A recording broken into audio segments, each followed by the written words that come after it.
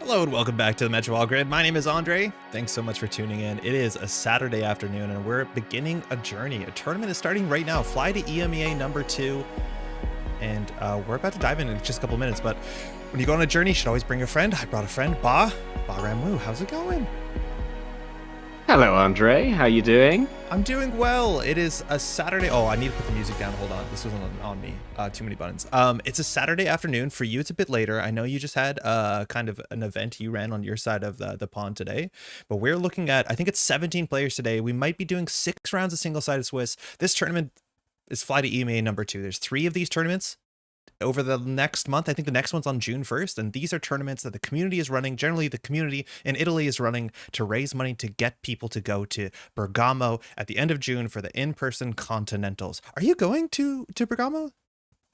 I have my ticket. I have my flights. Ooh. I've even got a new passport because I realized that mine was run out. So I'm set. It sounds like good to go. Such a killer event. Now, one of the Continentals every year seems like it's going to be in person. Last year it was in Cascadia in the Northwest, and now it's in Northern Italy, and I'm super, super jealous. So all these players today are coming out. There is an entry fee. Mind you, if you want to get into a couple of the events, it is a bit cheaper, but I believe it's about 15 euros, and then money goes to a fund to help people get to EMEA, to get to Bergamo. So if you're looking to go at the end of June, I believe it's on June 30th, and you want to come out and play some in-person Netrunner, do hit up the organizers because they have a fund to help it make sense for you. That's what we're doing today. So we're about to start. I think we're about to start really soon. I have right now up on this chart, we have 17 players. Some of these names are incredibly competitive players. Mind you, this event is a better time zone for folks on my side of the pond right now. What can you tell about these ID distributions? Things look, on the runner side, a bit homogenous, maybe we could say, but it looks like people are pulling out the good stuff here.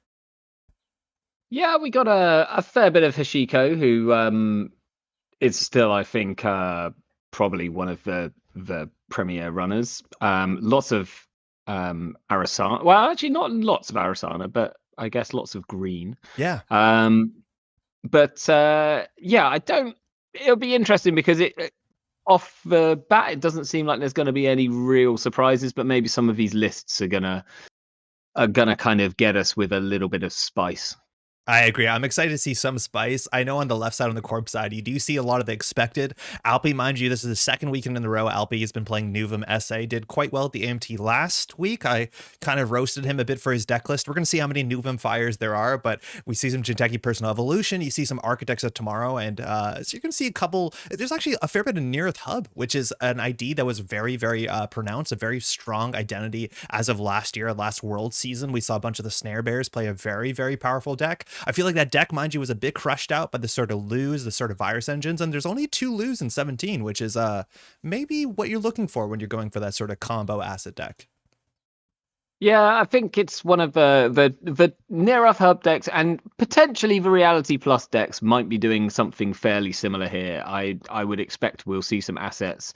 I will expect to see some working prototypes, which is a card that's really over-delivered since it came on the scene. Yeah. I believe Sako is playing some NEH last week, so warm reception, I think, working prototype. Those HB assets really push you out. Now, sorry, Bob, I just threw onto a table right now. It looks like we picked a really good starting table. I'm looking at Jot versus Jai. I know you have to dive into JNet, so we'll jump into that, but it's Hoshiko versus Ag Infusion. I mean, this is a great matchup to start off with. So, 2 great players. I'm sure we're going to see some fireworks go down. So we're diving into straight for the uninitiated Ag Infusion, an older FFG identity. It has 17 influence, which is a really nice spot to start. And its ID ability is a wall of text. Mind you, I think the NSG text is slightly worded different, but in short, once per turn when the runner is running, you can trash an unresed ice that they are approaching, and you can send them to a different server. The server that you send them to, they will encounter the outermost ice, which means if it's not resed, you don't have a chance to res it. So what Ag Infusion is going to do is res some of the biggest ice in the format, some of the meanest ice. I'd love to see a Cloud Eater, and then basically redirect you once per turn. It's hard to play run events. It's hard to make those incidental runs when every single run can throw you into that Anansi, into the Vampira Nasa, into the, again, I'd like a very, very big snake here. We've seen a lot of Ag Infusion in the last couple of weeks. This is one of the strongest decks out of the bat with the new set Rebellion Without Rehearsal. What are you expecting in Ag Infusion? Are you expecting full Glacier? I think we've seen more players play like Off-Rolled Office and have some of the 4-2s, the Nisei Mark 2s kind of sneak in there. Yeah, I mean, I think the first thing I'm expecting is potentially to see some combination of Charlotte and Lacosta Grid, Yeah. because the combo there just is very, very strong and really pushes Ag Infusion along. It gives them draw which they want, it gives them money which they want, and then you can use the Lacosta to score out your 4-2s and things along those lines. So I'd be most likely to see a kind of scoring style utilizing Lacosta. Speak of the Lacosta, Jai, there it is. Jai finding it, there we trashing go. it for 4 in HQ. Charlotte's such a big deal, and Jot there is going to get a Rashida out. Now, when you're playing against Hoshiko, you need to figure out what kind of Hoshiko deck it is. If I'm not mistaken, Jai has been playing this specific deck for a couple weeks now. This is the sort of Technico Hoshiko deck. So it is an Ashen Epilogue deck, if I'm not mistaken. And so we're going to rip through the deck for the first couple turns, get our prices down, get some of our important cards. Generally, we're on 1 Miss Bones, 2 Pinhole Threading, stuff like that. And then we're going to just hit that reset button and throw it back into Corpse Face.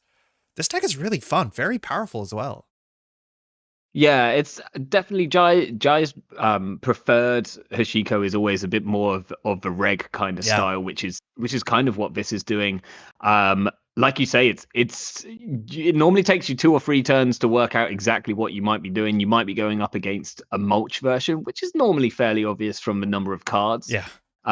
You might be against this kind of good stuff, and whoa, we're going straight into an Anansi. Resray Shot now has an Ag Infusion target, but this Anansi is not going to end the run, and you're going to lose 3 to 4 cards through this. Mind you, you can pay to draw. While this will set up Jot's next couple turns here, Jai's going to rebound in hand size with this raindrop. So the 2 recursion cards are really important in this matchup. There's 2.5, right? There's an Ashen and generally a single Labor Rights. If those are both lost, you need to now get a DJ Fenris, Steve Cambridge to go HQ to get your recursion engine. But if all that falls apart, you're in a pretty rough spot. We're losing an Echelon. There's the Ashen, second bus on a Cleaver. So all breakers and the big recursion card. It actually can be tricky to play price now if you're counting on labor rights, because if you price the labor rights, it's Steve dependent to get things back. We're trashing Charlotte and Lacosta. That is a very important server to shut down because Jot doesn't have the economy to bounce back from this potentially anymore. I mean, I think Jai's only making that run, even with raindrops, if he thinks he can afford to lose the cards in hand. So yeah, he's gonna have played that, knowing the risks, probably hoping that it was maybe just a Tattoo Bowler. yeah. But you know, it's that kind of thing where he knows that he's going to do that. So I think the very least you can do is expect to lose 3 cards to a run along those lines if it's anything good. He's also costed you out a load of money. Yeah, so that's a lot of money. I think now Ag Infusion. Go ahead. Sorry, I was going to say one Hashika variant that I didn't mention is the new kind of I'm going to trash all of your ice, recurve a crew, play Amakua and Leech kind of variant, which is kind of interesting because that can really shut down Ag Infusion if it gets rolling.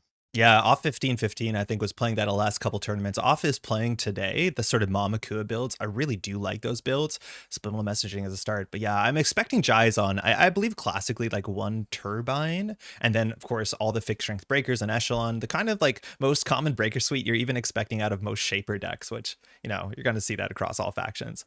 Now, Jad icing everything up. Now, mind you, Ag Infusion, while 9 credits is a fair penny, there's only 1 card in HQ. It's not unlikely that's an agenda. We've gone through 12 cards so far, and the density of these decks, I believe there's around 9 agendas, so you're looking at 1 in 5. Now, the run on HQ, if Jot wants to throw at that ice, you're going to end up into the Nancy. That's not going to end your game, potentially, but Jai needs to get some money there. Strike Fund, Mystic Miami, I don't think these decks are running Fermenter anymore.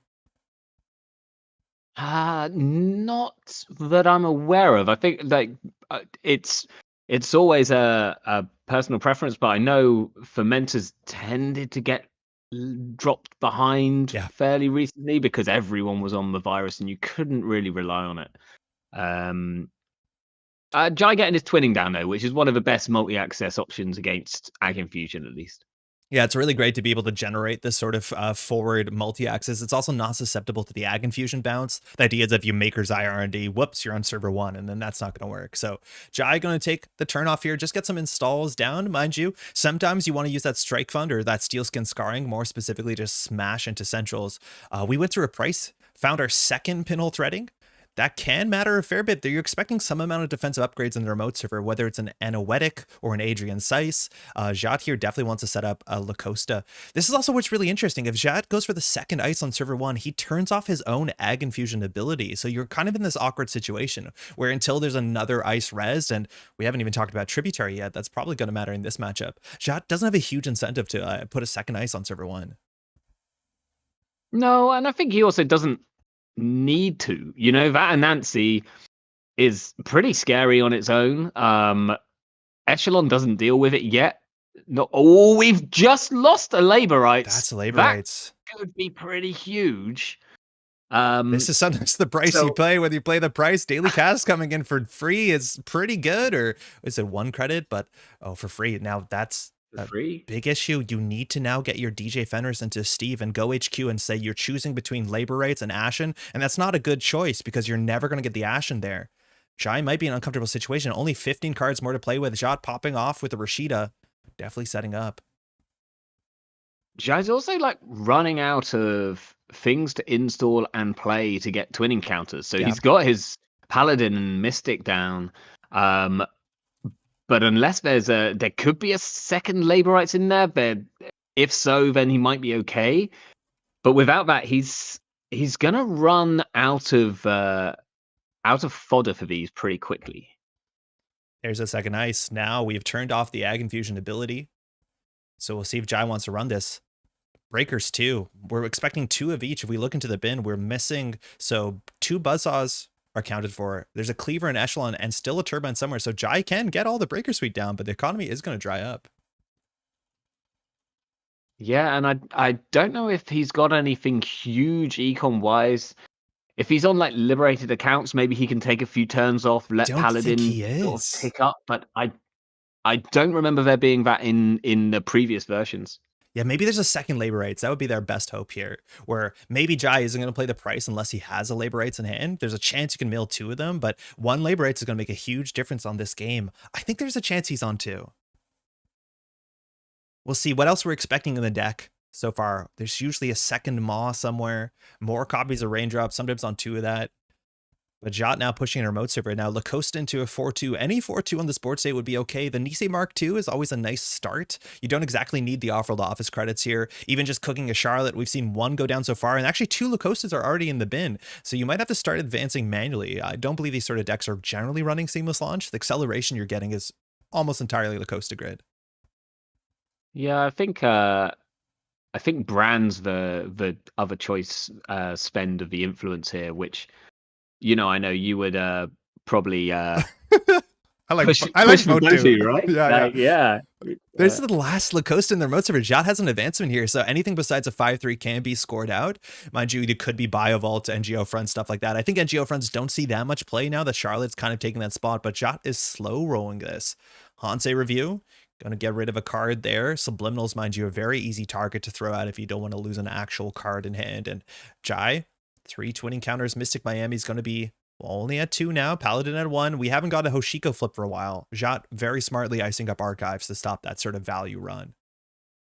We've not seen the Turbine yet either. And really without that, these runs are not great. Like you can't really tank an Atini right now.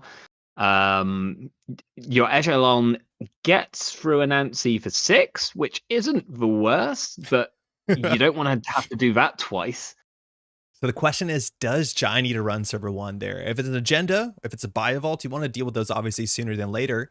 You're going to have to consider spending 2 clicks on it. Not sure that Jot will just trash the ice on server 1 unless there's a target to redirect makes sense.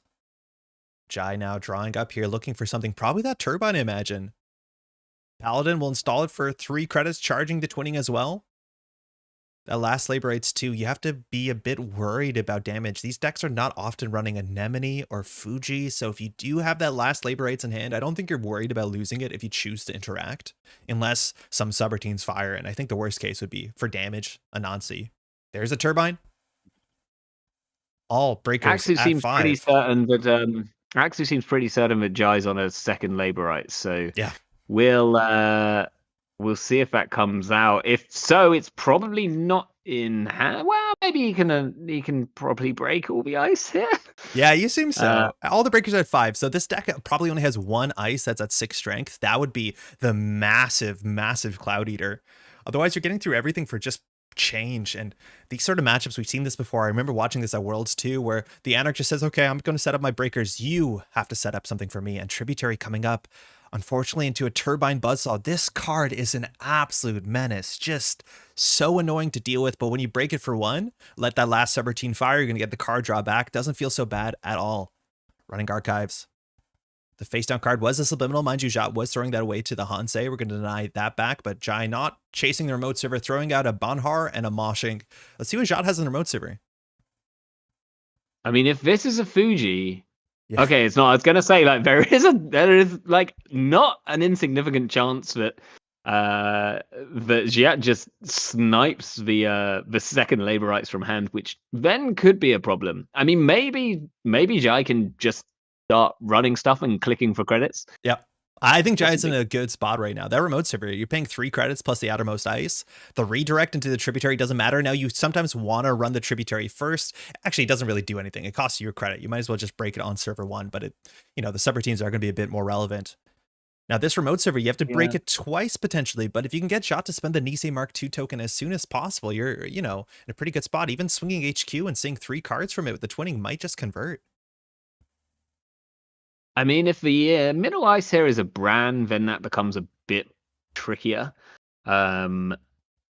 because then that's a slightly more significant cost. How scared are you of that that one non-typed ice that just trashes a resource?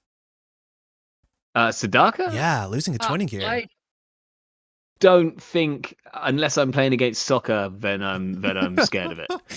Because he can make any. There's the brand. Now but yeah, you could lose a twinning to it, and that's why soccer was playing it at Worlds, mainly to deal with twinnings. Now Braun for 4, that first subroutine really does matter in this matchup. Anansi for 3. We'll see if the Nisa gets used here. I'm assuming we're going to see a Charlotte. It's being used. That means there's definitely a 4-2 in the remote server. Jai knows exactly what it costs to run back. It costs 8 credits. You can get in here. You're not trashing the Lacosta. Mind you, we've seen 1 miss bones in the bin. I think the deck is usually only on 1. So if you want to go in here, you're just going to take the agenda and the Lacosta is going to stay. That's kind of fine. You'd like to do both if you can. If you have some sort of operation economy, but the card in server 1 here is most likely a Nisei chain, spending 1 to protect the second. Just DJ coming down. Steve is going to be the target. HQ for 7 credits. You can't really get redirected into tributary. It doesn't really do too much, but Jai's giving up on the server. I mean, I was going to suggest that maybe running centrals is the better option here, and this is the best possible way to run centrals. Thimble rig for 1. Give some flexibility here. We're going to be swiping most of HQ, and we're probably going to try and lock HQ, lock R&D for the next couple turns. See if Jot scores out.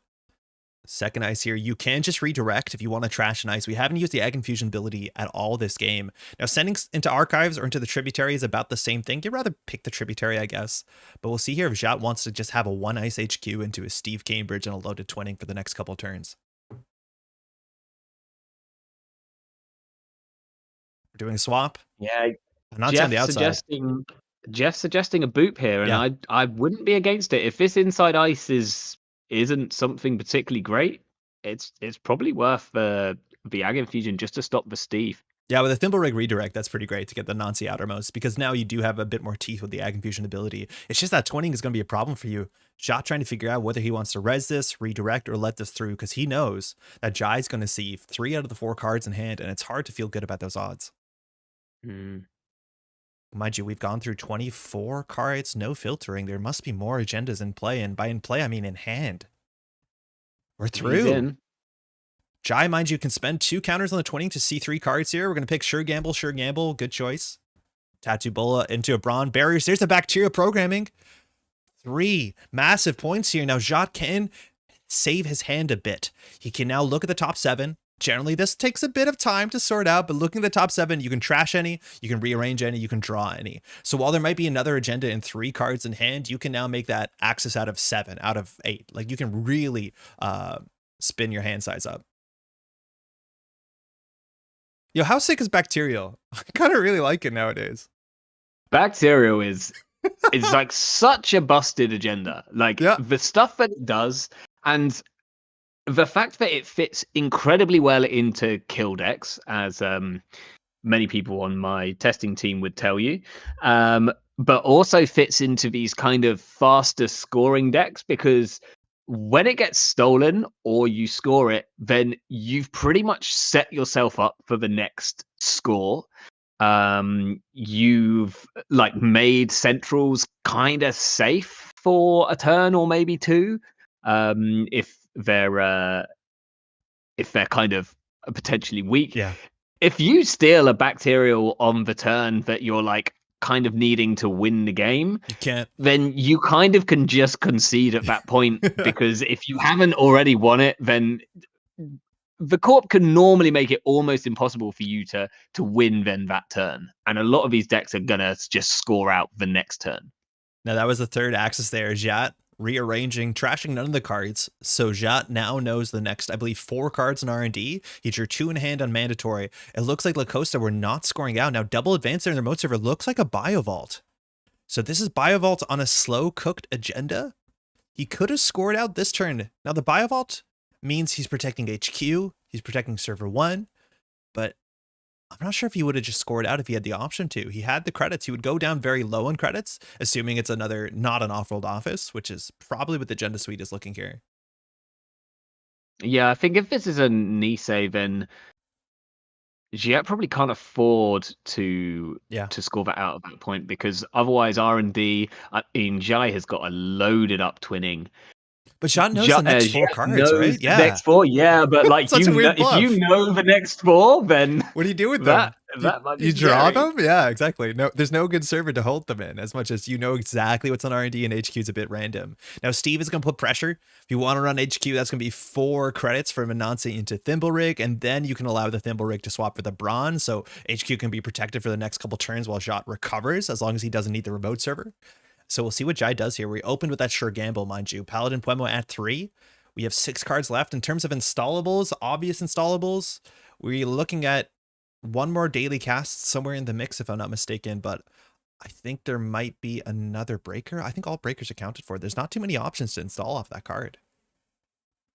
No, I think it's the either daily cast or finding some recursion. I mean, it's exactly a daily cast worth of money, which is always going to feel quite nice. I think a Maw, you would really appreciate a Maw run R&D here if you have it.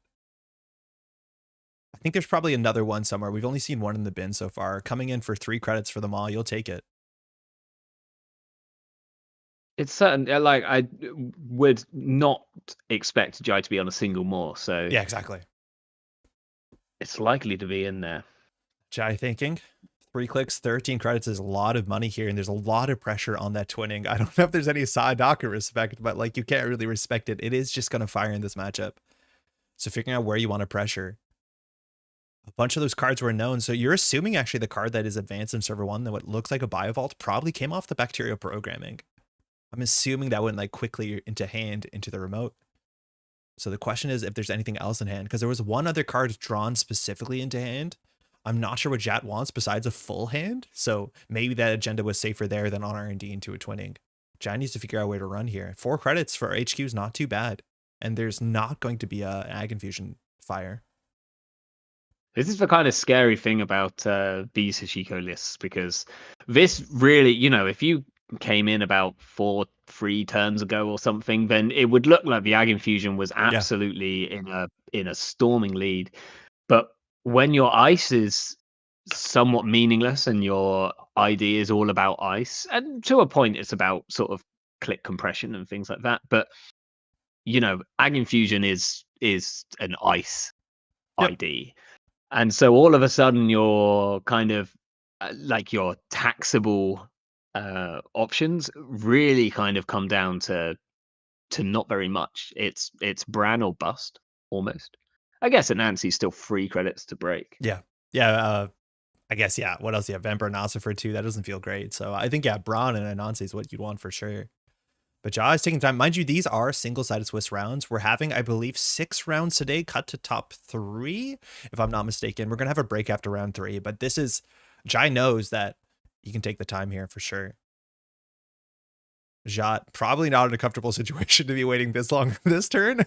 When your defenses don't feel very secure and you probably have an agenda on the table that is within the realm of being attacked. And Jai actually can consider attacking the remote server if Jai really wants to. Braun for 4, you'd have to run it twice, but if you can take those 2 points, you're on game point very quickly. We're going HQ though. Anansi Outermost for 3. Tributary This makes come sense. up. This is a 5 credit run, but you're going to get a Steve. Yeah. Which is probably going to be about 5 credits worth of value.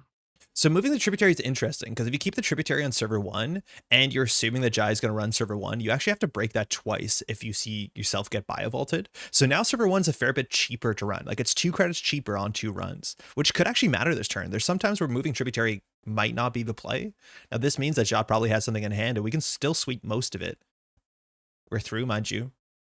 Just 5 credits for the access there through 3 ice, some of the biggest ice in the format. I'm going to sort the heap here. We got to get a choice. Thimblerig now on the outermost of R&D. So we do have that Ag Infusion ability set up. Thimblerig gives you that power. We'll probably just see an econ operation here, I'm imagining. Oh, we're going for double pinhole. Oh, you see Jai clicked on the pinhole, unclicked it. Probably going to go pinhole into Biovault, and that's what we're going to do. Pinhole's the choice. Super sick. Now, you can Biovault the pinhole, but you might as well just, you know, let Jai pay the money. Anansi's, pair of Anansi's into Tatobola. Twinning on 2 counters now.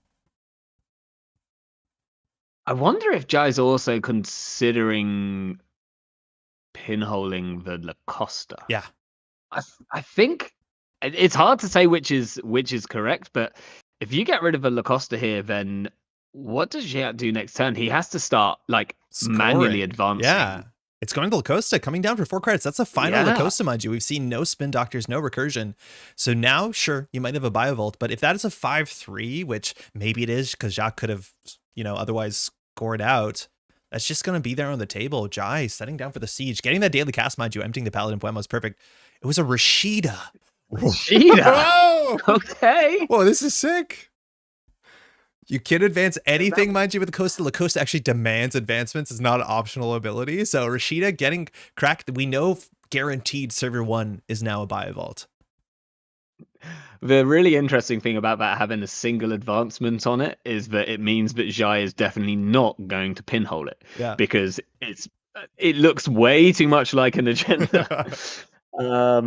So now, okay, well, we've broken bacterial programming lock. So I believe now there's fresh cards on R&D. There might be 1 fresh card in hand. Excuse my tracking is not perfect.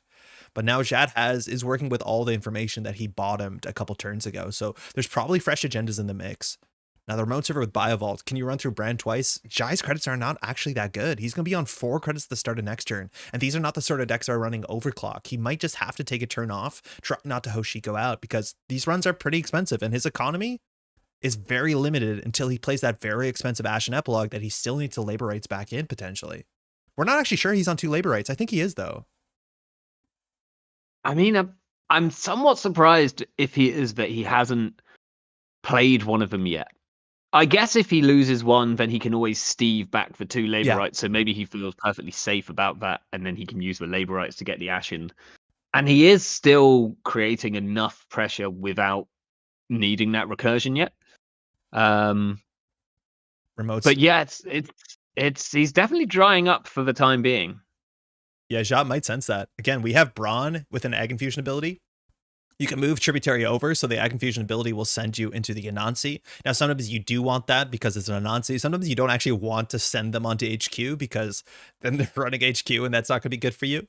But upgrade here, we know it's not the Lacosta, so we're looking at it like probably either a Mavirus or a genuine defensive upgrade. Well, genuine defensive upgrades, whether it's Adrian or Anoetic, Jot can afford either of those on this board state. Jai says Golly, and Golly seems right. That remote server came out of nowhere. And that's kind of scary when Jai's just got rid of his kind of ability to pinhole something. If one of these is a Void or an Adrian could be enough here. Like even if you get through and can trash it, that's another 2 credits. You might maybe spent a credit on the Psy game. You've had to get through the ice first. That's probably enough. Now, I'm not sure if Jad can actually score out here, right? Because we're assuming it's on all 4 twos. I'm not sure if we have the influence for Seamless Launch. I might be wrong about that. But if you're assuming the agenda suite is like Bacterials, Nisei Mark IIs, maybe one Longevity Serum, I'd be surprised if a 4-2 is not better than that card, right? Like, Jai might not have to actually run this turn. I mean, you could be on a single Seamless. Yeah, maybe one? Because you've got that marvelous 17 influence in Ag Infusion, because, It's a big otherwise it would number. be a bit too weak. Yeah. So there's this funny two extra influence if you're playing like free brand, free what's the rest of the influence? Free Spin Doctor, free brand. Is border control in and this list sometimes? I don't think so. I don't think you Oh, need it with yeah, the Nisei tokens. It could be. Yeah, because my brain was actually going to free Seamless already, so I don't know. He could be on a Seamless. Yeah. We still haven't seen Tattoo Bolas. We know there's 2 Nazis in hand, 1 Tattoo Bola in hand. That's a pretty good economy card for Jat. Jai has no way of interacting with that. That's not going to push Jat financially forward. But we'll see here what Jai wants to do. Because you want to contest the remote server, you're probably playing 1 for Tributary. Mind you, one of the goofiest thing about Tributary, it boosts all strength for the remainder of this run on all ice. So with Ag Infusion, that's just a beautiful line of text, because if they do let that fire, and mind you, it does just cost 1 to break, you get sent onto a 7 strength Anansi on some board states, and that's you better believe it. Okay, we're seeing the labor rights. So Jai has decided that he's burnt his deck to the bottom here. There's nothing but ash left, and we need to epilogue that ash. So labor rights, Maw, and Sure Gamble, that kind of suggests there's only 1 Maw in the list. We're gonna next up. It looks like we're moshing, getting rid of the Maw, the Twinning, and Steel Skin. Okay, so now the Maw is definitely in hand. We know the last cards are Ash and Epilogue, Maw, and I think a Sure Gamble in hand. So Jai might go for the reset this turn. I have not considered, when you play Ash and Epilogue, what's the worst 5 cards to lose? I think Pinhole Threading right now is probably one of them. I mean, I would imagine, yeah, because that's also something that you can't get back. This looks like a risky run. Oh, actually, Ashen's in the bin. So sorry, it's labor rights in hand. Oh. Yeah, that didn't come out yet. So Thimblerig, Tributary, that's just 2 credits here. Mind you, you have to keep your coffers up because you could be redirected into an Anansi or a Brawn. One of those is a bit more expensive, but one of them has probably some highly guarded secrets behind it. So we'll see if Jot either reses on 7. That is a pretty even pretty notable breakpoint. It looks like we're just sending into an Anansi. So going HQ here, if Jai wants to pay 3 credits, you can get an Axis, you can get a Steve. But not on the remote server, which Jai paying 3 here. Jat is exactly a credit short of doing a Nancy into a Nancy, which Jai wouldn't be able to break. Yeah. Oh, I want to see a Cloud Eater. He could res a Bran, though. Yeah, Braun would be something. Vampira Nasa is broken for 2. Atini is also broken for 2. Yeah, so Jai's I don't think either of those. Probably not taking damage unless this is a snare gamer, which you don't often see in these Ag Infusion lists. I guess I'm worried about Fuji, and we're probably pretty sure that Jia isn't on Fuji. I don't think so, yeah. There's unlikely to be any sort of incidental damage that comes about here.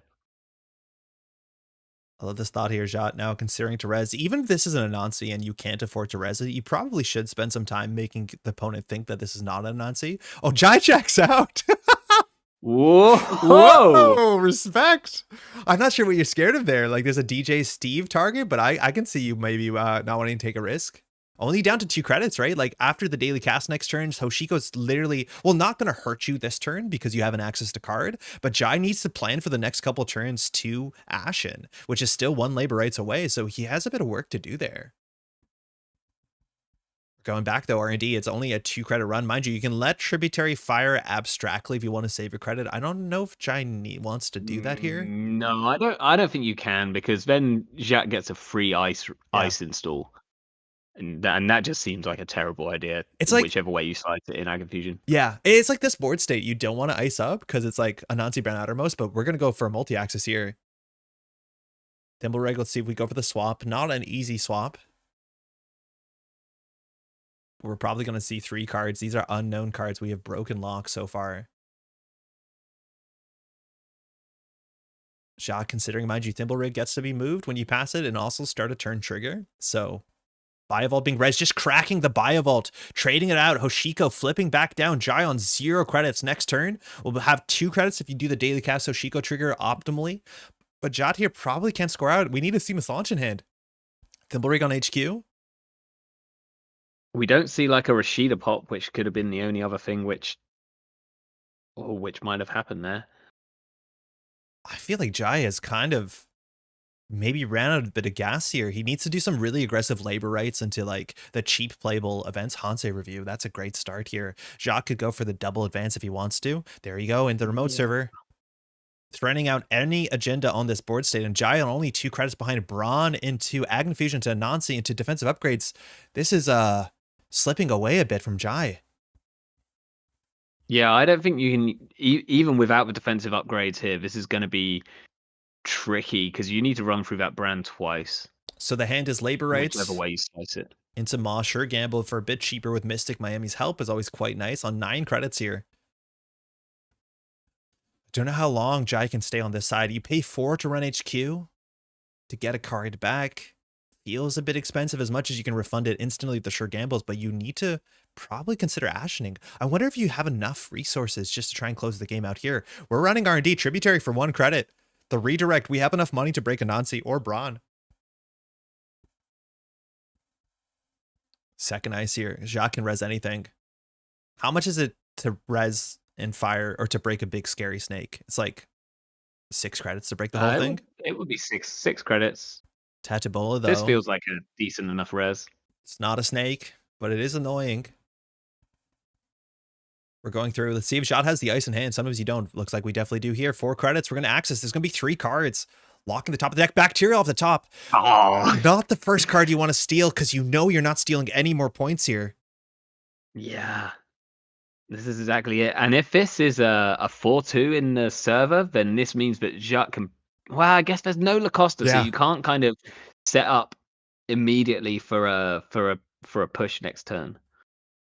So now we're looking at 7. Mind you, this interrupts the access. So the next 2 cards that Jai would have accessed, Jot can do whatever he wants with them, drag him to his hand, throw him out, put him back on top of the deck. But that means that Jot knows exactly how safe the next parts of R&D are going to be. And if he hasn't found a Spin Doctor by now, he probably has. So he can always just get that out on the table and shuffle and kind of fix things. As much as Jai is definitely on game point. Yeah, I think Jai knew that the remote was kind of it had to be given up on at this point. So he's now purely focused on central pressure. That twinning really doing work here. So you're still going to see 2 more cards here. But it's after Jat's going to have his reorganization. So 2 more, no steals, no trashes, no surprises. But Jai probably has some information on the upcoming ice at a minimum. We're going to play labor rights, I believe, or no, we're installing the Maw. So not going to get the trigger this turn. I think twinning already got charged off the Mystic Miami. So Jai is now really set up to do not much else besides put a bit of pressure on. And he needs Ashen, I think. I don't know if Jai has enough money to close the game out. 5 more minutes. Etienne is calling. Mind you, shout out to Etienne, the organizer. Double advance.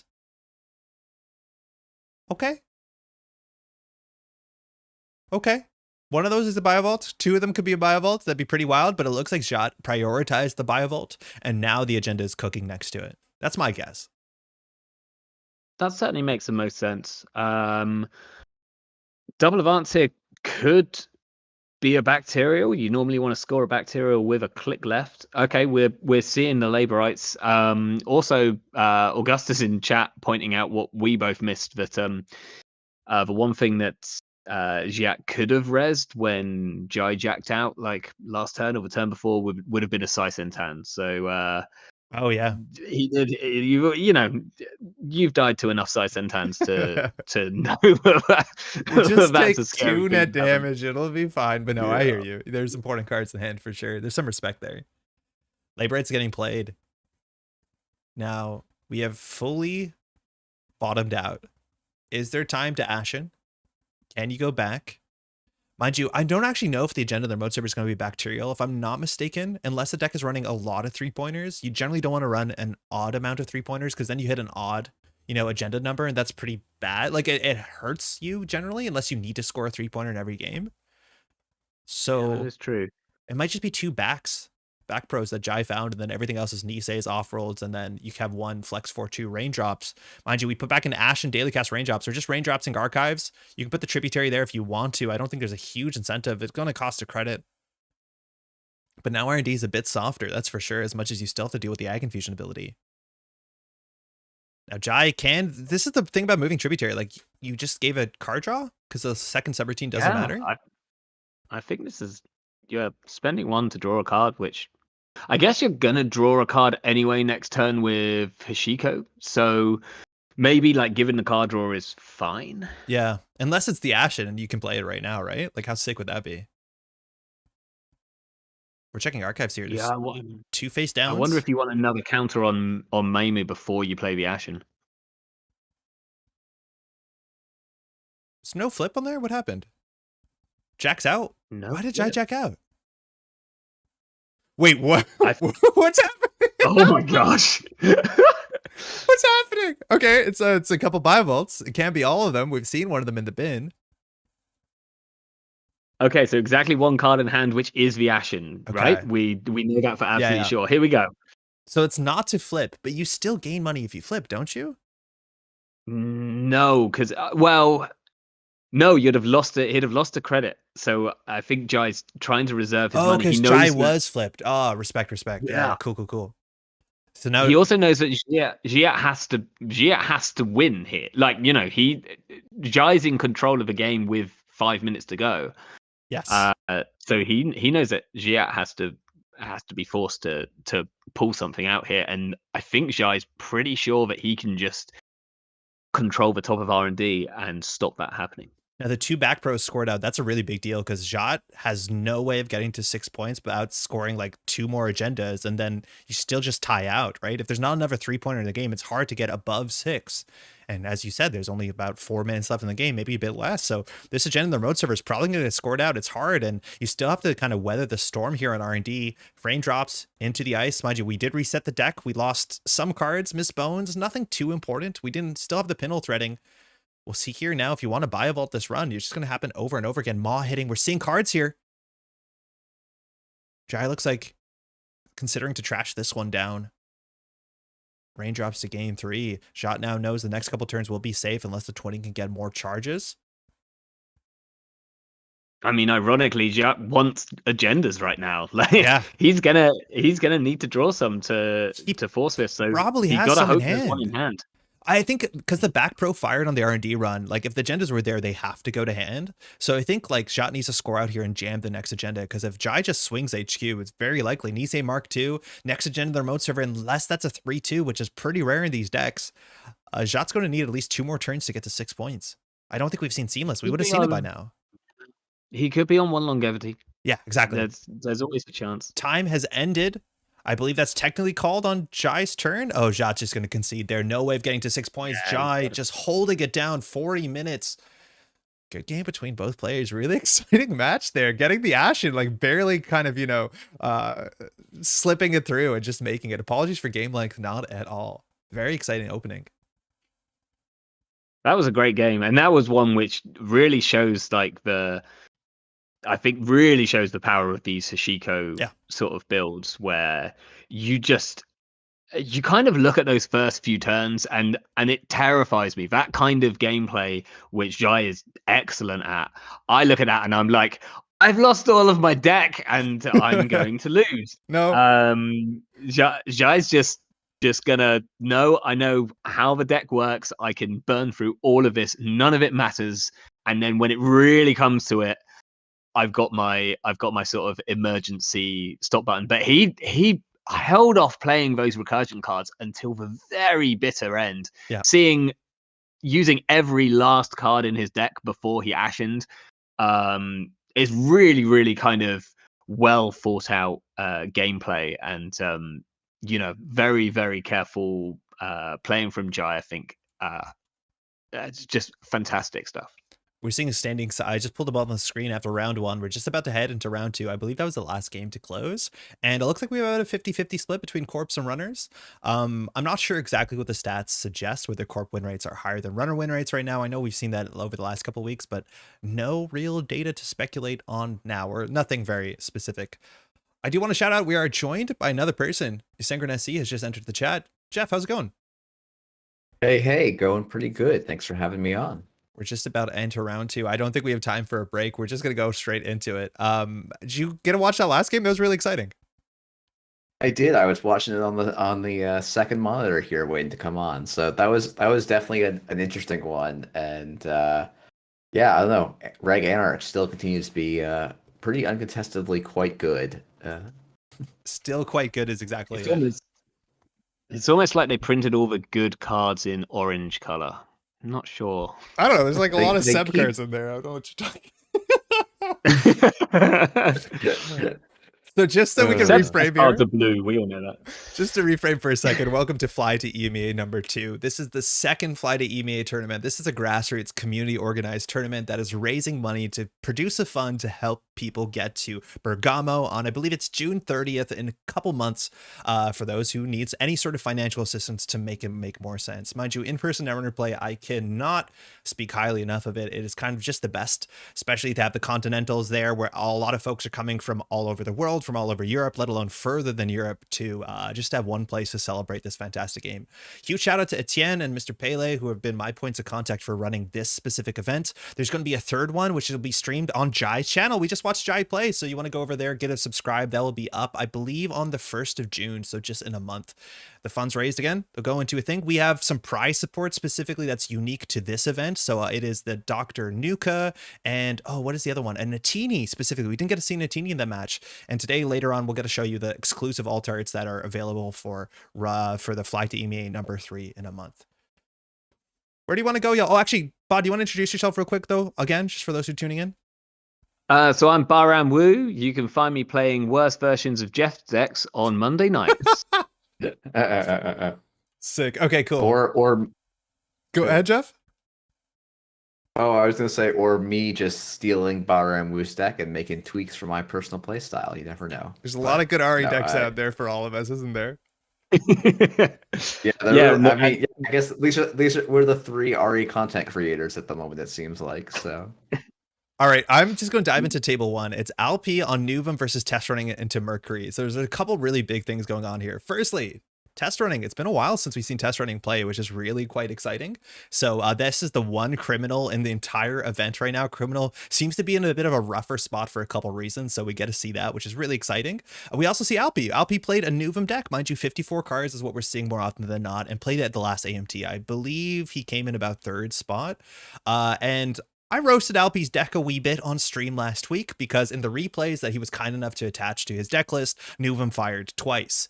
And I'm really excited to see if this deck list changes, how it works. It's a fair bit acid-based, which is not exactly what you expect from the Nuvum text box.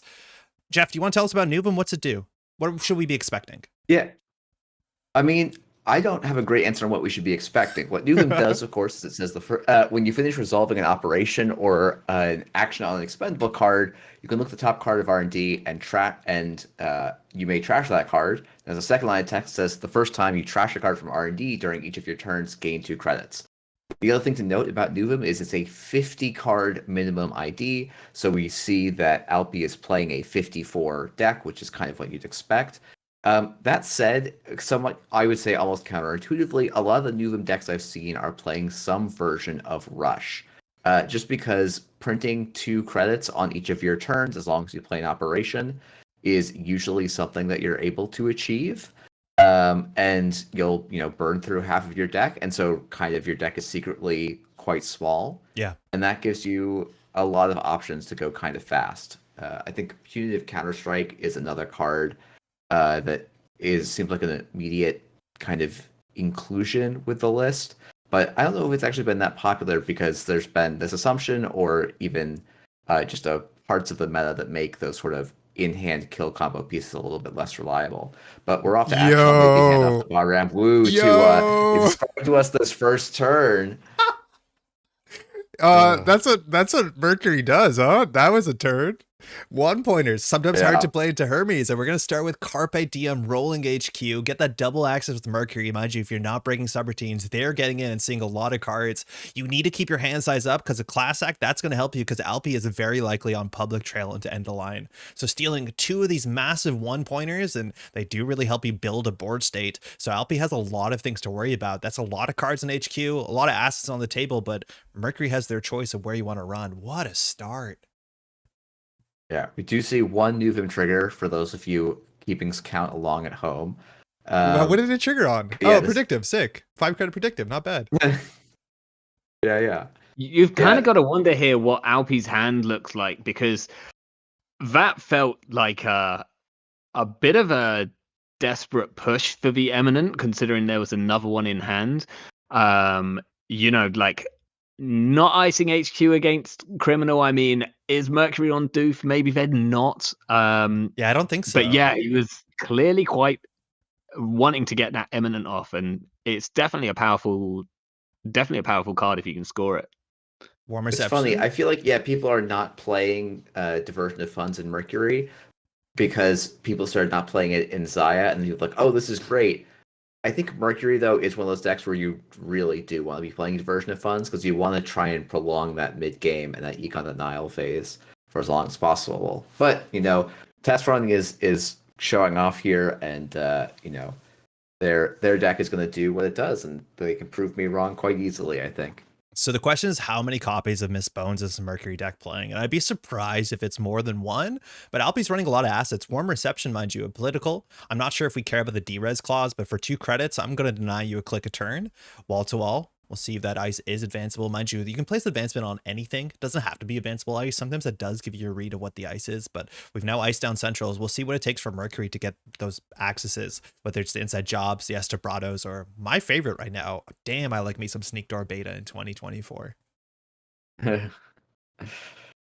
Yeah, Sneak Door Beta would probably be the only other Mercury triggers I'm probably expecting for the rest of the game. Like, arguably, Mercury did its job, seeing 2 on R&D and 2 on HQ. Like, that's not a great ID, but Crim is a little starved for fantastic IDs, I think. But it still has kind of a good card pool in a weird way. I don't know. Crim's in an interesting spot at the moment, as we can kind of see by Test Run being the only one to bring it to the table. So we'll see what the ice is. Oh, public trail, mind you, 7 credits. It looks like we might just go and trash that daily cast to bring down 8 credits here. You cannot afford to pay 8 for 7 credit reasons. So that tag is going to go across, mind you. That's another Nuvim trigger. Paying 2 credits, build your own R+, trash the top card of the deck. So we'll see if it's a daily cast or whether we're going to expect. I'd be surprised if we see, I don't know, what's the name of that Wayland thing that allows you to res a thing, trash a resource? That one. Daily cast just goes down. Trust operation. Nice. Yes. I almost feel like if you're playing an Eminent Domain deck and you're going to be playing Public Trail, I'm actually almost a little surprised to not see a Trust Operation. Because I feel like if you're playing Eminent Domain, you're probably looking at playing stuff like Archer. Yeah. And so having a second way to get Archer into play seems maybe all right. I have a funny feeling that Alpi would be using the Eminent Domains to get hostile architectures out. But that's also not a bad thing to pull out for free from the bin using Trust Op. But, card slots are hard, right? So Alpi's deck that we saw last week, we saw multiple copies of Hammer, which can hit pretty hard. We've seen, you're expecting things like Logjam, and some of those big barrier ice is a problem because you can't Viserum it. Now, there's Alarm Clock on HQ, and I think if Alpi has agendas, Alpi's probably putting them just straight on the table. So you're going to see most of HQ here. No res. That's a double access, mind you. There's a clickless run. End of the line in hand. End of the line in hand. That's 2 tags necessary. So you die to public trail end of line if that just does show up. So you need to find gaslights. You need to find Basalt Spire. Yeah, there's agendas definitely on the table. Test running's on game point. I mean, this was test running and doing the correct thing here and just saying, all right, I just will run everything. Yeah. And you don't have a way to keep stuff safe. My alarm clock's gonna get through all your ice at 4 credits. Alpi is not even really. Alpi is only threatening a double end of the line if Test Running picks up a tag and can't clear it here. But no, that's just the game right there. My. Whoa. So Alpi added a face down card back to hand. If that was the public trail, right? Like that game could end that turn because you pay 2, pay 4, pay 3. Oh no, you don't have enough clicks. It'd be 2 to 3 to 3. Yeah, it's hard. There's not enough credits. Yeah. You'd need like a Rashida here.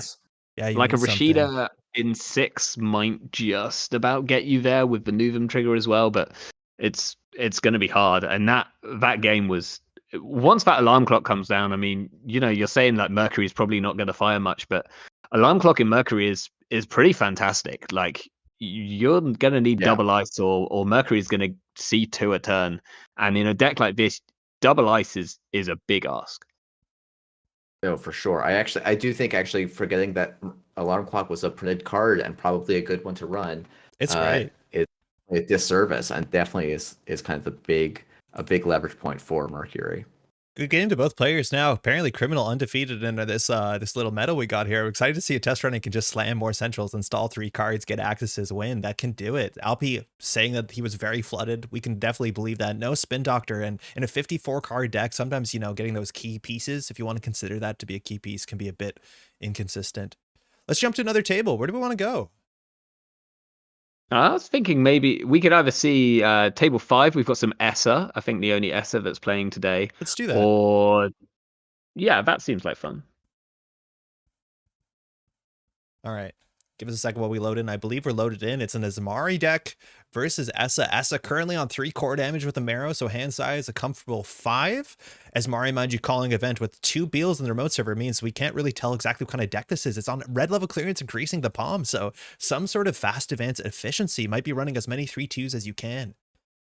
F2P on the outermost, you're going to hit Banhar into that. Stweed is going to lose 2 cards from hand, losing a Marrow and a Banhar. So the second ice here on 10 credits, you could res a Hydra, any NBN ice. Just a ping is going to end the run. Give a tag. This card was just installed last turn. I've not seen this. So red level clearance increasing the palm means that you can like fast advance a bit with things like Hollowman. It means that you can give tags into fast advance. Like, I haven't seen increasing the palm, mind you, is 3 influence, but it is technically like a small psychographics on a single tag, as long as you have a 3/2, isn't it? Or a 3/1. So I'm probably expecting sudden commandments here. Oh, because cool. if you have sudden commandment plus greasing the palm, then that's essentially a biotic labor, and kind of the same with red level clearance, and maybe even more if you've got both of them. I've been having fun like fast advancing out king makings in startup using the sudden commandments and Hollow Man and things like that, and like having these nutty turns. Yeah, there we go. We're seeing it. Oh, this actually might be the last well. turn of the game. Sudden commandment has the text triple advance. That's a Bologna. Wow. Stweed floating the tag there, but not getting punished from the greasing the palm. Just saying, I'm going to score that out. Get an extra click back with the seamless launch. It's a bit expensive, but I think credit perfect even. That was credit perfect. Beautiful. Sick. No sabotages, nothing in archives. It looks like 6 face downs, but Porcobolo just putting it on the table and saying, hey, you have to catch up to me. Well played to both players. Pretty exciting. I want to see more of that Azmari deck. That looks cool. Yeah, that's something like I didn't have on my bingo card for today. Like, I see Azmari, I'm expecting one thing. There's one other style of deck which you well could see, but I'm not expecting to get fast advanced out on in like 4 or 5 turns. That's for sure. Yeah, I can hear that. All right, we want to jump into another table. We have maybe table 4's PD into Lou. I think those are some of the IDs we haven't seen so far. Seems good. All right, let's just spin that up. It looks like we're halfway through an interesting game. PD on 2 points with an off-road office, 2 ice on the remote server, a Magnet with a Botulus, a Brawn with a Botulus. One of those is going to work a bit better. And Renee, Lou only has 12 cards left in the stack. If we look at the bin, we're looking at Consume for 5 influence, so a bit of that sort of virus package. You don't see that all the time. This used to be a staple in the Freedom virus decks. 1 Simulchip, 1 Boomerang, and 1 Labor Ice. So we're expecting more recursion, 2 Solidarity Badge. But Torpedo here has all breakers besides the Cleaver, so we'll see where he can make purchase. Lou decks. We haven't seen too much of them since the new set, but everyone says there's really cool cards for the Lou decks. Things like Alarm Clock. I think we've seen the Artist in some Lou decks recently that are doing well.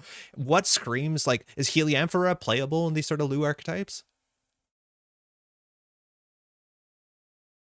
I don't think it's... I feel like Heliamphora hasn't been cracked yet, and I think there's something out there. In my opinion, if you can find the right deck, it fits into ESSA better than anything, because then the Purge losing 2 from hand feels really bad. It's something that you really don't want to do in ESSA. But whether I think I've seen some people playing around with sort of 1 or 2 in lieu, mainly as just a deterrent for purging, but also allowing those kind of run on archives, even if there's a virus in there, so that you can get your charge off Nobkuri. Seems like okay, but trying to keep a Lou deck down to 40 cards is one hell of a tricky sort of situation as it is. Torpedo now running HQ.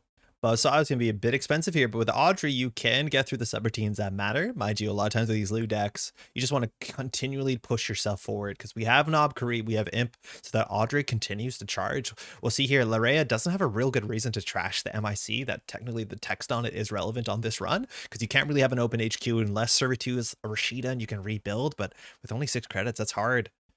We're going to access here again. Nob Kari generally going to be charging. You could charge the Audrey here, and then Imp will charge it one more time. Gatekeeper, kind of tricky to deal with. That's 2 cards from hand, but now Torpedo is getting that flip. Rashida is in the remote server. Or not that flip, mind you, the card and the credit. Too much Hoshiko out there. I find the PD into Lou matchup to be kind of fun.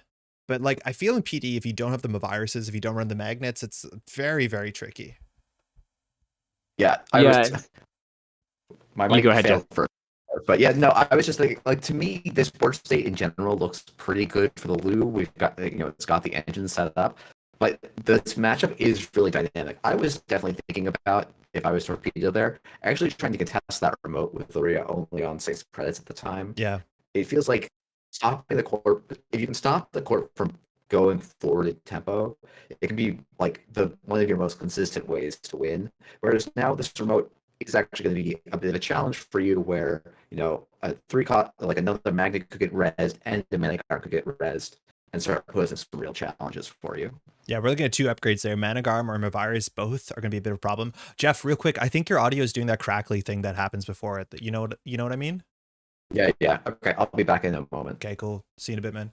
So we're going to advance in server 2. In terms of like fast advancement, that's probably not a good term for this, but CMIS launches, we haven't seen any so far. Whether we expect one to come back with that off-world office score into HQ.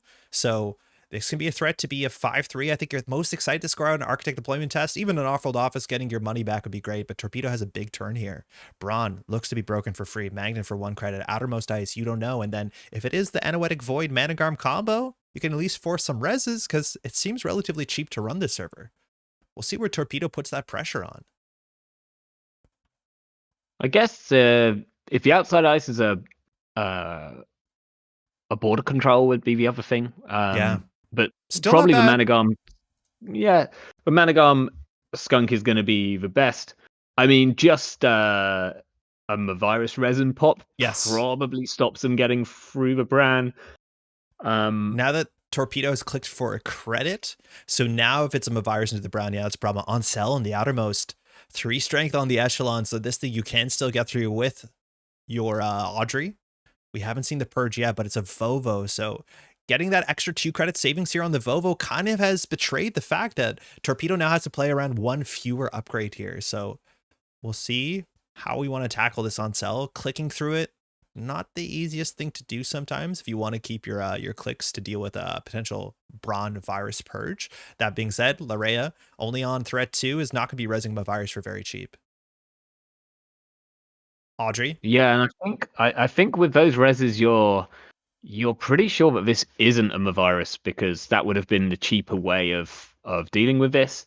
Larea can still afford a Skunk Works, can kind of afford a Void, but I don't know if she then loses her any sort of ability to score out next turn if it does turn out to be a Void in here. If that's a Void, Torpedo will just pivot R&D, but I think you're getting everything. NGO front.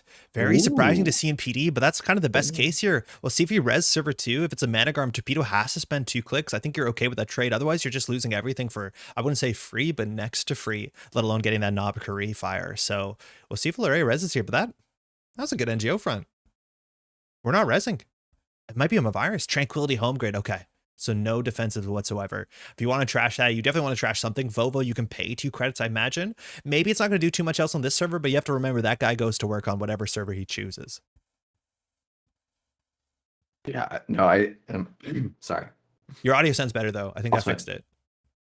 Wonderful. Yeah, no, that's I feel like you don't see NGO often because these sorts of runs where it baits the runner into interacting are often like not quite good enough, but here Lorea really made it work. And I think this is potentially a very strong pivot for her to try and kind of take over this game, which is quite neat to see. So she's looking here. We haven't seen any real defensive upgrades so far. One Spin Doctor has been RFG'd, so we're missing a bit of the narrative, but whether she wants to put a Mana Garm in their mode server, now with a Brawn, only had 1 virus counter.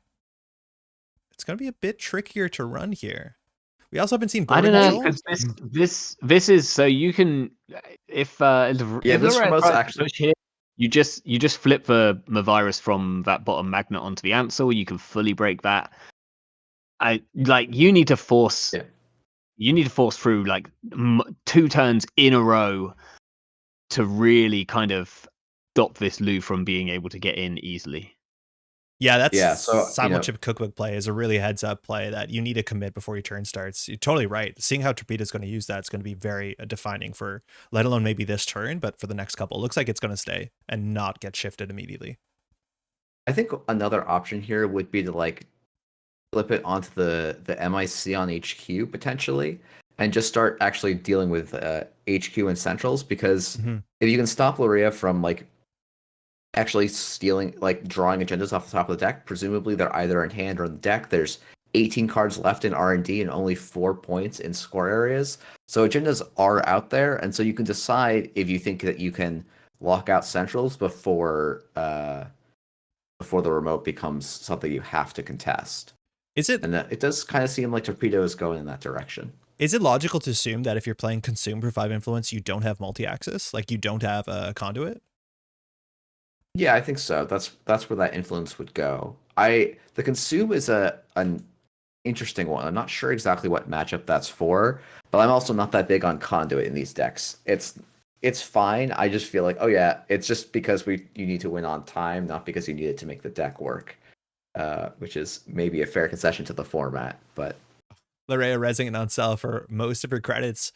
You don't often see this many on cells, but lining up really well into Echelon here, even into Audrey. You have to spend 2 counters on it unless you want to move the Simulchip over or spend some clicks here. So in terms of getting an ice on R&D, that's not too bad. I also am assuming we're not going to see a Tranquilizer. That often does bite into that influence spend here. So I think if you're going to res that ice, at least it stays res for the rest of the game. Yeah, but are you tempted to just move the Botulus over here? That's my like naive line is just move the Botulus and click once. Yeah, I think that's probably where I'll be going, unless it really depends on what's in hand, because you could trash cards from hand, and that's what we're doing. It looks, and there's a strike fund in there which makes this a bit better. There's 1 Laborites in the bin, so we're kind of assuming that there's 1 Laborites in those last 3 cards. But yeah, I think I would have been tempted to flip the Botulus, but maybe Torpedo's keeping it there as a sort of emergency in case of kind of any virus nastiness. Although having already seen 1 virus in the bin, I mean, I don't know how many PD are running these days. I think most are kind of down to about 1 and needing to spend their influence on other things. We just ate the second Gatekeeper, mind you. Audrey now with 3 charges. The Imp is technically empty, but how Knobkree works, that's not too important. And down to 3 cards here. This is where like Torpedo generally wants to try and set up that, I guess, that buffer drive value engine with your labor rates. That's often what you want to switch to here. So we'll see what this labor rates does. Obviously trashing no cards, but 3 cards are going to go back and you're going to draw 1 of them. So buffer drive is important. You want, what else do you want? Like 1 strike fund, right? So I think I'm getting strike fund, Simulchip, or actually no, it's labor rights, buffer drive, and strike fund. I think is my 3 here. I'd be the same, and that's what they've gone for. So see, Lorea has enough money to score out. I think there was a consideration there for Torpedo to actually play that labor rights before making the run on R&D, because they had no cards in the deck, so they could have gotten an extra draw off of Lou there. But Credit something into server 2. So now 3 ice deep, as much as that Brawn is fully dealt with. So whether it's a defensive upgrade, if you know it's just going to be a mana garm, it's a mana garm. You can click through most of that. So see if Torpedo here wants to use the Simul Chip again. You're going to be recycling your Simul Chips. You need to set up that late buffer drive engine, but it looks like Torpedo's not going to do that. Install on the corpse turn. Now, the reason why we're saying install on the corpse turn is, very importantly, Botchus comes in with 1 virus counter, and then 1 from the cookbook, and then 1 when the turn starts. So it can start with 3 as long as you kind of commit to things before you your start of turn triggers fire off. So we know all of the influence now. It's 3 Simul Chips, 1 Boomerang, the Consume, a Buffer Drive, and Echelon. Which means there's no DJ, which I wasn't really expecting because only the greediest loop decks run both Buffer Drive and DJ. But if there's not another labor rights, there's a chance here that Torpedo does burn themselves out slightly, but we'll see if they can keep themselves in the game here. Installing this cleaver is interesting. when you install this cleaver so that you can break the Ancel for 3 credits, I think. Yeah. Okay. Yeah. Otherwise, ablative is what you're And then- expecting, and like we haven't seen Yeah. so many so far. But yeah, no, I mean, I think installing this cleaver, if you break on cell like just a couple of times, it becomes pretty reasonable. Oh, right, and there's the on cell on the remote, so this is not like an unreasonable play. It's maybe not the one I would have gone for, but I think it's honestly pretty solid. I would almost like. There's a part of me that's saying the worst this is probably actually okay. It's like the worst this is a luminal, but this is a luminal that is like you have to win next turn. Oh, Anoetic. Um, 2 cards, Laria. That really makes me think this is a luminal. She's back down to 3 credits here. So if she can't score out something that's tempo positive, like the off-world, or you need a seamless for that, or the luminal, she's going to have a credit issue. Now, most for centrals that have, you need to ice up are totally iced up here. So if Torpedo wants to go back, understanding it's not a mana garm, that Brawn is now exhausted with the Botulus. And we have 1 Simul Chip in hand. Oh, no Simul Chips in hand. You have to labor rights those back. Yeah. I don't think you can get back in here. So I think you somehow have to go HQ, which is actually really tricky, to try and find the seamless if there is a seamless in there. But if this is a luminal, then that doesn't really help. Buffer drive, click for credit. So Torpedo has kind of bottomed out. There's 1 card in the stack. Lou did not fire this turn, but now with this buffer drive, it's first time return as long as you're trashing things like that Strike Fund, which, mind you can do with Audrey at any paid ability window. You can just get strength, even if you're not encountering ice. That's a kind of unintuitive thing, but single advance here. Lorea needs to keep her credits up and her cards in hand up if she wants to threaten that Anoetic, but we're not seeing... Oh, there you go. The seamless launch just there. Let's see. It is the Luminal. She has a whole turn plus 1 click left. Can't score, but she might have to click for some credits here. Racing the palm to end that line. She'll be on probably 2 cards in hand, so 1 Anoetic fire might be enough. Returning to hand, it was the seamless launch. No, what did she return to hand? A card. Face down card. So as the runner here, I actually think I just don't bother going through this remote for a bit. I want to just draw and then close out HQ. Oh, the Strike Fund was in hand. Interesting. I thought it was not based on the way that Torpedo missed the buffer drive trigger on their turn, but so that trigger also a little bit should be on the corpse turn, right? It's hard sometimes to do it on JNet because I don't know what that dividing line in the chat means. Yeah, so they should have done it. Well, so the thing that was confusing me is they didn't do it on their turn. I guess they can do it on the corpse turn. Like, yeah, they only have the 1 in hand. Doesn't matter, and they weren't gonna run and trash anything. So never mind. I'm nitpicking over nothing. 3 credits. Thinking challenge again. here for These are good ice on centrals. I think these are hard to deal with. They definitely are. Yeah, no, this is. I mean, this is why you go big with your PD Ice Suite. You're hoping that you don't run into, like, honestly, this deck seems like it's going to be pretty sad into a lot of Shaper builds because, like, if they can put down a Physarum on your Ancel and bypass it for 3, you feel a little silly. But for this Lou style matchup, this is a very tough board state to make a lot of very active progress on. Though I would still probably take the lose board state here as the one I would favor to win overall. So if you charge your remote server, what's your right? So I don't know what the turn is here. like, if the question is what's in the remote server, if it's a Rashida, okay, that's great. But if it's an agenda, Larea can't really afford to fire the Anoetic because then she loses her Seamless, which you're assuming she needs to score out in the next turn. So there's a chance that if you can figure out how to contest this, which I don't think is easy, you have to click through parts of the Brawn and you break on Cell and Magnet for 4 credits. Maybe you can spend a click on that. It doesn't really make sense. Like, you can put Larea into an awkward situation where like the Anoetic is diffused and then you can maybe lock centrals, but I'm not very good at understanding the late game Lu buffer drive economy engines and what you have to do, because you need to draw 2 cards before the end of this turn, right? So you can consistently fire that loop, right? Yeah. And I mean loop as in loop, not in, you know what I mean? Yeah, that was in Lou mispronounced. Sorry, Power, what were you going to say though? Because I think we both talked over you a bit. I was just wondering whether you just run R&D and click through the Ansel here, because I'm just wondering. I guess that doesn't get the strike fund back into your hand, which is like a bit of an issue. Well, now it does because we click to draw. So Laborites, this is hitting the strike fund. Okay, that's nice. This is sick, yeah. Oh, but then we get to put that on the bottom with the buffer drive, nice, and then put back 3 simul chips, shuffle and draw, which is probably fine. Yep. Yeah. So this, mind you, Laborites does fire the strike fund from your deck, and Torpedo knew that was on the bottom of the deck, so we're going to shuffle back some cards. It looks like it's Boomerang, strike fund, maybe a simul chip there again. Yeah. So I guess I feel like there has to be one more Laborites in the hand in this case. I'm assuming so, yeah. The simul chips are just such a valuable tool, especially for beating a lot of your outs here. I'm not quite sure what the Boomerang is actually dealing with that well here. You can run HQ, last click. I think that's okay. Okay, so I guess our cards in hand, we're going to start throwing things out. We must do to get through the Bran.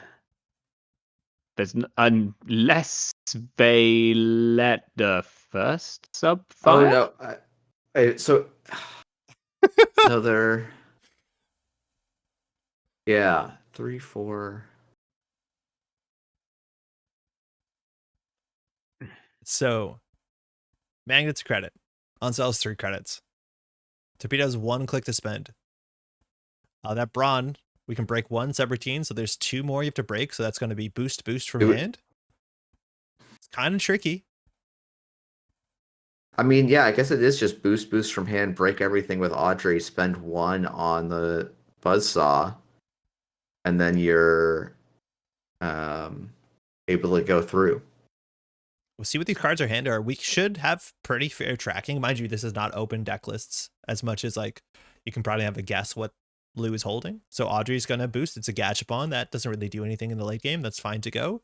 So we're assuming there might be botchless as well. So the last card in hand could be a Laborites because we do know the 3 cards in stack. One of them was drawn. So we're looking at Boomerang, 2 strike funds, I think, and a simul chip.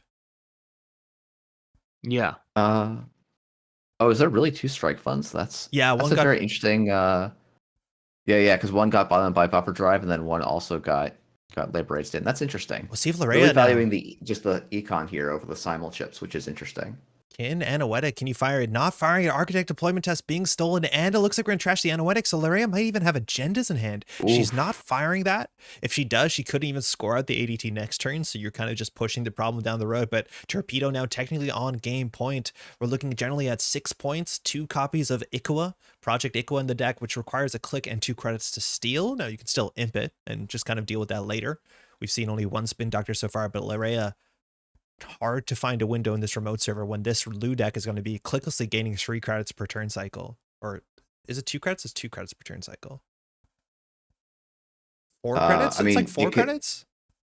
Without Solidarity Badge, it's a little bit trickier. Yeah. I think each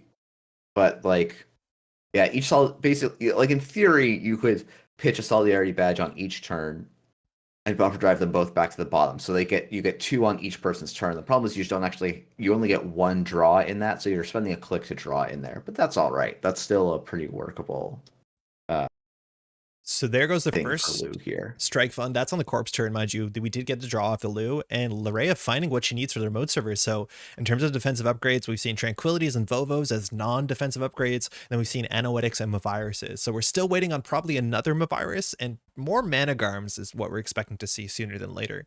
So Torpedo here. 1 card in hand, only 5 credits, but the ability to generate tempo clicklessly usually during runs if he's drawn what he needs. Bron has enough botchless counters you can consider clicking through it. So you're spending 4 credits and a click if you want to charge that. That gives you enough to deal with the Mana Garm by just paying 2 clicks. I think you can run this, but Larea's been pretty good at forcing the runner into this. Yeah, I also think about just going into HQ and trashing the seamless launches, which actually looks like what Tyrus is going for here. I think that's just like a very robust plan to stop this deck from scoring out and forcing Luria to actually advance agendas, so you get to know when they're going to happen. And there is the seamless launch hit. I think that's huge for Tyrus. Really lets him flex the matchup in a lot of ways and take some of the pressure off of trying to get a score out. That costs 5 credits, mind you, to break that MIC, but you're totally right. Unless it's exactly another seamless top deck or in hand, you do not have to run the remote server anymore until a card is advanced. So the question is, how many NGO fronts does this deck actually run? And I don't know if it's going to be more than 2. Yeah, there's actually 2 seamless launches in the bin right now. So oh no, Torpedo Tyrus was completely safe there. There was no actual scoring threat. Spin Doctor, or no game-winning scoring threat, I should say. Yeah, I think still scoring an off-world there is going to feel decent for Larea, even if it's not winning the game. Ikawa feels so much worse when you're playing against Lou, because against anyone else you can make like impossible to steal states, but it's just another card that gets imped at the end of the day against Lou, right? Install advancement. Spin Doctor put back in a Mavirus, put back in a seamless launch. Larea is in theory threatening game point as long as there's a seamless launch in the discussion. You're going to need 3 credits to score that out. Seamless advance. So she only has 2 credits to play with. Is that enough to res a Mana Garm? Technically yes, but that Brawn being super botulist is going to be an issue potentially. Tyrus now thinking before the start of turn whether you want to get that simul chip on the Ancel or a central ice. If you pressure HQ and you can trash another seamless in hand, you might be in a good spot here. Looks like we're gonna go for it. Trashing that cleaver. I'm interested to see what we're. Yeah, I guess the cleaver makes sense if you put the botchless on the Ancel. I'm just not sure. I'm not sure that's the line I would go for, but I'd have to really think about my line here. Actually, just getting a click for 6 button in the fermenter does seem like a pretty reasonable option here.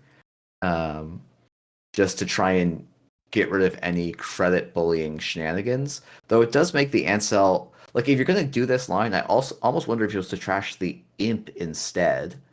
Because that's the card that's not impacting your breaking. But losing the Imp does feel like a little bit of sacrilege to the engine. Yeah. We're going HQ. Probably 5 more credits here to get that access. We're looking for a seamless launch. The game is entirely finding it. Huge.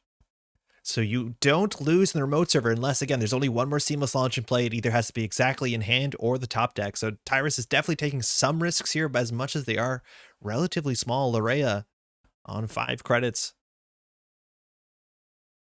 Yeah, I wonder now if the last card is the 3rd labor rights. If you play the labor rights, trashing the strike fund off the top to gain 2 more credits, and then get simul chips, but maybe it's not. Maybe there's only 2 labor rights in this list. I don't know if they went down to 2 at some point just out of slots. Yeah, Buffer Drive I don't think has fired exactly this turn.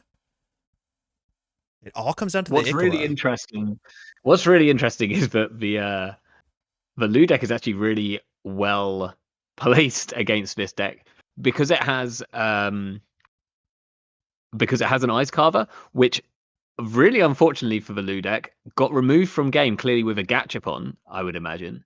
But if they had that Ice Carver down, then actually all of this ice becomes a lot less problematic to deal with the Audrey. Off-world off is the remote server Larea, no longer pushing a threat, but clearly on game point, you don't need to wait for that Ikawa. Ikawa, mind you, is a click and 2 credits to steal, but when you have an Imp, you don't really mind that text too much. You can get them to archives with 1 more Spin Doctor, but returning a seamless launch in hand. We're not expecting any fast events, so the remote server is still going to be of the utmost importance, and that Boschus is just getting bigger and bigger. Server 2 upgrade. Mavirus could be there, but Torpedo Tyrus needs to get some accesses here and get that pressure on. The seamless launch is still very important in hand, forcing a pre-advance in the remote server if you can get that down. Yeah, I'm looking at R&D and HQ, just like figuring out which one you want to pressure. I think R&D is probably where I would favor the pressure here, but it's an interesting board state for sure. Now with time coming up, Etienne's Black Cat calling 5 minutes left in the round. Like Larea can just play defense because Tyrus just needs to find a point to even get to the tie. You'd love to find the Iqua axis here. We know seamless in hand hedge fund. Just trash something, right? To push yourself forward. We're going to get that down. Card and a credit. Audrey had 5 counters here. Does Larea have a window to purge?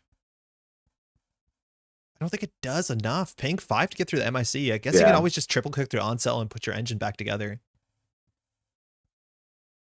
We're going back in. That's 5 more credits. I'm not sure if you're going to use the Audrey here. It doesn't boost enough. Again, Bah, you talked about that ice carver. It looks so nice in this matchup. All that 4-strength ice for both Audrey and the fixed strength breakers. This feels like a bad. If Tyrus pays 5 here, this feels pretty bad because some of the only things left to interact with are going to be Iquas if there's one in there. So there. Okay, so we're pitching a strike fund. That makes sense. They've at least got the 2 credits. Oh, throwing out the boomerang. And they're ditching the boomerang. Oh, right. Of course, that was the last card. We knew that was the last card. Seamless? Or I should have known that was the last card. Can't trash it. And that's unfortunate. The one card we knew. So now there's one unknown in HQ. We don't know the top yet. Torpedo still on 7 credits. That boomerang. Definitely interesting here. 2 cards in the stack. If we're not mistaken, they're not both strike funds. I think there's only 1 strike fund in the stack. No, there's 2. I think it's both. Yeah, you're right. Yeah, I mean, this is probably a board state where, hey, Conduit would be pretty handy, so that you could actually, instead of having to do this line of singling centrals, trying to go and just say, I'm going to win on R&D here, and you can't stop me in time. But I don't know. For me, I'm playing. To me, R&D is where the win is for either player. Yeah, Larea would like to put anything in their remote server that's not an agenda, just to like hopefully force some attention there, because there's only 10 cards left in R&D. We're looking at 12 points out. So there's only a second piece of ice on R&D doesn't seem like a terrible idea if they can't find something to put in the server. There's only 3 more agendas in the game, mind you. This should be 18 to 19 points. Card in server 2 with an upgrade. We're looking at Mavirus, Mana Garbs, and Anoetics. I mean, this is where I'm full sending it on R&D and hoping that I can see an Iqua in the top 2 cards. Because you can run HQ and trash the Seamless, which stops Larea from scoring, but you still don't win on time if that happens. Yeah, you need to win here. You need to not. It's not about stopping Larea. It's not about not losing. You need to win. You need to get the win. Probably this turn. I don't think that there's going to be another turn after this. We've had 40 minutes. Yeah, our timer has just hit 40. That MIC, mind you, on HQ, right? Like, you can still crack that on the last run if it really is important. We know Larea, she's holding just a seamless launch, 2 new cards in the remote server. We don't know anything else about the hand here. Torpedo has a couple options. On Cell is now pretty expensive unless you want to click through some of it. You can use Audrey. You have 1 card in hand, so you have to draw first. We have 3 cards in circulation. So Torpedo is putting the Cleaver back on top of their deck with the buffer drive.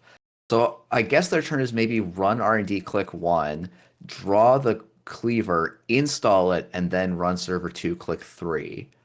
And that's like that's a very interesting line. Now, I don't know how they're actually planning to breaking this on Cell is going to be 6 credits. Which is that's a lot of money. Like that. We still have Iqua money. We still have the Iqua money, which could just win. I think they're going to pitch the strike fund here so that they have 2 extra credits. We know the top card of the deck is a Cleaver. I was going to do this. It's a Mavirus. This Purge doesn't do anything. Time is finished. No, it doesn't. Tyrus now gets an Axis here. Only 3 clicks left. And if you can't win Axis, getting the Imp counter, we're going to Imp It's a Tranquility home grid, so Tranquility Tyrus home now grid. with a Cleaver in hand, a Strike Fund as well, needs to figure out how to get the accesses. We're just running back. It's a new card here. You can click through some of Yeah, this. and so now you can pitch both cards in hand. Yeah. See, break 2 subs, spend a click, and hope that the top card of the deck is the what's the name for it? The Ikawa Project. Single access here. 8 cards in the deck. Nothing. Not it. Torpedo camera in HQ anymore because the MIC. So Larea's probably going to take this on points. If it's an archives run, there's points in there maybe, but that seems totally wild here. Larea just holding it in the remote server. Running archives, going to go for the check. Yeah. The one thing you can do, Larea just reses a Hagen, coming in at 3 strength. That's actually going to fire. Trash the Audrey. That's sick. Yeah, I guess that must mean there's 2 points in archives here and not an agenda in the remote. She wins on time no She matter might just what, be right? styling it out. Yeah. It could just Yeah. be styling. That's You always love a Could just be Hagen fire. styling. That's a GG in all caps from both players. Torpedo Tyrus playing those lines really well, can just not get purchased, cannot get the right accesses, and Larea just getting through to 6 points. Mind you, a timed win in this game is a full win, so Larea is going to take the full 3 points on that. That's a tough game for both players. I don't know. That's like, you have them of viruses, but I don't know if I love playing PD into that Lou matchup. That's a tricky one sometimes. I think PD is it's pretty close to even against Lou, I think. It's maybe even marginally favored, though this does feel like I think Luria fought out of this board state really well, and was able to like really exploit some stuff. That NGO front include Sick. was massive in this state. So Cool. Yeah.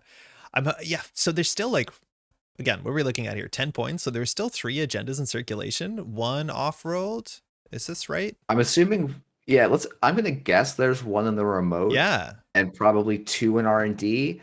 So I do feel like Torpedo got a little bit of the unlucky end of the agenda access stick here.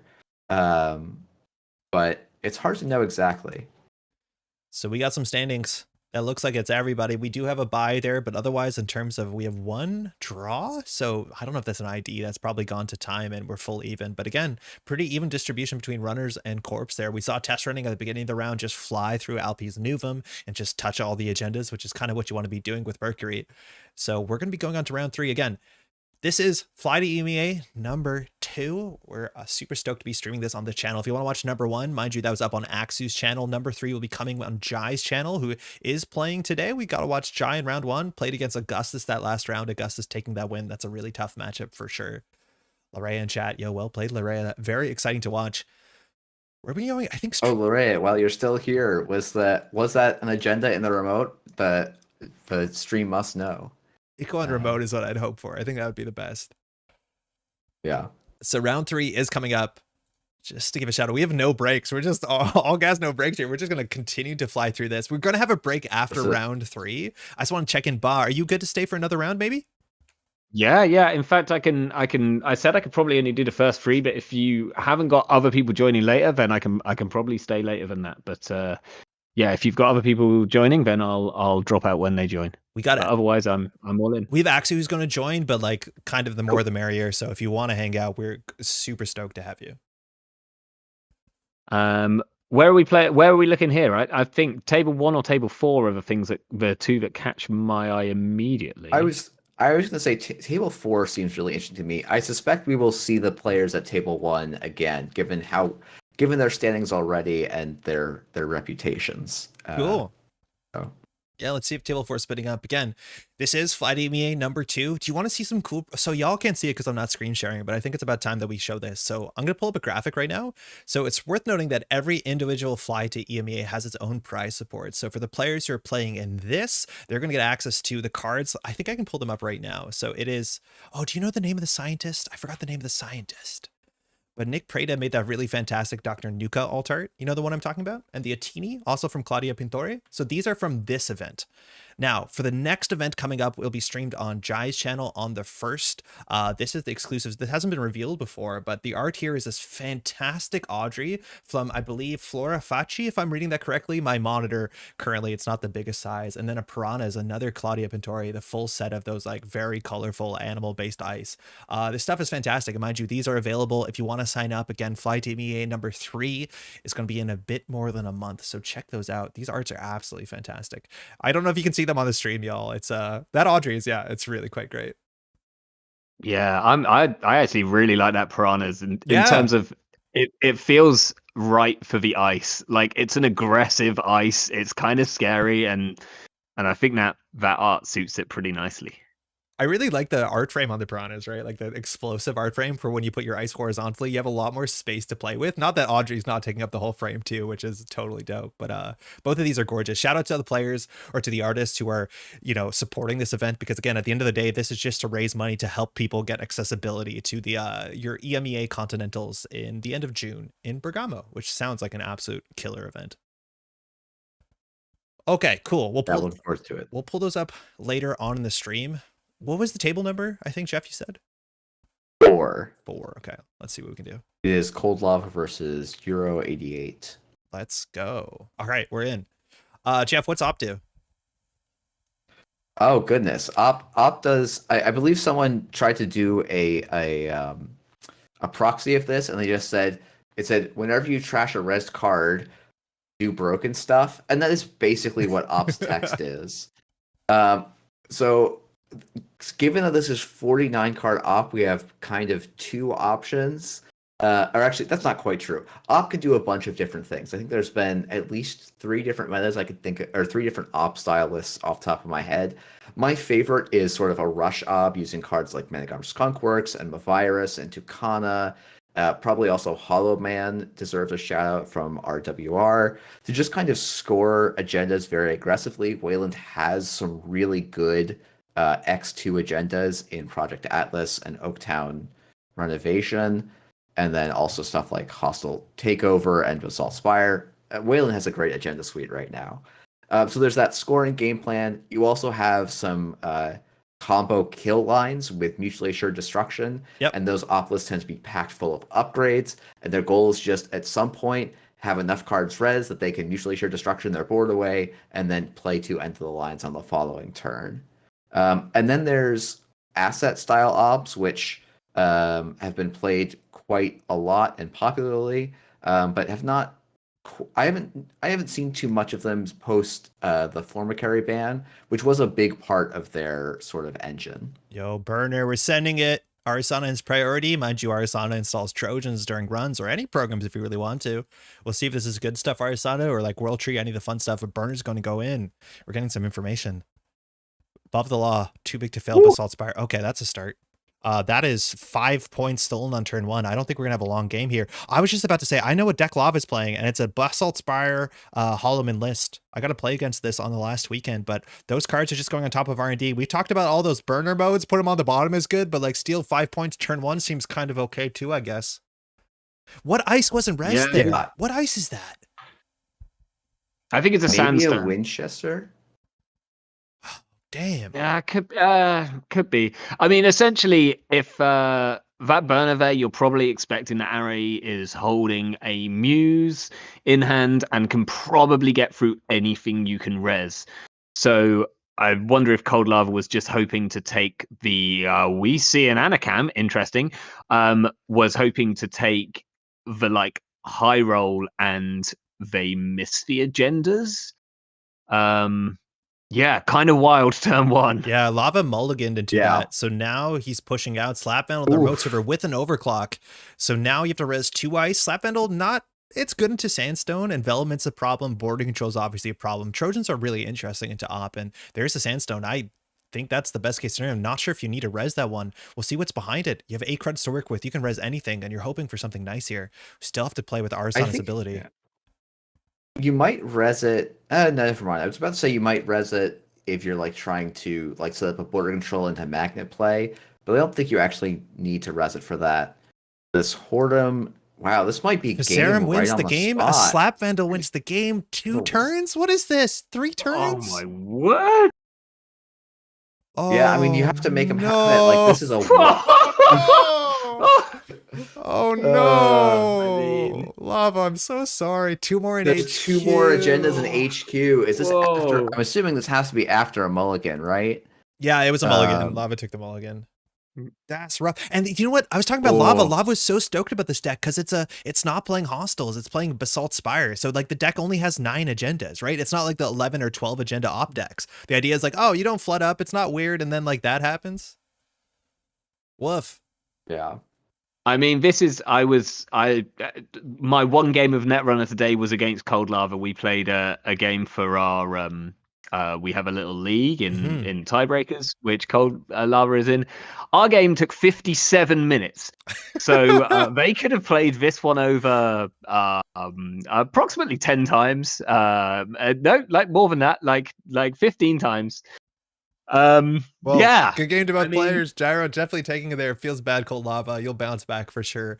We got to run somewhere else. We only have a couple minutes into the round. We can watch a whole game here. Where do you want to go? let's see. I still like. I mean, I think it's either table 1 or table 2, maybe. Like, Table 2 there's is a lot cool. of Hishiko down the bottom. Table 2 is Kit. We can see Kit, I think. Yeah, Yeah. seems good. Awesome. So it's Larea. She's back up again. 3 upgrades. Spark of Inspiration just going to get played. Lobisomum, Scary Wolf is down on the table. Porcabolo with an early Ikawa is a great start for sure. Now you can just contest the 2-pointers. So you don't have to worry about that extra text.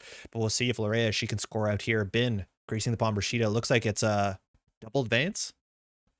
Let's see that Seamless coming there at the end. Are you a Seamless first or Seamless last gamer? Let's see if Larea can get that ADT. How do you play against Lobisomum? Do you just got to stack your ice? Are you considering rezzing some things and not other things? It's a hard card sometimes to tax out, as much as Porcabolo has kind of is leaning on daily cast at this point. Did someone die? Yeah, functionally, yeah, unfortunately. Oh no. There's the ADT. We're looking at the top 5. You can go get what you want here and res it for free. You can get an agenda if you want to. Against Lobosomu, you probably want to stack a bit of your ice.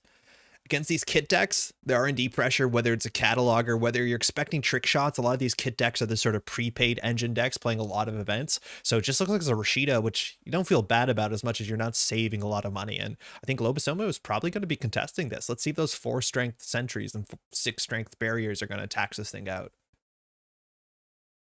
Team Seamless first? Yeah, I'm definitely Seamless first. I mean, it's still enough of a tax for Lobosome. Most of the ice is going to cost 5 to get through. I guess 5, and you double click through a Managam, you're probably okay. So you could contest here, but choosing not to, letting the Rashida go, just wanting to get the Orca down, seems okay. Ooh, so we get to read the whole deck list. No big surprises there. VRcations are kind of cool. I was hoping to see like a trick shot there, and we do see some in the deck, but trick shot and a remote server would be absolutely messed up on that board state. Rashida, creasing the palm. It's a Tranquility, so we only have to deal with 1 defensive upgrade on the remote server. Larea at a healthy 13 credits. Second, we're just building that big remote server. Larea understands the late game can be tricky against this. This Icebreaker suite is really good. Luckily for you, 4 strength sentry on Encel makes Orca spend a bit more than normal. Yeah. Interestingly, so this is obviously a deep dive deck. We can see 2 deep dives at least in the Spark of Inspiration, which is normally a little bit of a problem when you're coming into up against Ikawa. Yeah. Hannah is going to help here, but luckily for Porcabolo, they've already scored an Ikawa, which means that they could win off a single deep dive. Larea, last click Seamless team. Let's go. Off-road office on 7 credits. We're going to pull something back to hand. Yeah, you saw in the bin too, in the Spark of Inspiration, there's labor rights as well, which is interesting. I don't know whether that's defense into like losing your Ashen or whether it's technically better than Ashen, but we're going to return to hand. It was a seamless launch, running HQ here, no 1 card. It's a Code Gate on sell. Still relatively expensive. Either way you slice it, 4 for Orca. It's, I think, a bit cheaper than paying 5 with Lobosomu. We have open deck lists. Yeah, at I mean, home. this is Orca is going to start kind of taking over some of these. You know, I think it is interesting in these Spark lists. They often are not running Turbine, and Orca's breaker strength is like ever so slightly awkward to the point where it's like, oh man, if you weren't Kit, maybe you could think about splashing an Ice Carver. just to make things even simpler. Um, It's like exactly the but 4th centuries. Oh, I think we're deep diving. Yeah, this looked like one. This could be game. Pop Hannah, steal 2 agendas is all you need. yeah, Running Pop archives. Hannah, grab some and hit that deep dive. Wow, we're in for That's some game. fast rounds today. That's game. Holy hell. Off-world office into Luminal. Well, GG's. Did somebody die? Oh no. Turn, what is this? 9 minutes in, turn Turn 5. 5. Okay. Yeah, that's what happens when you push in the remote server really quickly, and against Kit, like I get it. As much as open R&D is a bit tricky into trick shot, yeah, that can not getting ice off of Architect. Yeah, that's pretty tricky if Luria is counting on that to ice up Central. It's just a small bit, because with only 3 credits, just a small bit, as much as in a no free lunch, gets you pretty far. Well done. Good games to both. Yeah. Porco Bolo really knowing what their game plan was there as well. Like leaving that Rashida when you almost definitely could get to it and trash it. Like knowing that, no, my game plan here is going to be to win off a 2 agenda deep dive, and kind of sticking to that. I think that's pretty solid. Yeah, I think that's one of the reasons this meta is so difficult right now is as the runner, you can't contest everything. And so you have to understand how am I winning and how am I losing? And I think Porcobolo is showing a fantastic understanding of that there. And keeping their eye on the prize. I've swapped over to table 3. It's Davies maybe versus Torpedo. It's a Lou versus an Acid Spam Reality Plus. We're looking at multiple warm receptions, and Amani, I believe, just went down. A Lady Liberty in the bin, Oppa research. So this game is going to change pretty fundamentally if Davis can score out that AR enhanced security, which you're imagining is somewhere in this list. Federal fundraising firing. So Lou, very good at trashing stuff, but not very good at trashing many things in a single turn. How do you feel about Lou against acid matchups? I feel like the pressure is a bit more common or a bit more prevalent about trashing the punishment from HQ than it is the table itself. Does that sound correct? I think that's probably true. And because there's no conduit here, you don't have that option against assets.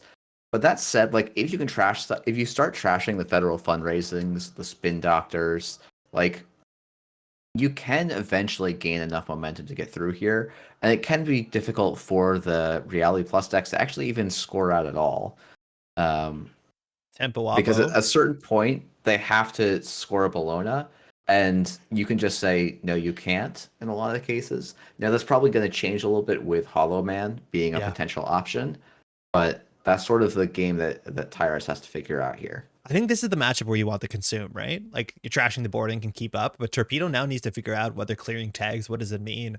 I'm expecting for tag punishment, self-growth program, maybe market forces. I don't know that we're going to see end of the line, but I think we're going to see like shipment from the Disburst and things that, you know, points your way to the end, to the finish line, as opposed to like destroy the runner.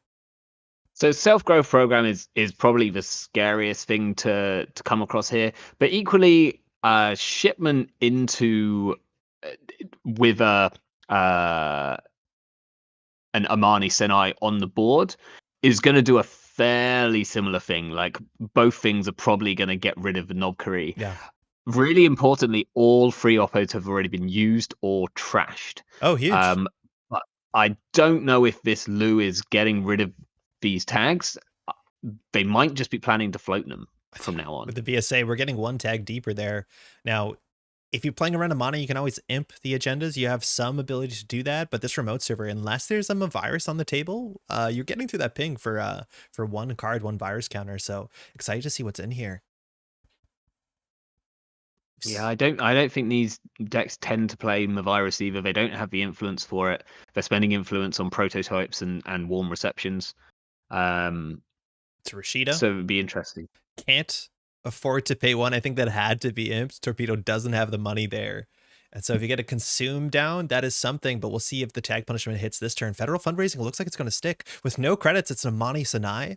So we're not trashing, we're just looking for agendas here, and it's really hard to try and win the game if you can't deal with the Amanis, because your Breaker's back to hand, your Nobkari's back to the hand. Spin Dr. Resin, Server 7. Sorry, Jeff? I was a little surprised to not see Torpedo go after the Spin Doctor at all that turn, because right now it is basically letting Dave Z like cycle Spin Doctors and fire Spin Doctor every turn. Oh, is that reception? Like a lot. of tempo. Yeah, there's a warm reception on the Oh. table. So they did de-res it last turn. And so Yeah. this is probably how Dave's is gonna look to get ahead. Like 2 imps on the table is actually not trivial for these sort of R plus decks to handle, even though one of them will eventually, of course, run out. You can just kind of get rid of a lot of things. So warm reception, installing a card in server 1. Amani's being rezzed. Server 8 was the agenda. It looks like we're going to get the bounce. It's a headline. Just missing a torpedo accessing 2 other cards. So now Amani's going to fire. That's going to be a trace 3. Torpedo's just going to lose there. The Knob Carré. So the imps are limited. The Audrey still has some good charges on it. It's a card in server 1 as well. So a couple things you need to do. Server 6 is a spin doctor. The warm reception, where did it go? Did it de-res itself? Can you do that? Yeah, it has the to warm de-res reception itself did. to de-res another thing. Oh, this asset. Yeah, right on. Sick. Server 10, Amani has to go down there. You're going to get a card and a credit for your troubles. We are 5 tags in, and while Psychographics isn't as popular as it's been, we're looking more at Shipment from Vladisirbursk and that sort of tag punishment, which is, the Viz scores out a Bologna fast advance. We're on game point, and the game can be over pretty quickly.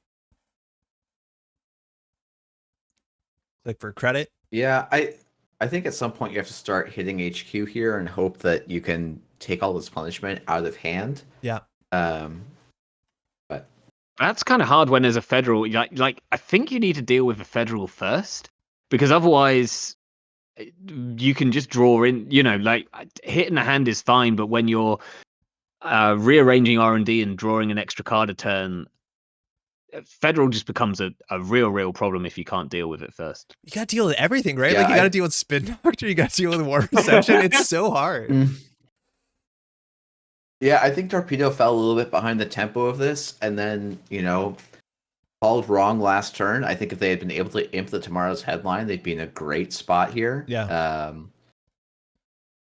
Or if they had enough money to trash the Rashida and imp the that's cool, and imp the Amani. Like if they could have got rid of the Amani, then they're probably still fine. This Bologna could be a problem. Yeah, finding the Bologna there after spending the last imp charge, that's a B1001, the cheapest way to clear your own tags. But warm reception spin doctor, the Viz is drawing like functionally 5-6 cards a turn, right? Like res spin doctor, de-res spin doctor, res spin doctor, federal fundraiser, mandatory draw. Like if he's looking for combo pieces, if he's looking for that tag punishment, he's gonna find it sooner than later.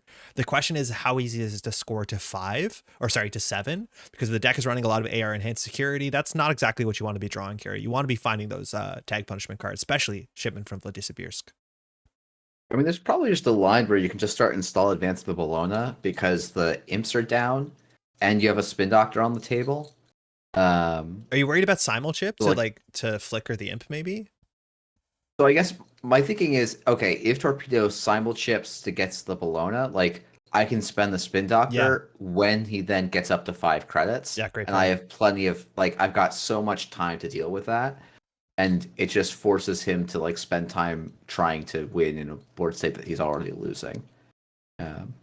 So we're going out horizontal, 6 tags in. It hasn't mattered so far. The deck doesn't have a lot of resources besides, we've seen Cookbook, we've seen a companion, a Paladin Puentmo in the bin, but Torpedo has to figure out how to get his money up. His MU is also full.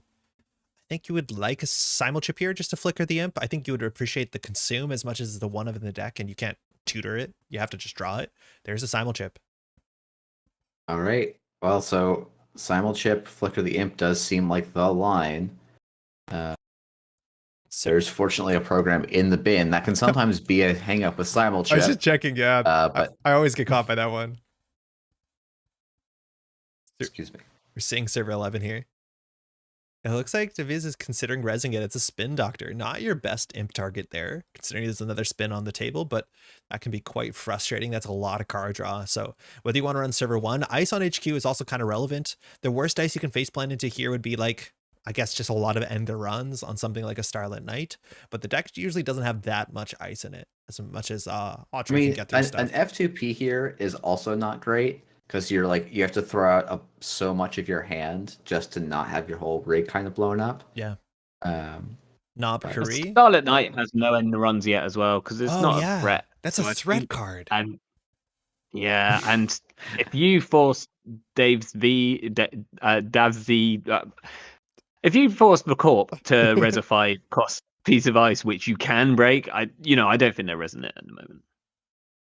We just moshed through. Again, we threw out one Knob Curry. That could be the Knob Curry we know about. I think it is. We now see 2 Knob Curries in the bin, so it doesn't look like that's coming down anytime soon. Now we're charging HQ, so... Yeah. Oh, no. Oh, that's bad. That's a big one. It's a hammer. I guess actually this is okay. This is okay because they only need to break the third one. But that's God, this card hits so hard. So you res it for 4 credits functionally. The subroutines are just gonna fire. You can't stick hardware anymore. That last subroutine obviously trashes Imp or Audrey, so you have to deal with it. But dang, when the hammer hits, it hits as hard as the art suggests. Yeah, I mean, this is the best possible scenario for this Lou deck for trying to break a hammer, and it's still pretty ugly. Yeah. Losing a cookbook and a buzzsaw from hand, so it looks like the VSA. We're just gonna, deal with it the old-fashioned way. What do you expect to see here? You'd love to hit obviously a Vladisibirsk, but the Bologna might still be in hand. I mean, the Imp's already been used this turn, which is why this run's a little bit suspicious to me. Or it's a run that doesn't quite make sense because we didn't have 5 credits to go and steal the Bologna that we knew was in hand. So to some extent, as Dave Z, I'm maybe even just letting Torpedo Tires just run through this here. But we don't know what's on the board state here. What's in server 1? If server 1's like a Rashida, it's probably pretty good. Yeah, there's actually a weird spot where Div Z can just put the B1001 in server 1 and just score agendas on the table naked, and that doesn't last forever, but it's honestly not absurd. Yeah, no, it's definitely not. You're right. I think the biggest thing for Dave Z is figuring out what his econ is going to be, and so far it's clicking for credits, which is not bad. I wonder if that actually might be a virus behind that hammer there. I think it's a Hollowman. Yeah, I think that's the safest place for a Hollowman right now. You can always res and move it if you've got if I guess it's probably not really worth scoring out an Ares at this point, but if he's on 3/2s, then you want to get those out and scored. It's going to be the best way of doing it. Yeah, it's hard to figure out what the rest of the agenda suite is here, right? Call him in into Crypto Crash is good. It looks for imping. That was a Maryland campaign. It's not going to get shuffled back, but it does give you a card draw and a credit, so still feels okay. Clot, Ice Carver, and Botchless hitting the bin, mind you.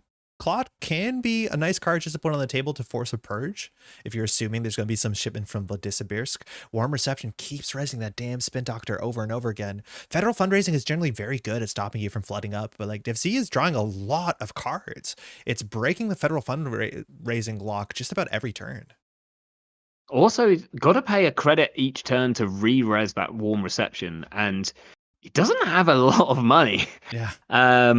And the deck probably only, it's unlikely to run any econ operations. So if he can't stick an econ asset of some kind, which maybe now there's the imps have run out. Okay, working prototypes are really good way of getting a bit of a boost here. That needs to come down, I assume. Div Z, with the money, what can you threaten? Resing a Sand. You can threaten resing some ice, but we're just resing everything to get that prototype up to counters. Mind you, that bottom clause doesn't really matter too much when the runner's gone fully tag me, but the game is still continuing. Spin Doctor, we have 9 cards in hand. 1 Spin Doctor's in the bin. You're going to have to discard a bunch of cards here. Just clicking for 6, working so hard for that, but now we know all the cards on the table. 2 Warm Receptions, and if Z has 1 click here, we don't know what's in server 1. Could easily be the B1001 or just a Bologna chilling, but Tyrus now on 8 credits can actually contest the remote server and steal Bologna, can get some access on centrals and potentially get some stealing to happen. You probably need to contest the Spin Doctor here. Might get shuffled back in. 5 in archives, and R&D is wide open. It's going to be 14 cards with only 2 agenda points out of the game so far. There you go, contesting it immediately. Server 15 is like a Spin Doctor, right? 2 face downs going back in. Dealing with the prototype, it's functionally 1 credit. The prototype feels to me like the federal fundraising I'm much more concerned about than that Warm Reception. Dave Z probably just got all the credits he's going to need to kind of keep pushing forward in this game. Maybe I'm wrong, and Torpedo just identified that, like, hey, if Dave Z never actually gets like above 5 credits, it's going to be very difficult for him to score a Bologna. You can functionally break any ice. There's probably no end to runs that Torpedo actually has to care about. Like, even with 7 tags, I think he can break a Starlit Night. So it starts becoming interesting kind of quickly. So I think the prototype respect is because of all the warm receptions, right? Because you can functionally charge it like fully every turn for like 2 credits. So it will spiral, but I hear you. Consume in the bin. Consume it. Interestingly as well. That card takes no MU, right? Yeah, 0 MU. Weird program. Torpedo, though, on 12 credits. Just going to get the money up and try and close the game out probably in 1 turn, stealing 2 blowers and a point. 14 in R&D, mind you. This is likely a 44 card deck, so we're looking at 18 to 19 agenda points. But federal fundraising, if you're going to draw cards, like, you are going to mill yourself out. Dave Z has to like transition to some sort of tag punishment that's going to push him forward. Is there any chance that this deck is on Market Forces? Because if so, the swing is going to be sick, like harder than you've ever known. Because that's the way that this game could really get turned on its head. All that I think if there's another. Oh man. If there's another, Andres, you were calling out, I think a second B1001 is probably all Dave really needs to win at this point. The Hollow Man is probably a very good step towards winning, with all of the imps kind of gone and 1 simul chip down. I think server 1 has to be either a B1001 or a Sans and City Grid. Yeah, I feel like you're not going to be running. Ooh, there's the Solidarity badge. So Lou now has the option of chipping away at these tags very, very slowly if he wants to. Running R&D here, 8 credits. You can res a hammer just to ping. So that's going to be 2 cards or 2 credits, either refund. Yeah. And we're going to go through losing a Gachapon. It looks like we've seen that being trashed from hand at most, games we've watched so far. Single axis here. You have the Bologna money, AR enhanced. That's a start. So now you can win off of 2 Bolognas.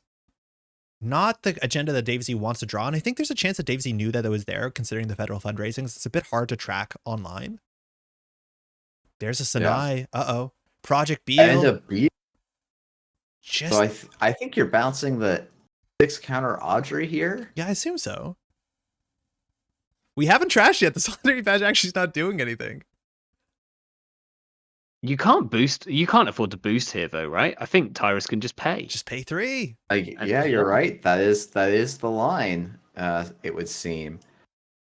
The Amani being in server 1, I'm not sure how doesn't feel like the most valuable use of that server to me. But maybe I'm misreading the board state. It seems like Dave Z has like 2 shipments for the Disabirsk in the bottom 10 or something, right? Like, I don't think we're expecting post-truth dividend, but like, he's clearly struggling to kind of close the game out. Maybe he's just looking for a B1001. Maybe he's looking for like 1 more piece, but we haven't seen the tags matter yet. And that's very strange. I feel like we're waiting for a storm. Yeah, it does feel like there's supposed to be something here to make the tags land. Step 1, give tags. Step 2, we're here. Purge. Yeah, I guess like B1001 is maybe like what you can rely on, but I feel like you usually want a second tag card to make it work. We're checking our. I mean, it could be a combo of B1001 and Starlit Night, but we haven't seen a Starlit Night yet. Oh, yeah. Oh no, that's a message Chesto. I was gonna say. No, I know those arts do kind of. They're like such different arts, but at JNet scale, they really kind of blend together. So it was Messney. That's probably most of the. Yeah, that's like most of the ice. I'd imagine that's 9 ice that we've seen. 1, 2, 3, 4, 5, 6, 7. It's 8. It's probably the deck's probably not running much more than maybe 9 or. Oh, we knew what this is. 11. I think Torpedo knew what server 15 was already. This might be an error. I think server 16. If you can take down the Maryland, that's great. I'm not even sure. I actually don't. Server 15, I think, might have been new. I don't think so. Yeah, no, it happened. Choosing. Okay. Trashing that. This is why you got to take notes. Yep. So shuffled back in, mind you, Dave Z still on only 5 credits. If you want to Vladislavska Bologna, that will put you on game point pretty quickly. But we're looking at no spin doctors on the table, One removed from game one in the bin, just a simul chip down, giving you some good flexibility here if you want to just like flicker that imp. If you need more money, Solidarity Badge also gonna, I don't think we're gonna clear the tags here. Very, very weak to end of the line, but it's not what you're expecting in this matchup. Imagine dying to especially not with how the Mindscaping. influence is spent. Yeah, I know. Yeah. Yeah, this is, let's see, because I think actually mostly influence is spoken for, right? We're seeing 4, 6, plus another 10. I think we've seen all of Yeah, them. I don't. There's definitely. Yeah, there's not. So I'm seeing 12 influence face up on the board or in archives. So there can't be that much. End of the line I believe is 4. So I think Tyrus is safe from that, but not fully safe from everything here. Yeah, I think we're just missing one influence because of the hammer too. I think we're on 14. But Davis, he has to figure out what to do here. That remote server is not very good. Audrey now can be recharged on 2 counters if you flicker on the simul chip, run with imp. No cookbook just yet, but 1 card in hand. Draw. Oh, this is federal fundraising, mind you. Warm Reception has been getting a lot of click compression, but not a board state that closes the game. This is such a strange spot. 9 cards left in R&D. So if Davesy can't figure out how to score out pretty quickly, it's going to catch up to him. I feel like his best thing, like the hammer feels like it's in a good place protecting HQ, but actually you probably want that on the board and putting something behind it each turn. Yeah. Because that's your only relevant piece of ice here in any way, really. All this happens. Oh, self-growth program. There it goes. So it's Audrey back and a simul chip. I don't feel like that hurts too hard. You still now double advance, so it looks like that is the Bologna. So to get into this remote server, what do you have to do? You install the simul chip, install the Audrey, run server 5, run server 1. You can get in here. It's tricky because you need the Audrey to get a counter because it doesn't come in with one. Yeah, so you simul chip flicker the imp, right? So you install, run server 5, run server 1. Now you're assuming server 18 is probably a B1001, which stops that. I think it was possible. I think it still is, actually. I think it's if you install. Oh no! Yeah. Now okay. So now we're just gonna break. Now you just flicker the cleaver back in. Yeah. And steal. Yes, it's credit perfect. Credit perfect. Yeah. Server 18 probably is a B. I think the right line here is to run the server 18 first. We're going botulous. Yeah. This is interesting. Yeah, Dave's needs a B1001 here, which does put him underneath credits to actually score out, if I'm not mistaken. It's a Bologna credit perfect on game point here. No Amani, server 18, we don't know what it is. Torpedo is holding on 9 tags, finding the first tag punishment just last turn, still doing good. When do you just send it through the hammer and say, I don't care, I'm going to win? Not yet, apparently. I don't think you need to send it yet. You're also up 6-2. Yeah. Like, you have a very strong board state here. It's your turn to ask the corpse. So what are you going to do to me? We don't know what 18 is, mind you. Maryland campaigns are still in rotation. 2 are in the bin. 1 was shuffled back. Warm Reception. You can stall agendas with it. You just can't score them out. So Labor Right's putting back 2 simul chips and a Labor Right. So we still have 8 cards in the stack. Yeah. It is a Maryland campaign. So no B1001 accounted for yet. Dave Z on 1 credit now. 3 with the Maryland. Can't really score out much here. Federal fundraising looking at half the deck. Dave Z's been drawing off R+ for at least the last turn, maybe the last 2 turns. Yeah. So he's clearly he's drawing for something. So maybe there is shipment, but he's going to need 2 if he wants to actually win from a fast advance space. Yeah, shipment. Yeah, I mean, it's just shipment and the last spin doctor could be what he's drawing for. But card install in server 1. It's tricky for him here.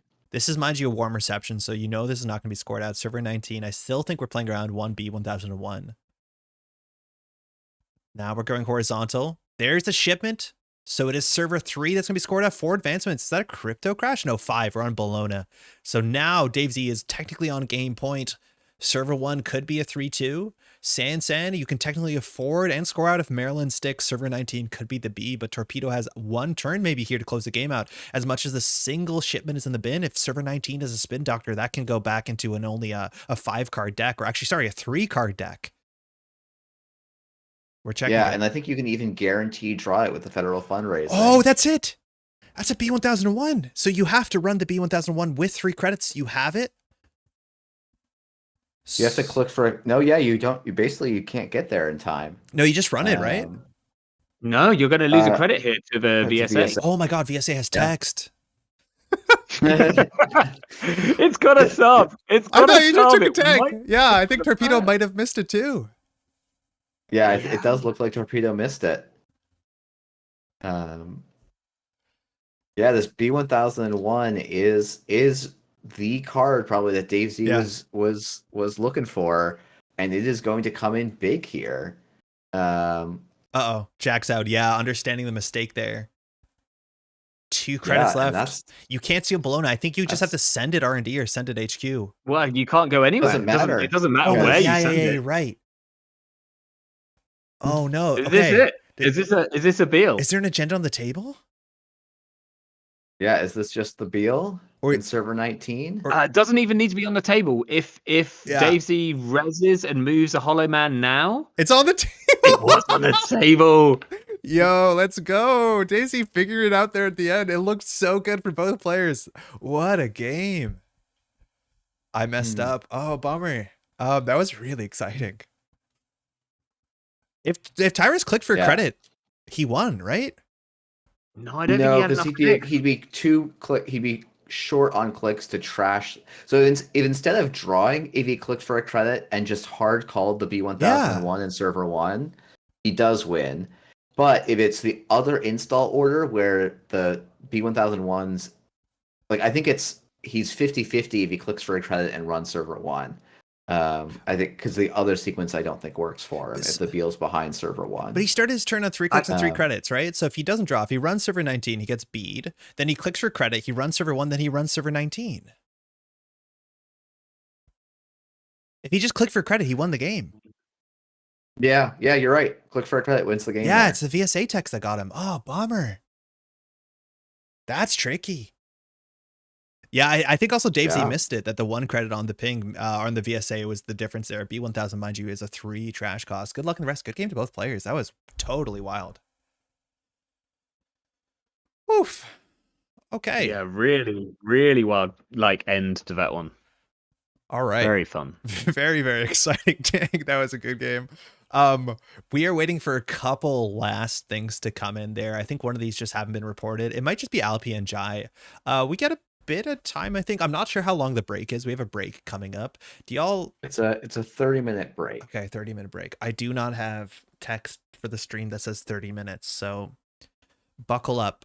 What we're going to do is we're going to go through to the break, and we'll be back in about 30 minutes, maybe a bit longer. I will update on the stream in a bit, but mind you, this is just 3 rounds. We have 3 more rounds of single-side Swiss coming up, and then we're going to have a top cut. I believe the top cut is top 3. Top 3 is single elimination or double elimination? I'm assuming single elimination. That's the only thing that makes sense. Single elim, yeah. Okay, cool. So we still have a bit going on, Bean Bean. We have at least 3 more rounds, and then probably 2 to 3 more rounds after that. So we'll be going for a while more. Ba, are you going to be returning with us, or do you want to do like a little shout out before you go? I think I can return. I can sit in for maybe I probably won't last the top cut. I think I'll probably bow out before then, but I can definitely do maybe a couple more, or maybe all of the rest of the Swiss. Awesome. Jeff, are you still good to go after the break, or it's up to you, man? Yeah, I'll be good for after the break. Awesome. Okay. So we're going to be here, mind you, just to re-rack one more time. This is Fly to EMEA number 2. This is a tournament that's organized by a bunch of nice folks across, mostly in Italy. I've been talking to Etienne and Mr. Pele about the organization of this. This is number 2. Number 1, if you want to watch it, it's already up. Maybe that's a nice thing to do during the break. Go over to Axu's YouTube channel. Link is currently in the YouTube description, and you can watch the first tournament. It was 8 hours long, some really good play. This is number 2. This is the North American quote-unquote time zone. That makes sense, as much as we're seeing a lot of also European players in this event. And then number 3 will be in a month on Jai's channel. Mind you, Jai is playing today, and we've seen him do some pretty great Netrunners so far. Money being raised for this goes to an account. Allow people some financial accessibility ability to help get to Bergamo on the end of June to participate in the EMEA in-person Continentals. Very, very exciting. I like initiatives like this a lot. Netrunner community is kind of incredible, and there's a lot of these initiatives where people just care that folks can come out and play this damn game, because it is definitely something else. I'm very excited. I'm not going to be at Bergamo this year, but I'm totally stoked for the event because it looks incredible. Italian Netrunner's also been totally popping off this year. There's some really, really strong players. I wonder if we'll see that the finals last year, it was at Italian Nationals, was just also something else. All right, y'all. We'll see you in half an hour. Don't go anywhere. We'll be right back. You are watching Flight EMEA number 2 on the Métropole Grid. See you in a bit. Ciao.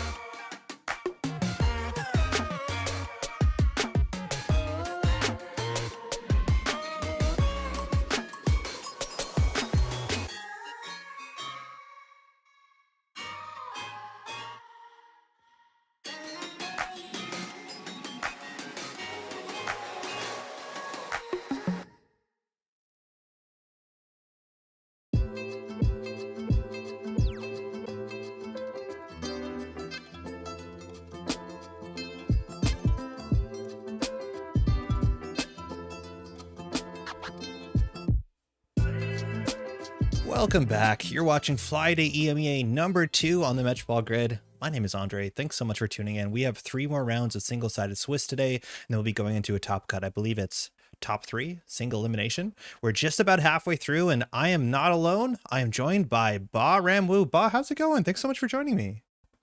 It's going pretty good. I thought I'd come and, trash talk with Métropole Grid while I had the chance. I gave you the platform. Am I going to regret it? Not yet. It's been an absolute treat. Stoked that you can join. So we'll also be joined by Synchron SC. He had to pop out for a bit. Jeff will be back. I wanted to shout out, mind you, if this is not obvious, we are currently on aesopstables.net. This is the single-sided Swiss, tournament program everyone uses. Jeff made this, so it's been absolutely stellar. I just want to do a really quick check-in on our standings because we're flying into table 4. We're slightly behind here, but we currently have 3 players who are undefeated. Test Running hasn't lost a game. Criminal is undefeated entirely at this event. 2 Mercury wins. Can Test Running make it all the way to 3? And playing Personal Evolution, we just saw Dave Z on 131 on Reality Plus and Hoshiko pulling out a really interesting Reality Plus matchup, and Porcobolo technically still undefeated as much as he drew that bye on round 1. So we have a lot of contenders still here. Cut to top 3 is pretty aggressive with only 17 players today. Well, what table do you want to go see? I'm thinking about table 2. I know we've seen a lot of Larea, I guess. Larea, yeah, I think, maybe, hopefully. But we haven't seen Test Running's PE yet, and we haven't seen any PE yet. I'm interested in what is going on there. And I don't think we've seen a kit yet. No, right? We saw one. We did see a bit of kit, but that's totally fine. We're off Test Running. 49 cards, Personal Evolution from the 2012 OG FFG core set, Dirty Laundry HQ. This can be easily a net damage anemone, representing 3 net damage later on. 3 cards on the table. This looks like a shell game. Spark of Inspiration, getting that Lobosomu down. I think you're happy enough checking with this, and we're checking server 3. This is not last click. Reaper Function going down. Larea, 4 cards in hand. Bladderwort, 2 net damage down, losing a rigging up. This is going to be interesting. Hey, Jeff. This is classic. Hey, thanks for having me back on. This is classic tempo damage PE. No grinder here at all.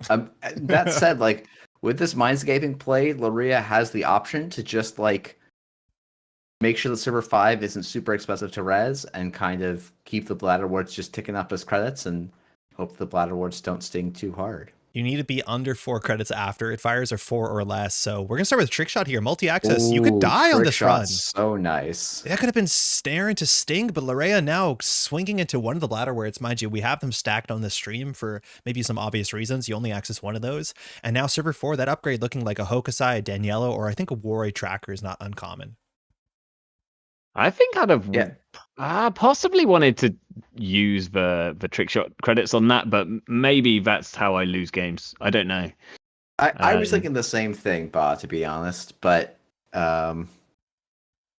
so an enemy is the ice that we know here on server 5. That's going to be some net damage. Test Running only 2 cards in hand.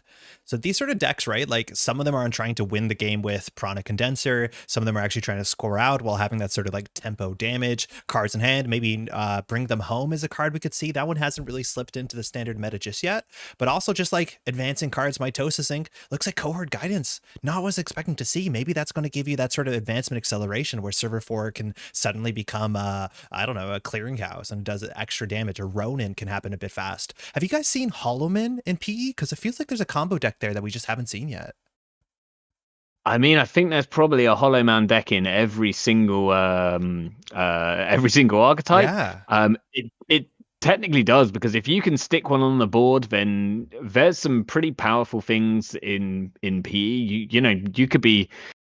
You could be scoring your viral weaponizations and things like that off the board. That's something that PE players like to do sometimes. We see another small number multi-access with a jailbreak, which does also draw a card. It turns off this front company, which I actually think is a nice way to turn on Cohort Guidance Program. So you don't really have to protect the cohort that strongly. That's true. Because the runner can't actually check archives, at least for a turn. I'm assuming with the jailbreaks, mind you, we did see, I think, a bit of, I'm not sure if it was Larea's kit that we saw so far. I don't think it is, but this sort of jailbreak, these sort of trick shot decks, I'm assuming we might see a pretty Mary de Silva show up sooner than later. That seems to be the way that those sort of cards kind of work well together. Test Running on 8 credits. we see a massive res here to duck into a Bladderwort. You're looking at things like Hostile Architecture for 5. That barely gets you there. But with Cohort Guidance, we're just putting cards into the bin. Now, this card is so cool, so flexible. It doesn't let you Regenesis. But the Wage Workers, do we see just 3 installs this turn? Spin Doctor to start getting you some more fuel here. What are you worried about on the table? It looks like Test Running is going to actually try and score? I mean, Reaper functions suggest that there's some burst kill plan. Yeah, maybe Somewhere. score's not it. So the worst case scenario, oh, there is a Bring Them Home, putting 2 cards back. So like Viral Weaponization, any 4/2 on the table, you can push out as much as Lorraine can check this. But it looks like we're going to try and get that sort of burst kill combo. Bring Them Home, mind you, it is one of those like reprisals type cards. On and come hitting the table for Lorraine is going to buy a fair bit of insurance to the sort of burst damage. That's a very good card to hit the table. Second cohort. 2 cohorts going. So we can score it at 5/3. Probably runnable. Yeah. But it is difficult for, like, Lorea's econ is not in the best spot, and that does tend to be one of the ways these kit decks can struggle a bit, is their econ could be a little bit short. And the false lead scored is also huge for the Shinteki deck. Lorea basically always has to be at 5 cards on their first 2 clicks, or they can risk just losing the game on the spot to false lead forfeiting and creating some extra damage that maybe was not anticipated. It's really hard to do trick shot or jailbreak, right? You access a snare, you float the tag. Like this on 2 clicks left is a very dangerous run potentially. You can't stop the second run, but if you hit a snare into assisting, you're probably flatlined. Track shot, trashing a Spin Doctor, 1 more on the table. She can now redirect 4 credits to take down the Wage Workers. That goes down pretty smooth. Yeah, and the Anacam does give Lorea a bit of extra safety, obviously, because as long as 1 event gets hit, the hand size will go up by 1. Asking politely about false lead, you do want to make sure you're respecting that 2-click jump. It's very important with false lead. The runner loses 2 clicks if able, so you have, only just about 2 times a turn that you can fire that. Okay, 3 times. Let's sort of. But you can't use that one. There's only 1 click left, very importantly. So neither cohort used there is really interesting. It suggests to me that HQ might actually have an agenda in it. Yeah, or like you're regenesis out, which is because you don't want something in the bin, but you'd still flip something up. Bring them home, draw. So just tempo damage, tempo quote unquote damage. Those go to the top of the stack. So there's a cataloger coming up. That's kind of important information, considering that Spin Doctor is going to protect it. And you actually really enjoy cataloger into a Jinteki deck where if you just steal a single Fuji, how much closer are you to the game point? I would say that's a really, really good early steal. Biobands on the Bladderwort. I feel like cohort's the slightly larger threat here, but maybe the bladder. I don't think that makes the Bladderwort trash wrong. It's just more what I'd probably look at if I was playing this. But Lorea also might have more experience. I have not played against the style of PE yet this meta. Dirty Laundry, there you go. Testing the cohorts. I think there's also that thing of you want to use as many of the credits as possible, right? So if you want to potentially trash both of them, then you get 1 more credit for doing it with a Biobands if you use that on the more expensive Bladderwort. So Cord, and doing the Biobands first is also more correct because you draw the cards and such. So a great shout out. Cohort was just used and then immediately Spin Doctor was fired. So the cards that went back were Spin Doctor and a Reaper function. That's because Test Running wanted to draw into those and get the second Spin Doctor on the table. So setting up, Reaper functions, something on server 4, we still don't know what that upgrade is. I'd imagine it's something that hurts, or a Warroid Tracker, and a Warroid Tracker lines up really well with these 2 cards on the table. I don't think it's a Warroid Tracker because we know that the thing that was on it before was an agenda. So it feels more like a Hokusai or something along those lines. Maybe even an Adrian Sice, but that feels a bit wrong. So I would imagine it's just something a bit spiky. We haven't seen much influence. It could be the sniper. Angelique, maybe? Yeah. Shoot. I was going to say, what are you talking about? We've seen a ton of influence. Cohort's influence, and I forget that Cohort does actually belong in a faction. It's not just played out of HB and NBN for kicks and giggles. Oh, Burner. Great. Burner HQ is a pressure. very nice piece here. VSA. Blood in the Water. VSA. Very interesting. Makes you think maybe this is an end of line deck. Maybe we're going to be seeing the see how they run combo with Wage Workers. Yeah, I mean, this is I think one of the BSA and I wouldn't put. Well, I don't know. I don't think it matters that much. I would prefer running HQ so that test running gets 2 dead draws that here, rather than running R&D and taking a draw away from them. That is 2 points. You're glad to have that. Mind you, this can become lethal. If the runner doesn't have a lot of cards in hand, you just install that snap score paid ability window. Rashid is going to fire. So we know there's a VSA in hand. An interesting inclusion. We haven't seen other ice besides what we expect to be an enemy on server 5. So if you're expecting tags to matter, maybe a Fenetria, there is a fair bit of Jinteki ice pool that now makes tags somewhat relevant. Even a giant snake might do something. Oh, and we are advancing the card in server 4 with the one cohort that's still on the board. And then making other plays. Letting it cook. I love it. Triple install. There's a front company. So if you have to run central servers, now, of course, those aren't iced. The idea is that what's in central servers, that's not only a click tax, but maybe a card tax when you collide into the net damage. But so far, test running is not forcing Larea to spend a lot of credits. She hasn't installed econ cards. I think it's just been dirty laundries and trick shots. We know that she has a cataloger in hand. There's another trick shot. That's all 3. Wow, I like trick shot, and seems like the turn to go for server 4, though maybe you can't now that you've taken some damage on the run. House of Knives. Not surprised to see it here. Whether there's stings too, sometimes it's hard to play. Corpus acting. Ooh. Hold on. Okay, Corpus so this thinking feels about like they have a kill. Yeah. What's the kill here? Like mindscaping into mindscaping? Or sorry, Reaper into like clearinghouse? I think it could be yeah. Hold on. Maybe a see how they run plus this and a mindscaping. I feel like it's very hard to do 6 damage off of this board state. No, because that could be what's it called? A clearinghouse. It can't be though. Fuji. Just damage. Just tempo, just forfeiting 1 to get the Fuji to land. Okay, let's go. I don't think that's actually. I don't even know that's like that is as I memed PE tempo damage, but that kind of is what that was. Yeah. No, this deck is rocking. Bring them home. Like tempo damage is kind of what you want, as much as that's not cards out the game. Rashida and server 16. Larea just taking the time to draw back up. Definitely a sigh of relief that you don't have to play around false lead, which is, puts a fair bit of pressure on you. You make one mistake and you're going to have to sit there while the corporation just immediately starts their turn. Test running now on 9 credits. Yeah, I wonder if test running was hoping to get a blood in the water kill, but Anacam kind of stuffed that. Yeah, Anacam is so hard. And again, I do think the kit deck is probably on like 18 events. We're seeing a fair few in the bin so far. So we're missing like 1 daily cast, 2 created commissions, 2 diesels. So there's still obviously a lot of events across 23 cards. Server 17 and server 18, Larea hasn't shown that she's checking these servers, though the ones that are not rezzed. So maybe that gives you the confidence that you don't need to put snare on the table. You can actually just put those House of Knives, the stings, because she's only been running res stuff. And that's sometimes a read. Oh, well, there you go. Got a zig when you think they're going to zag. That's a cohort. 2 to trash if you're here already. That's going to go down.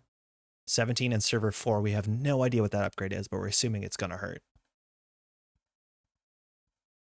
She's not interested in checking it either. She's just leaving it for a second. Yeah, hard to check last click if there is that sort of table snare. I die to table snare all the time, but floating a tag going into the next turn that can easily end the game. Whether server 10 or 15 maybe is a mines, what's it called? A gaslight and to end the line, right? Like maybe that would have fired by now. Triple advance. It's a sting, 2 damage. These start to pile up. It's just damage. 18 hit points left and a card on the table. That cohort is doing work. Now, it's not unheard of for these kit decks to be running an Ashen Epilogue. Yep. So we could see the whole deck reset. Oh, actually, we do see an Ashen Epilogue. It's in the bin already, though. Yeah, very soon on, I think that happened. I'm not sure what damage or that was discarded. I think we saw some kits today that are also on labor rights, but it's hard to bring that back when you're playing Shaper. Oh, buy a Bands into this. I'm pretty sure we know this is an Anemone. Larea, she just doesn't want to deal with this cohort anymore because it's been giving test run extra turns. Anemone, while you can break it, it is a code gate that will be 2 damage if test running has a card to give away. Man, with a pinhole threading in hand, I wonder I mean, like, that's an interesting alternative, right? And you could save the biobands for, say, server 19 or something. I think there's a second Ashen coming up here. This play and the fact that she installed A This prepaid voice prepaid pad. really Yeah. suggests that more cards are coming back. There's either like a Harmony in here, and then she's going to play an Ashen off the back of it. Oh, Okay, it's still 2 that's damage, pretty but scary. nonetheless, Sting is Um, what's the math? 4 damage? I can never do the math on this one. It shouldn't be as hard as it is. more damage than you expect it to be Yeah. every single time. There's the cataloger. Yeah. X. And Yeah, it is 4 damage between PE and. Oh my goodness. now this cataloger can close the game out. We've seen 2 spin doctors so far, but if the cataloger finds a Fuji and any 1-pointer, mind you, you don't have to survive the personal evolution damage. You don't have to survive the Fuji damage. You just win the game if you access them in the right order. So test running is just putting it on the table and saying, okay, if we look at the threats, 2 Reapers are out, 2 Bladderworts are out. It's not that easy to die to the table anymore.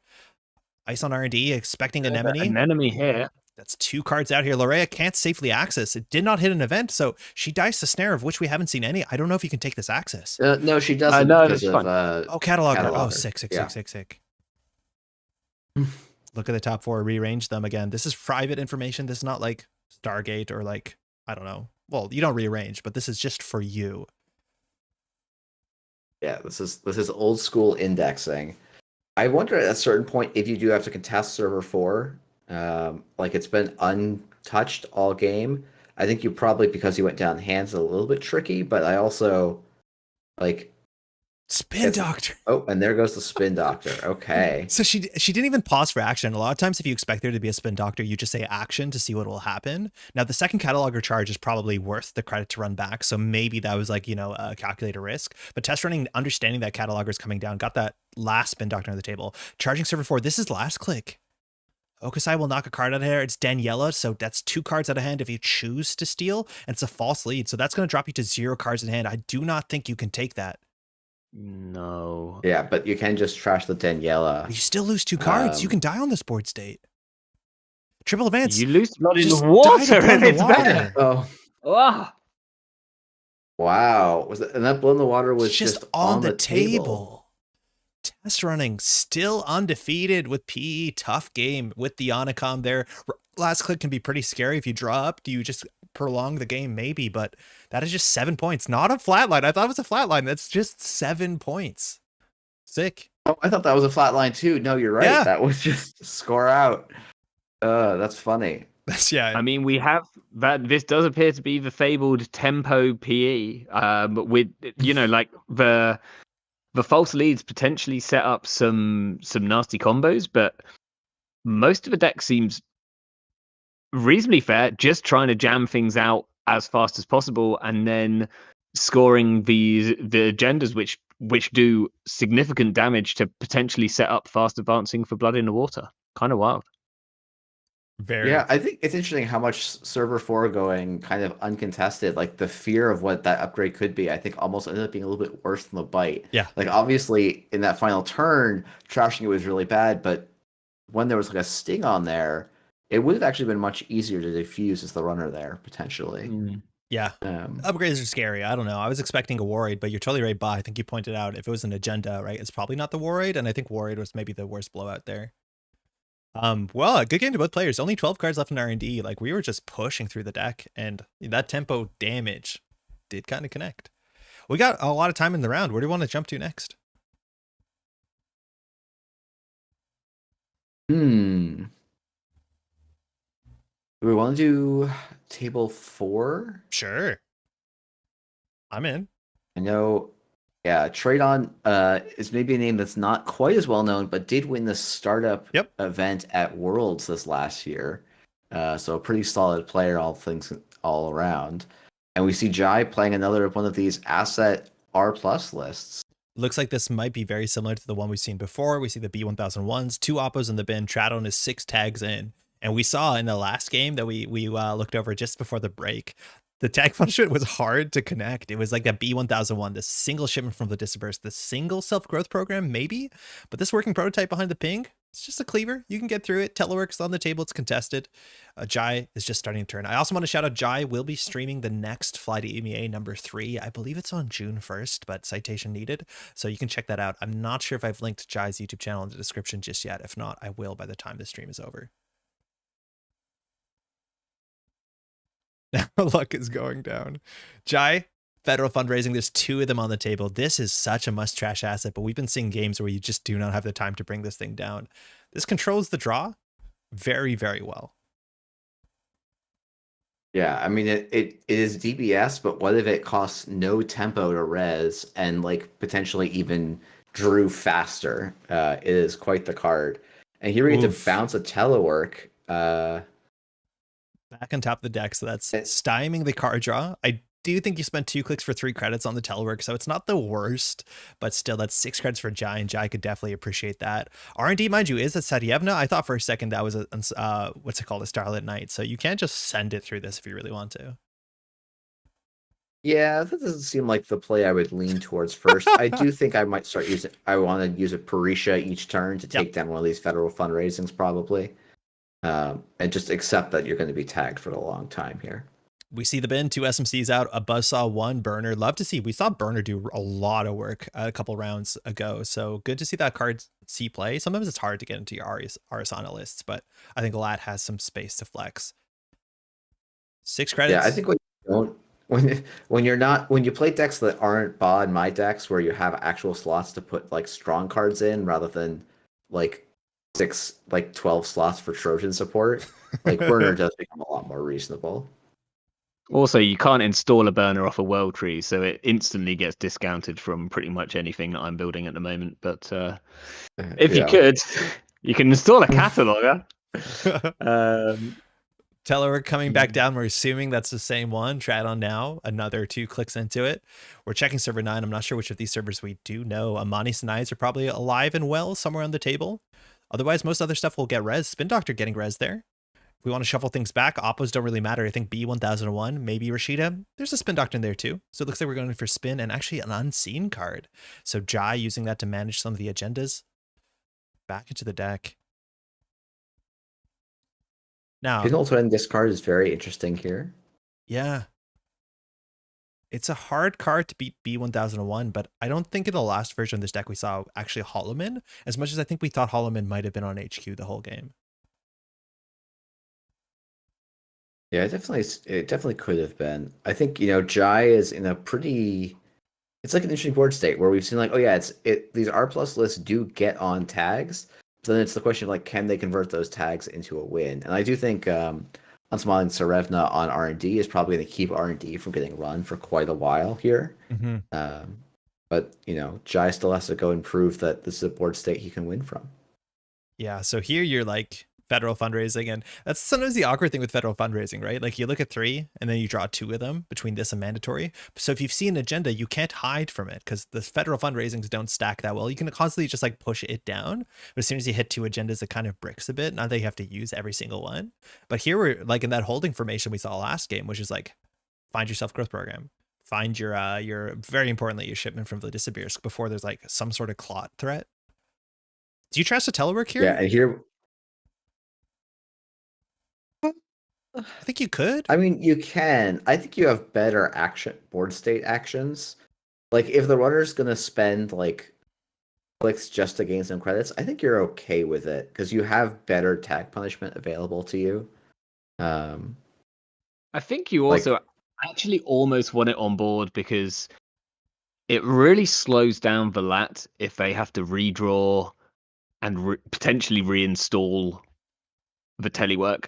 So actually just leaving it on board as a potential thing for if you have working prototype counters, it's probably more like it probably slows down lat more that way rather than actually trashing it. Yeah, it is funny. Just drawing the same card over and over again feels pretty bad. Yeah, I mean it's worth thinking about. Like, hey, even when when Triton clicks this telework the second time, it will have barely made credits over clicking for credits if you include costs like the cost to draw and the cost to install. So yeah, even though it's like an econ forward asset or a resource, putting it back on the top of the deck does actually pose a challenge for the runner here, where it slows them down and stops them from getting cards they actually want. So now why money matters, right? We talk about using Appreciate every turn. Bologna is going to be a really big deal. You want to be accessing with 5 credits, and if you don't have money, it's hard to win the game when there's 9 points. You just cannot interact with in any meaningful way. We have a card in server 6, server 13, ice on HQ2, kind of suggesting there's something in there.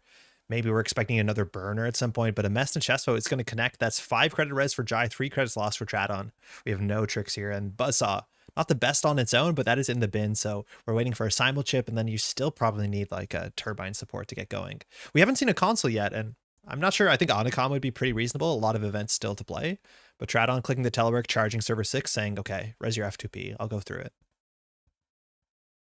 Yeah, I mean, these sort of latex are often on pantograph. I feel like I've seen a lot of lat on pantographs for like kind of ASOPs engines and things, because coalescence has meant that everyone wants to try and put their ASOPs or their world trees in the deck, and this is too small for world tree. So it's definitely an option here potentially for trade on. But this might just be good stuff lat, play good events, and Anacam would definitely fit well with that game plan. So server 6, the ice you're expecting virtual service agent is annoying. The tag means that Jai gets it for free or gets card draw. Obviously, we're expecting pings, Sarievnas. Whether it's a knight, you can't res that on 4 credits. It does cost 5. So I think F2P is kind of annoying, but that's not the most common ice on a lot of lists. Generally, you see it more on like the Azamari side. Jai's giving this one a think. Mind you, Parisha does make the trashes relatively cheap. It's not for upgrades. It's only for assets, but that's mostly what you're expecting in the deck besides, I think, exclusively Holloman. Maybe there's a Sansan City Grid somewhere. Possibly also wondering whether it's worth resing a ping here. Yeah. Kind of reses it for free, but then it's resed. It's not really doing anything beneficial other than costing trade on a credit. So that might be quite a think. Either that or it's something which costs 4, or, you know, if it's another unsmiling Srevna or something along those lines, then that would require quite a bit of thought process here. You get the goofy lines where you res a ping and draw cards just to deny lat, but money's going to be tight. It's Rashida. She's going down for free. Server 13 is going to be uncontested. If this is a similar list to what we saw before that Dave Z was playing, like we might expect also the warm receptions, which kind of got away mostly uncontested in the last game. I'm pretty 100% that Jai will be on warm receptions. There you go. And so you can flicker the prototype if you want to get that 6 credit click. You can flicker a Maryland. It's not amazing. It just prolongs the Maryland. But even flickering the ping on this board state doesn't make a lot of sense. So see what you use here again. Yeah, you could. Like 6 tags is technically in the realm of an amount the runner can clear. Yeah. Like it often feels like, oh, that's an infinite amount. But like if Trayon can get up to the credit total, it's only a turn and a half to clear out all the tags, which is, you know, on that border of what you could think about doing. Yeah, I think Jai really needs that prototype to get one more res here so that Jai can have enough credits to actually contest the score out, because if Jai just puts assets on the table, like, you might have the time to clear the tags, and 2 operas are out, 2 spin ductors are out. Like, you can go pretty far only having to worry about ice. Maryland, to start, we're going to draw first with federal fundraising. Mind you, you can trigger your warm reception after your federal fundraising. You probably should. See, building a server here. So one thing I found about these decks is the amount of start of turn triggers means that sometimes it's a good 3 minutes before you go. You think it might be your turn, but it's like, no, their turn has just started. They're about to take their first click. I don't think I can play 3 federal fundraising in paper. Is that just me? I don't think I can do it. I can't do it on JNet. Yeah. I mean, at a certain point, you can't draw that many cards. So I guess maybe with warm reception, you kind of can. So like at a certain point, you're like, okay, yep, and kind of going. But Like Jai's trying to push out here, whether it's 2 ice again, and they're on code gates. We're expecting only Messna Chesvo, but if you want to get a Bologna cooking on the table, you do need to hit the prototype. I think this turn, Tradon can easily contest that for only 1 credit.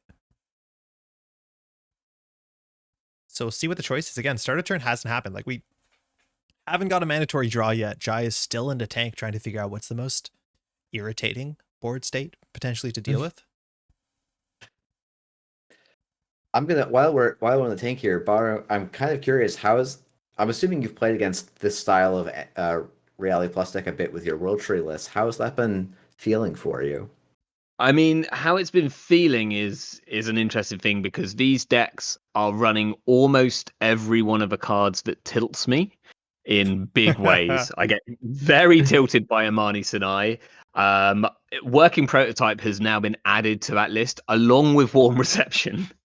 And they're playing Bologna and Self Growth Program. And I'm sure, like, if you've had a World Tree and a Lily Pad Self Growth into your hand, then you kind of want to just throw your computer out the window and give up for the day, or flip the table and just leave the cards. So it's been a challenge. Cupillation's been really good because a lot of these decks are trying to like score at an Ares, and so the one of Cupillation, which I've been playing in most of them, has been doing well. But it's not been enjoyable. Let's put it that way. Yeah, that's interesting. Yeah, because I'm like, oh, you can like always get a Parisha down really early, but like that's probably not really enough for these matchups. It's not, and I've currently managed to get down to 45 cards. I've got to the fabled 45 card World Tree deck, and as such, I'm not on Aprecia. I had to cut anything which wasn't worth multiple things. So I've got a Miss Bones, but no Aprecia. Yeah, I was about to say, okay, you must be on Miss Bones then, because Yeah. you know you do need you can't not respect assets in current standard.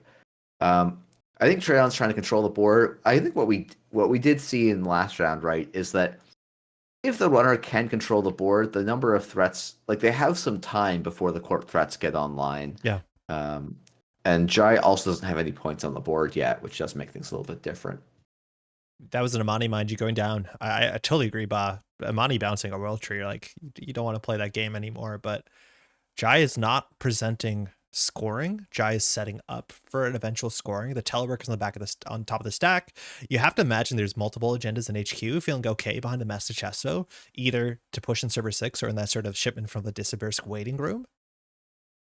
Is it the sort of matchup where like you just get B1001 behind server 6 and then score agendas on the table? Like we saw that before, and it's kind of fun and pretty effective. I think likely, but that's only going to give you potentially one turn. You know, like Tradon can just run the naked agenda 4 times, and clear tags. Get four of his tags cleared for him. It's misdirection. Which seems it's back. Good. Yeah. There's that Warm Reception, mind you. I don't know if we know server 5. I'm just going to do a quick search in the chat log. It looks like we have no idea what server 5 is. It's been there since turn 2. So whether it's an Amani, I'm not sure what else would stay on the table for that long without being rezzed. I mean, B1001 potentially as well. That's true. So we'll see server 14 yeah, as well. It could maybe be the last Spin Doctor, but yeah, I guess also the other thing it could be is like a Behold just thrown on the table to check early runner aggression. Yeah, or the 3-1 agenda, the Think Tank, but because I'm not sure if this deck is on Ares. We haven't seen like Lady Liberty or anything that really suggests it, but there's a lot of assets, so I don't see why not. Yeah, we did see the other version was running Lady Liberty, but it's a little bit hard to know if this is the same thing. Lady Liberty does work really well. I say really nicely with Warm Reception. It's not cheap, but you can Warm Reception to turn the Lady Liberty back face down to save it for a future turn. Yeah, I've heard, it's kind of a fun interaction. I've heard of it. I've never seen it. It seems absurdly expensive, but like, yeah, it is cool. It is definitely really cool. Yeah. I mean, even if you don't re-res it, you then are forcing the runner to come and trash your 5 cost. Is it 5 trash cost for Lady Liberty? It's either 4 or 5. Because otherwise you've got this free counter Lady Liberty, which is just waiting for you to draw a Bologna. So, like, it's expensive, but you might not even have to re-res it to get the value out of it. Yeah. And with federal fundraising, you see that Bologna coming from a mile away. So it's no risks necessary. Jai's start of turn triggers are longer than some of the games we've seen today. Just trying to figure out what to put together. Server 16 uncontested. Parisha was used that turn. Tradon installing a simul chip. If we look at the bin, SMC threat means that you have to have respect Claude. So we haven't seen Claude in the deck, but if you do want to go for ship and flood disappears, you have to like, pay attention. It looks like it's just some Maryland's, man. The batch rising. I don't know if you all have the stack card stacking, but the fact that they split apart and kind of like go from side to side is so goofy with the D-Res. Yeah, no, it really is. It's one of those things where it's like, man, I wish Netrunner had a bigger like player size so that you could have full-time devs just figuring out like, okay, yes, server 11 is unres, but it's still in the same group. It hasn't changed its identity yet. But like that is such a hard problem to solve, and there's other more important ones. I have to imagine there's going to be a B1001 at some point here. Might be waiting for actions to see what they're for an SMC clot threat here, but I don't think that as trade on you need to respect that yet this turn. Crypto Crash here would be sick. Nope, just ice. 11 credits. Woo! So the end of run stuff you're expecting, like a Hydra in theory can be res. That would be kind of the nightmare, but Mess and Chespos are still kind of hard to break. You have to simul chip in your breaker. We're checking server 5. Let's figure out that mystery. It's been there for a while. This is the only unknown on the table that's easy to touch this turn. It's a Hollow Man. A Hollow Man. You got to pay out of pocket. Yeah. That's an upgrade. Parisha is just saying, no, I'm not that good at Netrunner. Making you pay out for it. Always feels a little silly to me, but it's probably balanced. I just am a salty Shaper player. So if that is server 6 as a Bologna, that Holloman had to go down that turn. Otherwise, Jai can spend the upfront, what is it, 7 credits to gain 5? 8 credits, I think. Telework is back. It's somewhat interesting to me that Jai didn't res and move that into server 6 last turn, because server 6 looks quite safe. Yeah. So either server 6 is expensive, or there's a lot of like he might not know that he's going to draw another ice. It could just be all smoke and mirrors. Well, it also could be that this server is like VSA ping, or like VSA Funhouse ping. Like there's not that many end the run tagging ice on threat 2 that this R+ deck is going to want to run. It's been on the table since turn 2, right? Like you're just hoping both players kind of forgot about it and just the Holloman hangs out until it does something. I'm assuming that by now, because I'm pretty sure that Jai will be on maybe 2 Messenger Chespo, and I feel like one of those will be on that server, and that will be what he's kind of banking on to actually stop any access on the server. It could just be all smoke and mirrors, but I think that's what he's representing at least. Oh my god, the way that the cards shift, it's so buck wild. It's going left to right. I can't tell what's going on. Yeah, I think you're hoping that there's like that sort of, I don't know, capstone, keystone ice on server 6. So like 1 toll booth, 1 Hydra. You just need one big thing. And that'll probably be enough for the next couple turns. Because Tradon can get breakers down. I think it's hinging on like having an overclock in hand to make it make much sense. Start a turn triggers. We're going to keep going. You can't de-res the federal fundraising. So you have to like fire the federal fundraising, then de-res it with warm reception because there's no window to re-res it. We're de-resing another federal fundraising, I think. How is the board getting wider? 2 cards on the table, server 17, 18. One of these easily could be a B1001. 6 tags in. We'll see if Jai has. It looks like one of those is a Holloman. Wait for action. I generally like to ask.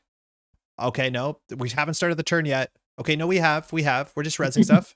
Prototype, that telework is going back 4 times now. That telework has been played 3 times. It's been the same telework.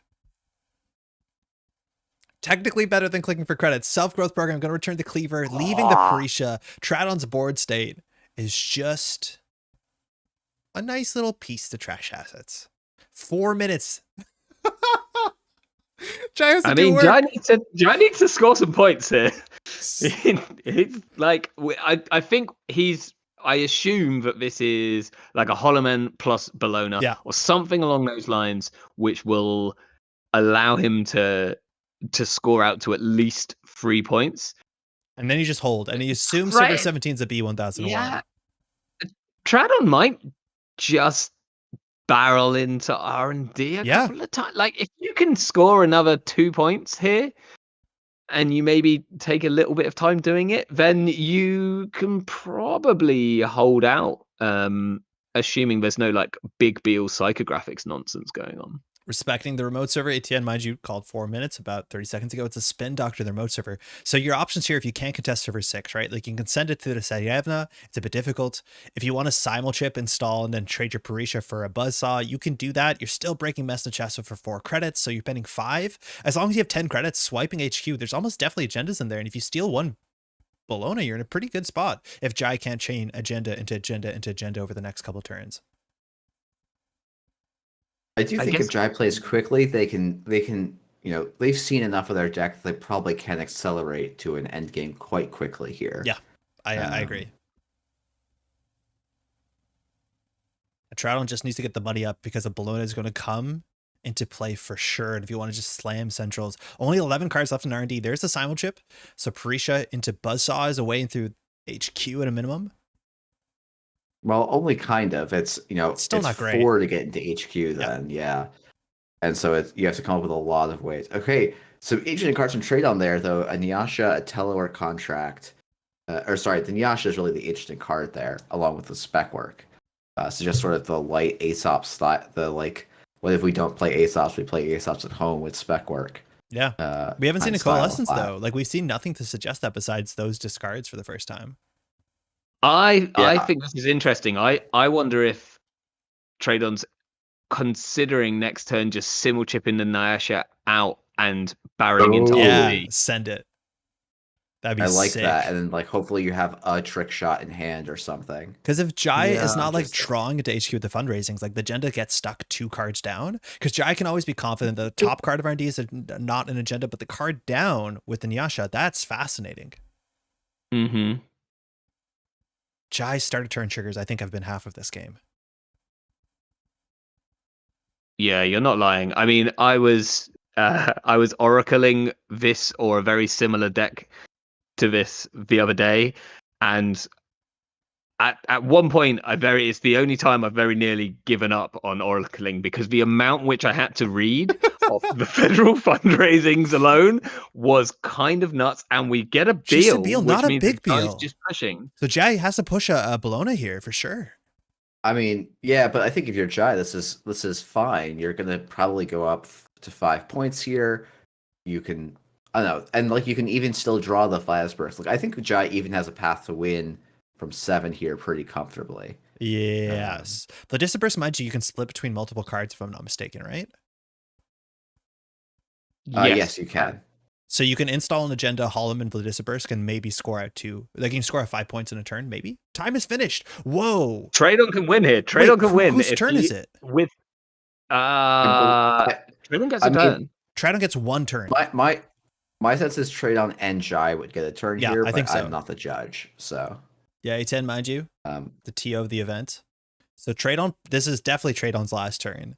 So both for 1 more. Let's just confirm that in chat. But that means let's talk about the options. Okay, yeah. Tradon can send it R&D and C2 with Nyasha. It's hard to tell in this massive novel of a chat log exactly what's going on top of the deck. But you can see the top card, which is known, and the second card under it, which might still be known. Running server 6 is tricky. We're starting with a spec work for the Parisha, so we just trashed the program to push ourselves forward. We can still simul-chip cheap this turn. Tradon might be also digging for something like a trick shot. Oh, it's a Pretty Mary. We're gonna see 4 cards on R&D. Yeah, no, surely that. I think, right? No, because it's gonna simul-chip for the Nyasha. Because we can get the other Nyasha. Oh, that was Nyasha in hand. Yeah. Oh wow, I missed that. So you have 1 Bologna worth of stealing, but Tradon could win on this run. Sarievna, you can choose to draw. So if Jai knows the second most card and understands, like, I need to draw this, Jai can pull into hand. But if that's the case, you're still going to see 4 cards. But Jai needs to think, because Jai should know the next 1 card, if not more. Spin Doctors are entirely out, so there should be no shuffle effect, or not that it really matters. You can't add cards into R&D, but Tradon's just putting it all on the line, saying, I don't care. I'm going to see half of R&D just about. Yeah, it's interesting here. Yeah, there was no way for Jai to get a bigger Beal down there and still be threatening scores. So I think he just has to kind of hope that R&D holds. Yeah. Because we're assuming Jai is going to be on 5 points next turn unless his shipment from Vladislavsk shows up, because then Jai can maybe score more than one agenda. But that is probably the Bologna, maybe even a Beal. No matter what, you're just getting to 5 points. Oh, yes. I guess, yeah, if he's just trying to, because it's like, okay, if he only gives up one Bologna and the other Bologna's at server 6, you have the Hollow Man advance and then can install a Beal and then shipment from Vlad to score Exactly. both of them. Yeah. That's a very neat line. Yeah, you can score 5 points in a turn. There's the Nyasha stack. All the Antelope are running in here. First card, this should be known. Second card, pretty seeing more. AR, we're on 3 points. AR, you need one more. Just one. Oh, Bologna 6 points! The Bologna. Jai needs to do the Okay. sick Vladislavsk kickflip to not lose on time. Does Wow. Jai have it? That's a whew for sure. Federal fundraising now. We're going to know slightly more cards than Tradon has seen here. But if the math is right, Holloman puts his agenda up to 3. Then you install, and then you do shipment for Vladislavsk. That adds, no, that doesn't get, we're one advancement short. I don't know if there is a line here. Because you need 8 Because- advancements, and that only produces 7.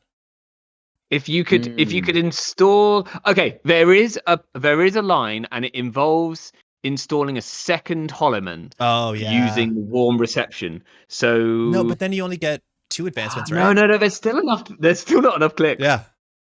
Unless this is a Beal in server 6, in which case Oh, yeah, you could a big Beal install can a do it, really right? big Beal with some real nonsense, potentially a second Holloman. But then you can't click it. Oh no, I don't know. Wait, hold on. So if you Maybe just do a Yeah. huge Beal. You could do huge Beal. You need Hollow, then you prototype huge a Beal Hollow. would be Hollow Man. You could get 9 Hollow Man and advancements shipment. on the Beal. I don't think you with a can. shipment. With shipment, you can get to 9. Yeah, you can. Because you do Holloman. Yeah, if you res the warm reception here, and then you install the second Hollow Man. No, because then you've Which Hollow installed Man- something from HQ. So then you only get 2 advancements with each crap. Hollow Man. So you'd get Oh, to you're 8, right, so that's only which is 8. which is not quite there. Yeah, the most you can get is 8, I think.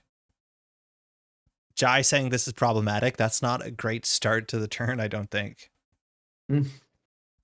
3 clicks here. Holloman, mind you, does give you 3 advancements. We're assuming 1 shipment for Disperse. That's 7 advancements. That means that'll be only a 4-point Beal? No, 3-point Beal? Yeah. No, 4-point. No, 7 should 4-point be a Beal. 4-point Beal, right? So you can tie? That would at least get you a tie, right? Which is probably the best you can do from the start. 4.5-point Beal is what Patrick wants.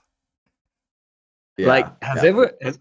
everyone forgotten that No Signal Games made an agenda which Jai could score out as a 0-2 right It's now? not in the deck. It's Yeah, no yeah. way. I know it's not in the deck, but like No, this that's- Maybe it should be. like Honestly, it seems like it should be in this deck, considering how much like we're seeing. This is the second game in a row where it's like absolutely trying to limp over a finish line. I yeah, don't and know. you've got a bunch of tags, and what are you doing with those tags? You're maybe scoring one agenda with them, and yeah, I don't know, but that's just my like 2 cents right now, and I'm not very good at playing MBN, so we shall see. That's an oh well. I think Jai maybe doesn't even I have think the this is- shipment. Chaz the shipment. Oh, Wait, are we tying? 7, it's- 8? yeah. 1 advancement short. That's 6 to tying. 6. Tie.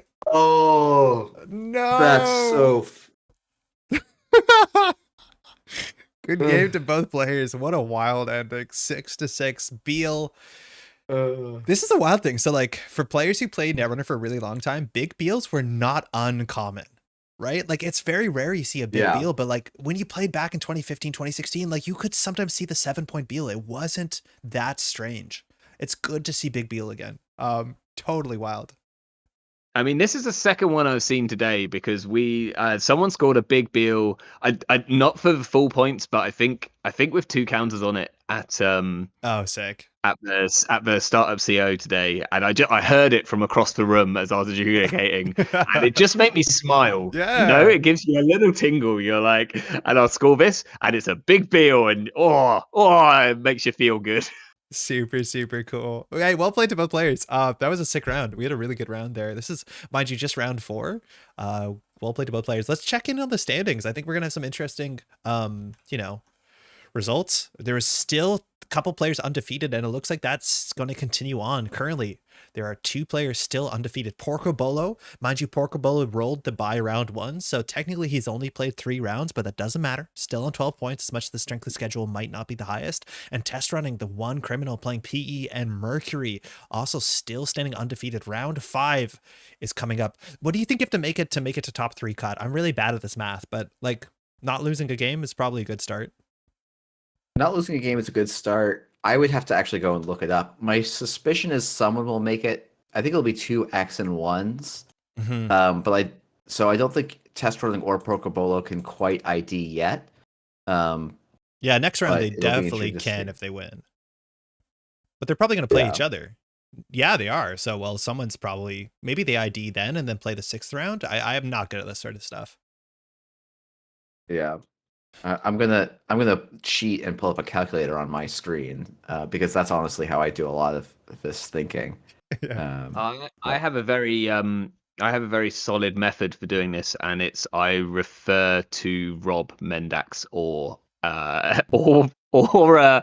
anyone else basically. But yeah, that's I never know. I just keep playing until someone goes, "Do you want an ID?" And then I ask someone whether I should.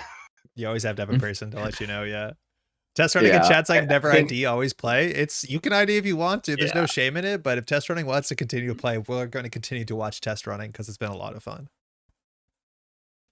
That FA, the Fast Advances Mari, which we caught about 1 turn of, is doing solid for Porcobolo as well. Like that would be, that's really interesting to me to see that, because I think it's that's not what this round is, unfortunately. Yeah, this round Porco's running. What table do you want to check out?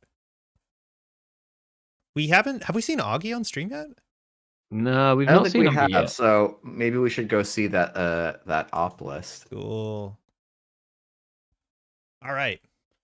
We're in. Welcome. This is round 5. I'm going to continue repeating myself. Thanks for tuning in. If you're watching, mind you, on YouTube, which, sorry, the Twitch is down. I've had some issues with it. It's kind of getting back up soon, but I appreciate that you're joining on a Saturday afternoon. If you want to take a second to like the video, it actually helps a heck of a lot. I appreciate that.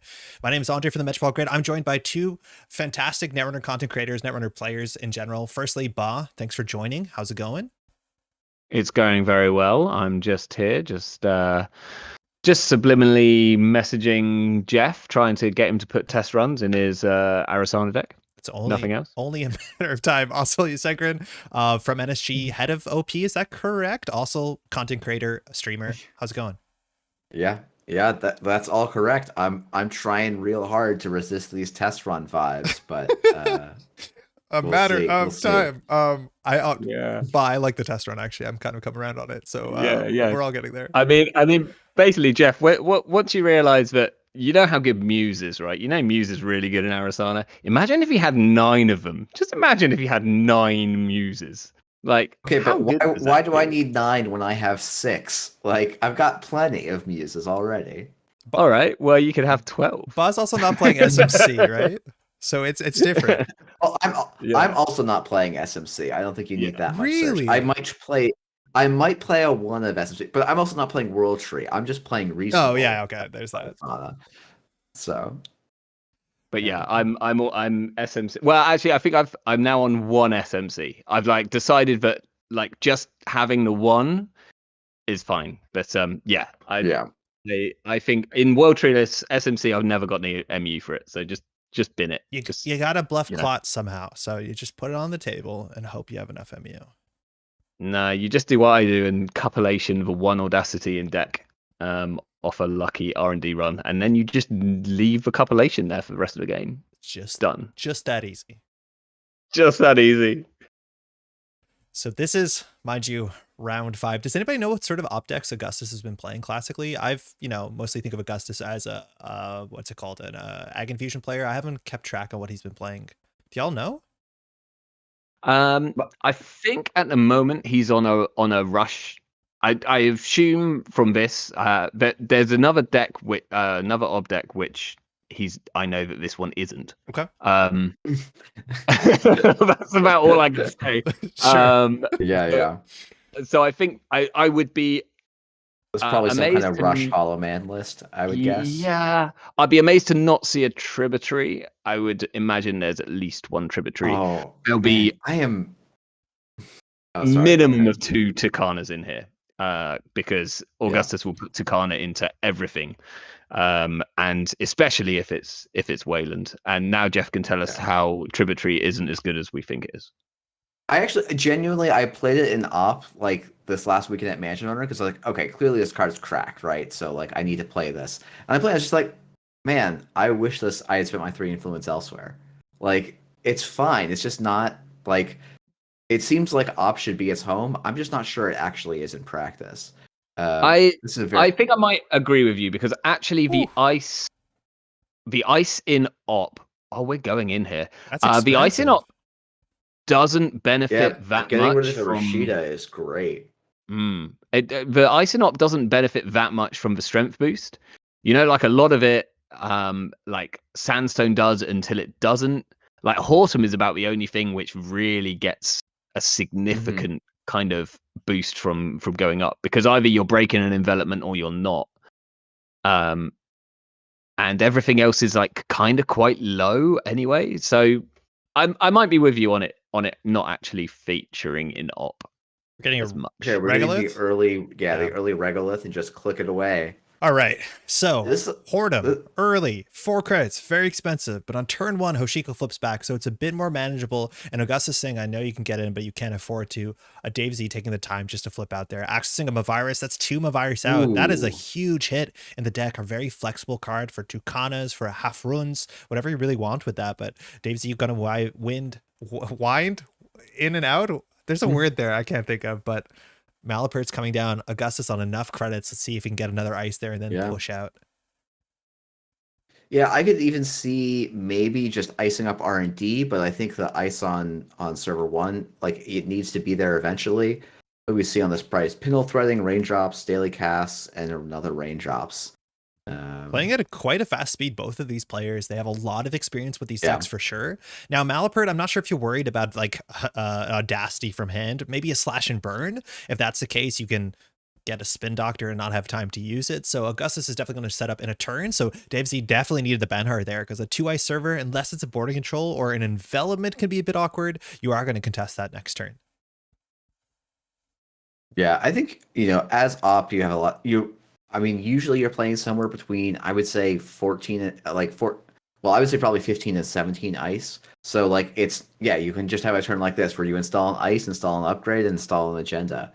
And you can do that in a lot of orders.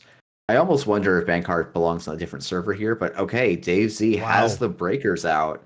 Just really hoping that it's not Stavka as the second ice on the server here. Outer Rapture for either for 1 or 2 damage. It looks like we're taking the damage, hitting a moshing. We're going to go in now. Stavka is going to hit like a truck. Love to see it here just because of the fireworks. But the innermost, I think you have to play around Managarm, which Dave Z technically isn't. I don't think he has the credits for it. Whether it's just a Tucana, that's, something you definitely want to trash as much as a Will Fire. But Augustus definitely thinking here. Stavka on 2 strength is enough, as much as you can also trash something to give yourself, ice on R&D. That Afshar is giving you Banhart protection, but break for 1 there is not your favorite thing. Oh no! It is the Stavka. This is trashing the outermost Afshar. Get a Hollow to get a Hollow Man. Oh, wild. So there's a Tucana in there, I'm assuming already. I think that it's probably a better play than the Hollow Man, but that's going to end the run real hard. Hortum going to jack out there before the credit goes into Augustus's pocket. You have 1 click left here, 1 card in hand, 6 credits. Now, if you want to use the Hollow Man, it's pretty expensive. So pinhole down. Going to get the Hollow Man. That stops you from getting Atlas counters. Nice keep in hand. Mind you, that was dodged from damage. Yeah, that's a very nice, best of a bad situation there for Dave Z. To some extent, Augustus could think, I think scoring here is probably correct. Yeah. You could think about, other ideas, Oh, but above the law, that's good. trashing, I would say the Bankar here seems like Bankar? my tar. Yeah. Yeah, you like the Banhar there. Now, Stavka into Hordem, that's still going to keep you out because the Banhar does stop on the way in and you have to deal with Hordem. I don't know if what we expect in this list. We haven't seen Botulus, we haven't seen Boomerangs. Thimblerig going to hit the table for entirely free as well, give you some flexibility, leaving R&D entirely open. So this says that Augustus has something in hand and just can't res the ice on 1 credit on HQ. Yeah, and we see the too big to fail added as well. Yeah, oh, cool. I wonder if Augustus might have considered leaving the Banhar there, because once you got Thimblerig, it's quite easy to stop Banhar until Daisy finds a second copy of Buzzsaw. But it probably is just the safest thing to. You don't want that too big to fail trashed from HQ, for instance. Yeah, too big to fail. This is probably the same list, a very similar list to what we saw, unfortunately, Cold Lava play like 2.5 turns of Netrunner into. And these sort of lists can be this fast. Cold Lava has sent a splash of a screen swipe of what that first turn looked like, and it was Stavka on HQ with 4 agendas in hand and a too big to fail. Oh, that makes sense. Yeah, okay. Stavka is obviously the ice that makes sense that you don't res there. Yeah. Install advance, too big to fail. That's a bad publicity. If the runner doesn't have any breakers, that might be a problem. We haven't seen a border control yet, but if this gets scored, Malapert into Takana, the board state just explodes forward with Augustus Wanson. This is an op deck that's on Basalt Spire, so sometimes those R&D accesses can be volatile, but the deck is also not on the sort of like 11, oops, I can't hold all these agendas on R&D sort of like densities. So you can feather this, just grab an Audacity and then try and top deck the win in the next couple turns. Yeah, you also just like the nice thing, like when you get the Malapert Jacana firing together, it is just one of the sillier things you can do in Netrunner. Like it makes Off-World Office look pretty tame. Yeah. Which is good. It's like a 2-card combo, right? But it's just like, oh yeah, we can add the Audacity and then we can also ice up R&D to shore things up. Buzzsaw coming down. Sometimes it's just respect that you don't get blown out by an Azief. This doesn't exactly look like an Azief. If this is an Atlas with a counter, the game is over next turn guaranteed. Slash and burn even. Slash and burn. Oh, Basalt. Even wilder, so we can grab a fast advance piece in hand. Not that we can't grab the slash and burn, and then we can get an ice on R&D. Now, Buzzsaw is going to contest the Thimblerig. The question is the innermost on HQ. What is it? How expensive is it? Winchester is not a problem. You can trace through parts of it, the parts that matter. So we'll see if we're going to get good ice on R&D here, because HQ is a bit soft, and that slash and burn is going to be in hand as much as Devs has a lot of work to do. I mean, I think putting like a border control on R&D here, wow, I actually, nailed it's exactly what you want to do. Because now when Daves passes it, you can just do some swippy swap, move it around, and get sandstones down when you want them. Checking archives. Do you want to just give the 2 points? You have to trash the top card, so that could be another slash and burn. It could be a boat. We're going to add that to hand. So losing the Audacity off the top. Wait a second. That was the no, that doesn't matter because you have the Basalt Spire. Yeah, that's the best place for it to be. Funnily enough, with a Basalt Spire token, it's super safe there. As long as Augustus draws a 3/2, we're looking at 3 Atlases, 3 Aziefs. There's 6 and 26, maybe already cards in hand. Thimblerig here, Augustus on 3 credits, can't res much on HQ. We've seen 1 Afshar so far. There's usually not 2. So this run might connect, and we know there's a slash and burn in there. And no, I think he switches. He switches the Thimble and the border control here. I would think it leaves R&D open, but yeah, I think you can actually swap the Thimble down first, make Daves pay 1, then swap the border control over, and then hit it just for that 1%. Improvement line. Oh, but actually just going to say, no, you can access HQ if you want. I do actually kind of like that. I don't think the slash and burn is the most essential piece of this game plan here. It kind of suggests he doesn't have a 3/2 in hand. He only has a slash and burn. Yeah.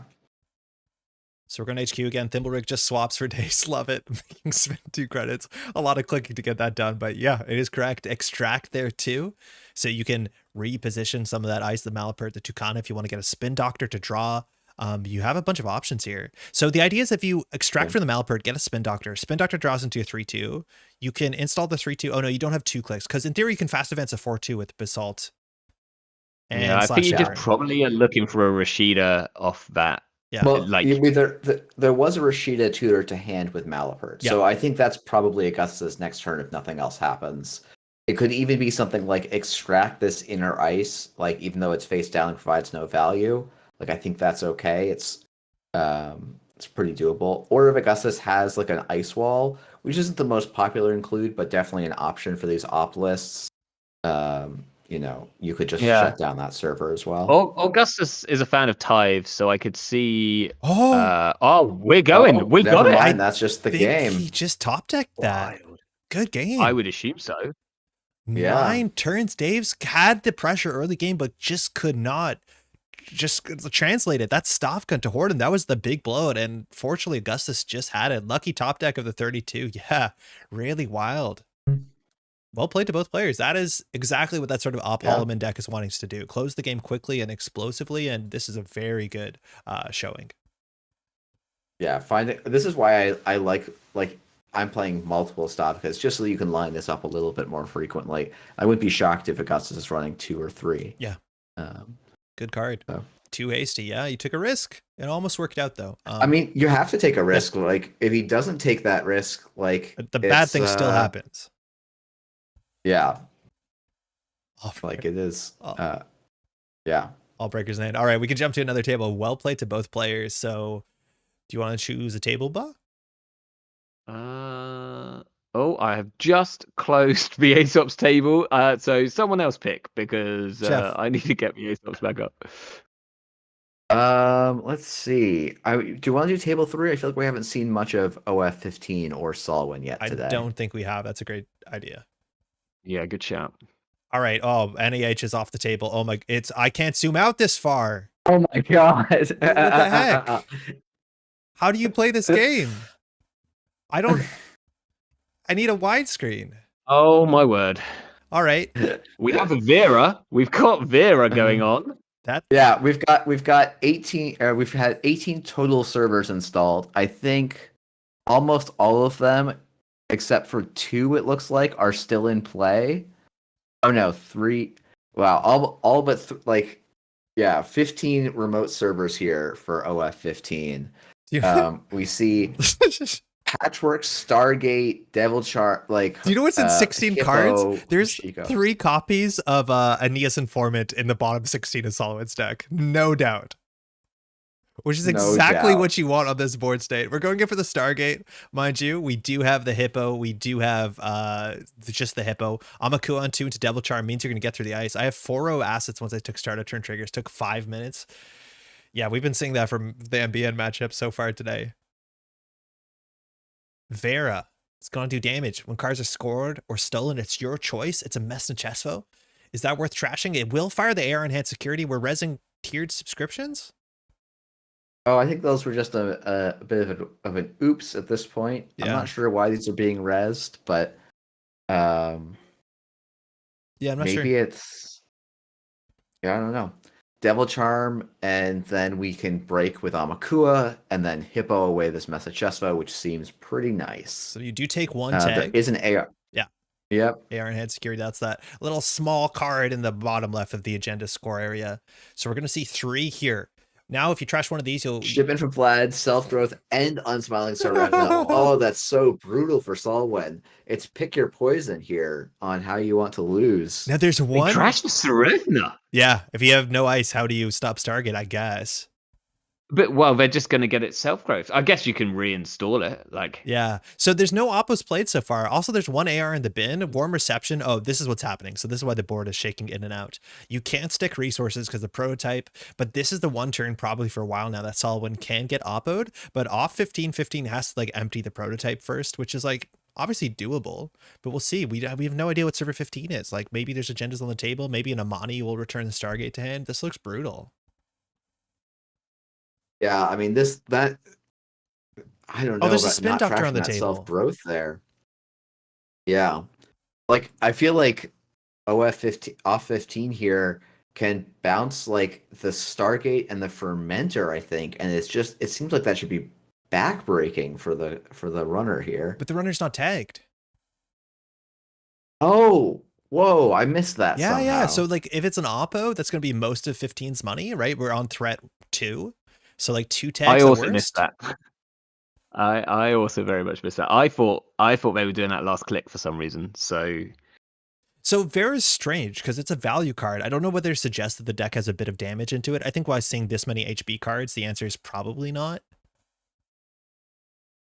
I think the one thing with Vera is that you've like if it's also on Amani Sanai, then you've got the nice Yeah. / nasty combo of Bounce. Amaniing something back to hand and then you Vera it to get rid of it.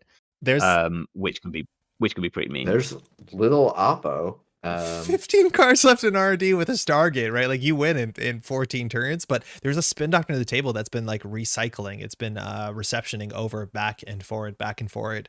2 tags. Solwyn might have to crack the fermenter. There you go. Going to go down to 11 credits. Again, this deck is definitely on 3 copies of Aeneas Informant and Hannah, which if that can come together, like this is going to become a bit interesting. Yeah, I mean, I think the Stargate already makes it fairly interesting. Mm-hmm. We do see 1 AR enhanced security in the bin. I think Solwyn is trying to line up until there's like, more than 2, like enough agenda points to win +2, so that the spin doctor doesn't cycle them back. There has to Or be. I guess you can just contest the spin doctor. There's 2 spins on the table. There has to be. Oh, Holloman, we're doing something. Holloman. I'm going to contradict you, Andre. I don't think that this is on Aeneas Informant because I think if it was on Aeneas Informant, you'd probably want to be on more and not Patchwork. So I don't think this is an Aeneas Informant deck. Okay, I could see that. But I'll be prepared to be while I zoom out a little bit more. I'll be prepared to be proven wrong. Yeah, I'm at 60% zoom here. It doesn't even tell me, but like this is unlegible. It's just so frustrating that there's so much space on JNet that doesn't get used when this happens. Like it's hard to fix it. I don't know what to do. Okay, Hallman's going to server 20. Server 20 was the real server. Let's see what gets scored out. If it's a Bologna, you're annoyed. Because then game point, like you can lose next turn if the Holloman stays. Can you you can't Oh, you can't even afford it. Has Maryland fired? Like, look at the chat log at start of turn triggers. Like, try and tell me what happened. Okay, so I'm gonna cover up. So it looks like we've got like we've taken the Maryland triggers. I mean, this is actually not that complicated of a start of turn. What are you talking about? Right, you've got some D-Rets. This looks like a CVS receipt. Sorry. Uh-oh. So yeah, not Holloman credits here. We just double advancing. Yeah. Mind if I undo the last click? So I think you have to do advance, prototype, and then you Holloman, and then Solwyn's going to eat a crypto crash. Yeah, I think it's going to be prototype into like Holloman button. Yeah, you got to hope that that's a 4-2 and not a Bologna then. No, for sure is a crypto, right? Oh, and because cards were installed, this actually has to be a 3-2. Oh, this not even. The other Ares, maybe? Oh, because the card was installed. Yeah, second Ares. That's annoying. We now have a I mean, 2 Ares is a good way to land a tag. You're going to trace for 3. Probably you don't boost into this because you're behind on money. So it's just 2 credits for the runner to avoid this, and then they're going to lose a card from hand to Vera. Steelskin, DJ Stargate. Probably the diversion of funds, which is a fun rule included here. Yeah. That's why there's there's definitely no Aeneas anymore. This is 2 nose list. Yeah. This is 2 nose list, right? Oh, that's sick. So what does Steelskin say? When it's trash from your grip, it doesn't care about damage. Okay, so you can choose to mill them out. Sick. 2 cards on the table, something in server 15. Holloman has to go, but there's probably another Holloman on the table. Solwyn is now finally starting their turn. Already wide open. There's Spin Doctor in server 5, probably more. We're still going to do this. It'll give you 2 tags. It's a prototype, an Oppo, and a Lady Liberty. All right. So one of those is worse than the other. We're going to trash the Oppo. Yeah, it's still a little Oppo, despite how big this board feels. You just Oppo'd yourself by trashing an Oppo. It's sick. Still on threat too. I kind of want to run the Spin Doctor here. Yeah, Archives might do it. But I guess running Archives achieves a similar-ish idea. Hey, where did the AR go? Whoa, there's 2 Bolognas in there. Wait, yeah, you probably want to Spin Doctor first. I think Solomon's going for the mill out. I think so. Yeah, click too fast. So Spin Doctor in server 3. I think we know there's a Spin Doctor in server 5 as well. So 1 Bologna is going back, 2 Bolognas are going back. So R&D is now entirely new. We do know the 2 cards in hand are whatever's on top of the deck. So I think it's a Lady Liberty and a Prototype. So Stargate Mind use once per turn. You have 2 tags, and in terms of tag punishment, we know the shipment from Vladisibirsk is now back in circulation, or it's in hand, right? We know off 15 drew it. Yeah. So it looks like the shipment from Vladisibirsk is just going to connect unless Salwin clears 1 tag here. And if you do, you're still getting self-growth. Salwin's a really hard spot here. You saw nothing. Yeah, no idea what's going on. Top of the deck.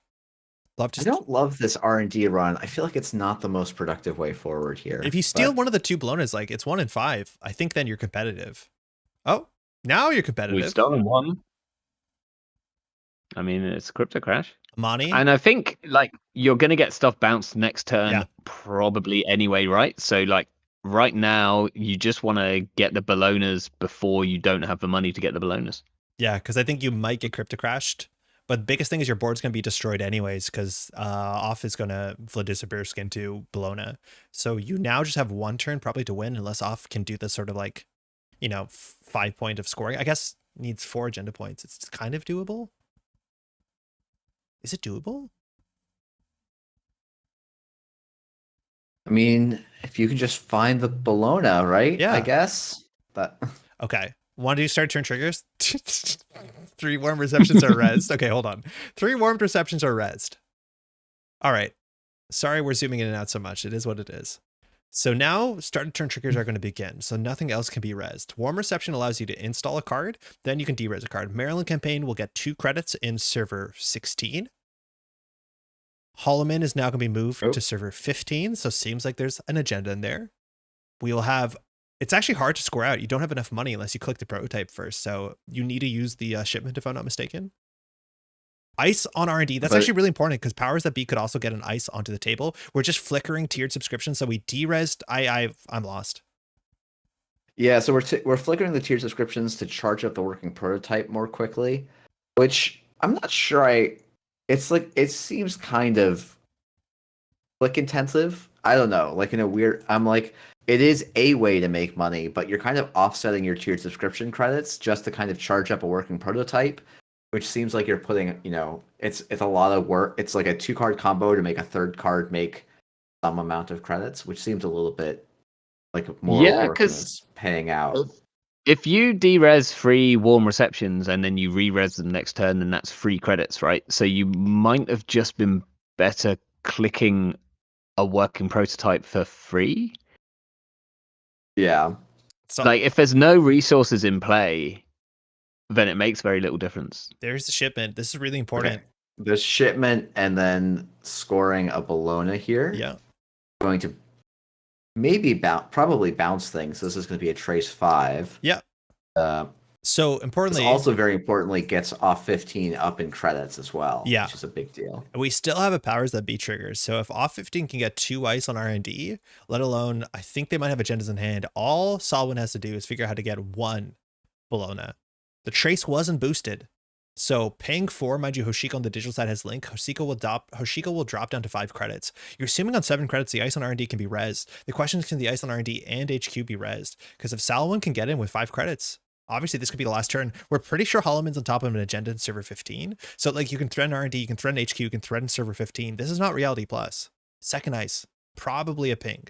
That will keep you out.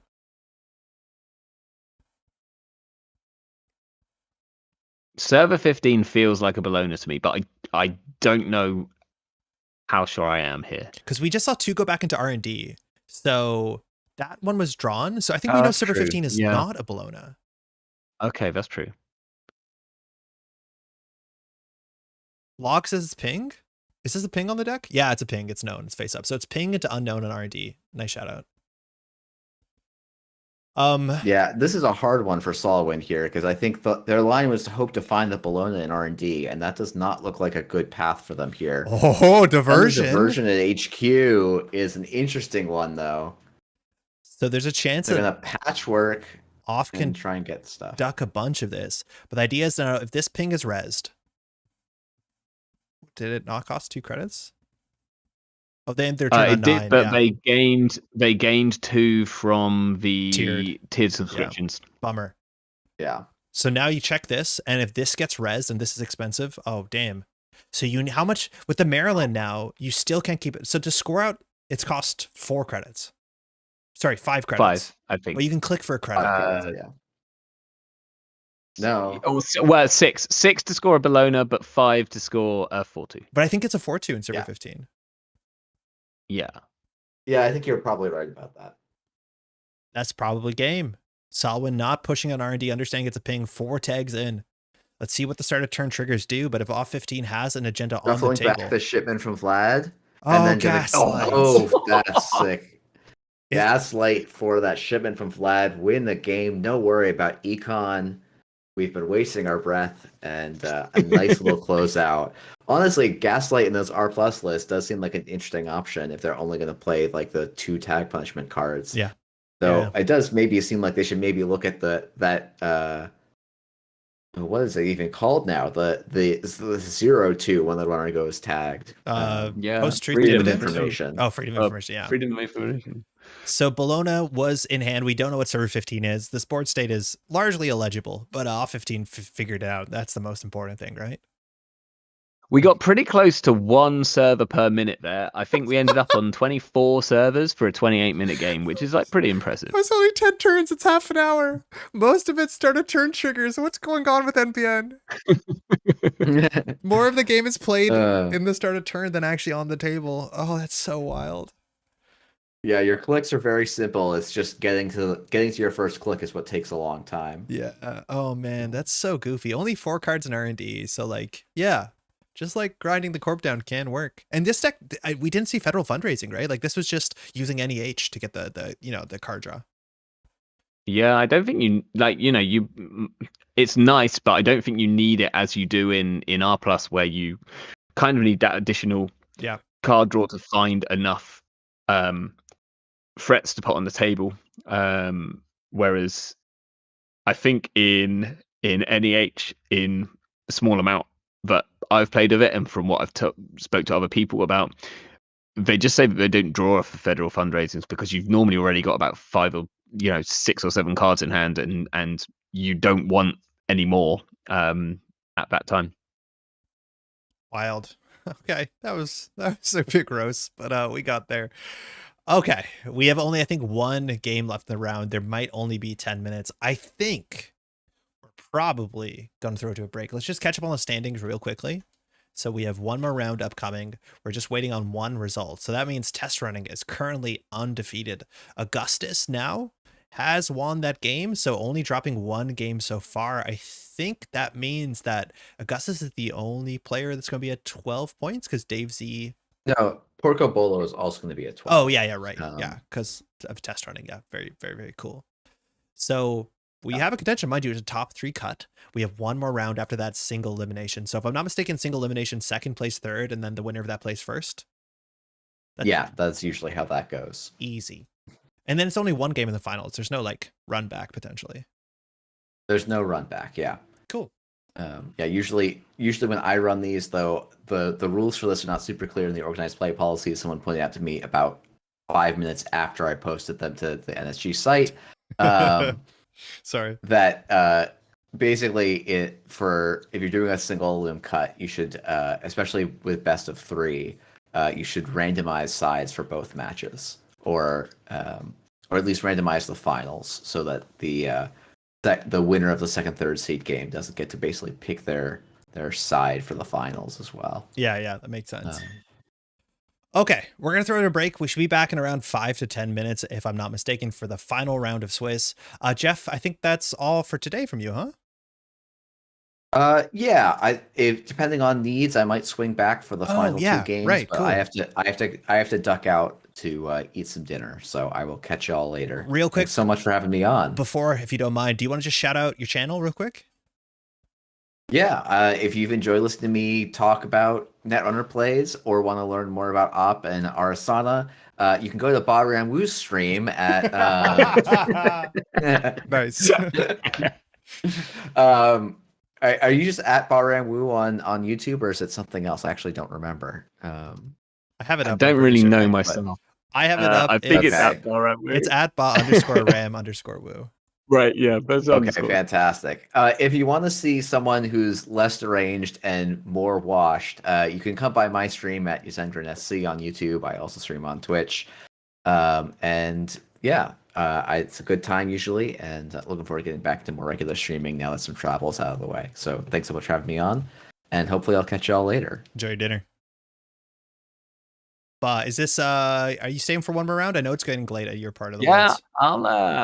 I'll stay for at least one more, and then I'll do it on a round by round basis, based on based on energy levels. But I can definitely do one more. Stoked for it. No worries. Awesome. Okay, so we're going to throw to a break. We'll be back in about 5 to 10 minutes. It's the final round of Swiss coming out. Thanks so much for hanging out again. Just to say this is Fly to EMEA number 2. This stuff is all organized by a bunch of players in the, I believe, Italian community who are raising money, raising a fund to help people come to Bergamo to the EMEA Continentals at the end of June. It's a fantastic initiative. If you want to get involved, obviously today is too late for Fly to EMEA number 2, but Fly to EMEA number 3 is coming up. I believe it's June 1st. You can find more details on Always Be Running. It's about a €15 entrance. And if you also would like, if you require any sort of assistance to make flying to EMEA, getting to EMEA Continentals make any sense, this is what the fund is for. So please reach out to the kind folks. That's what this is happening. I'll show them again. We saw some of the nice exclusive arts that are going to be, mind you, I think each EMEA Fly to has its own art support.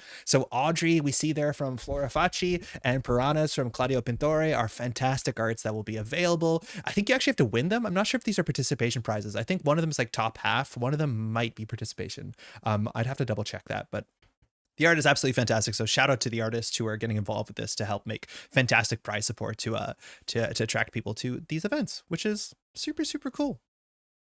And on that note, we're going to throw it to a break. We'll be back in just a bit. Round 6 coming up. This is Andre from the Métropole Grid. Don't go anywhere. We'll be right back.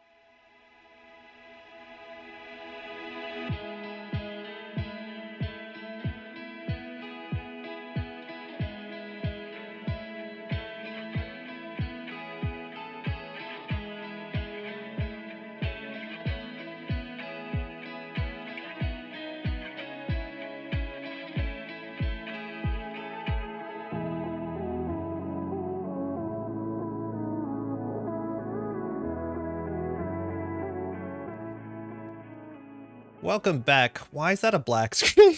Hold on. Welcome back to Métropole Grid. We're on a black screen for some reason. Okay, that's better. That was weird.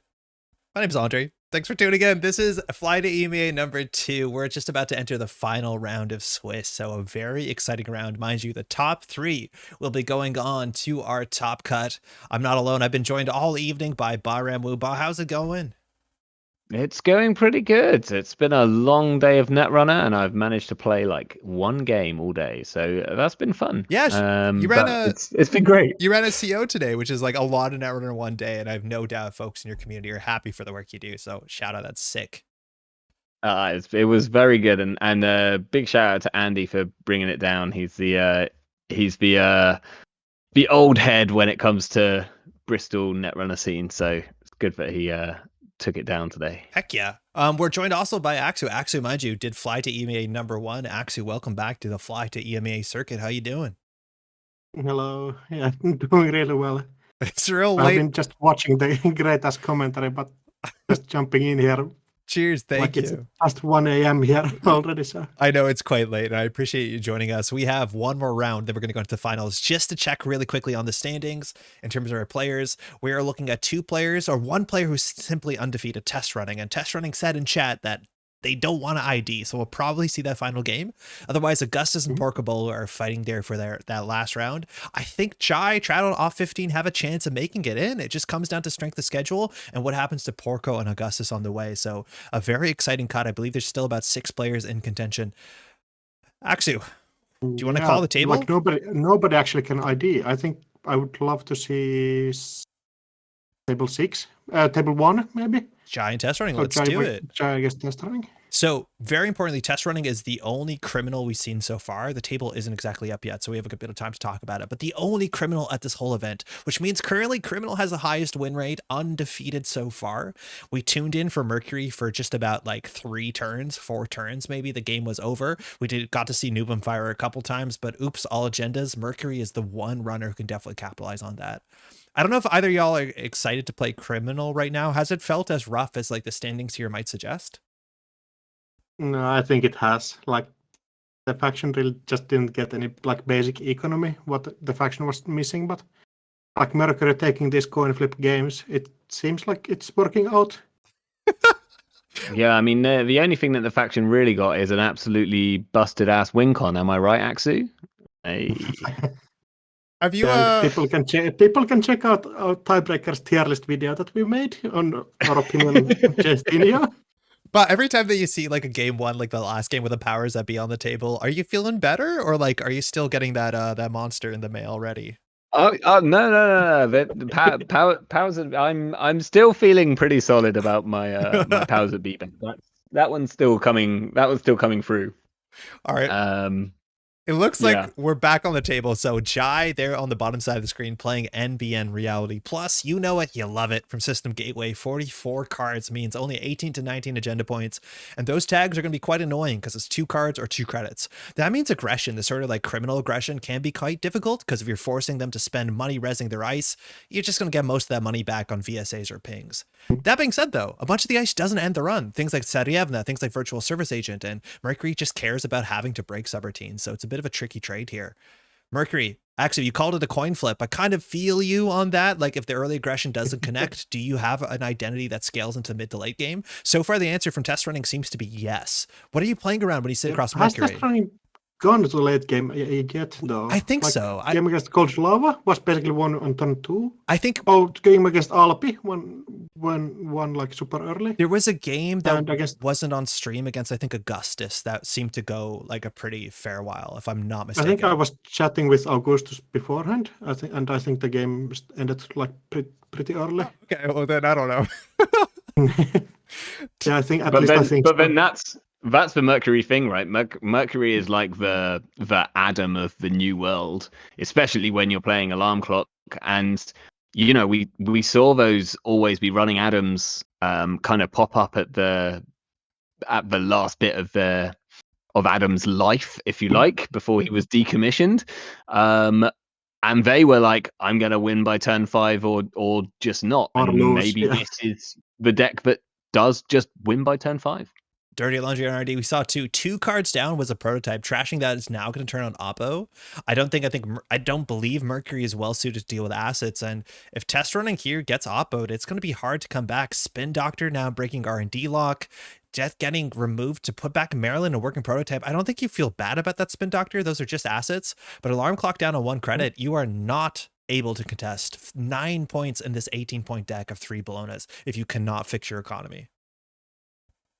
Yeah, stealing those Bolognas is going to be such an issue here. Yeah.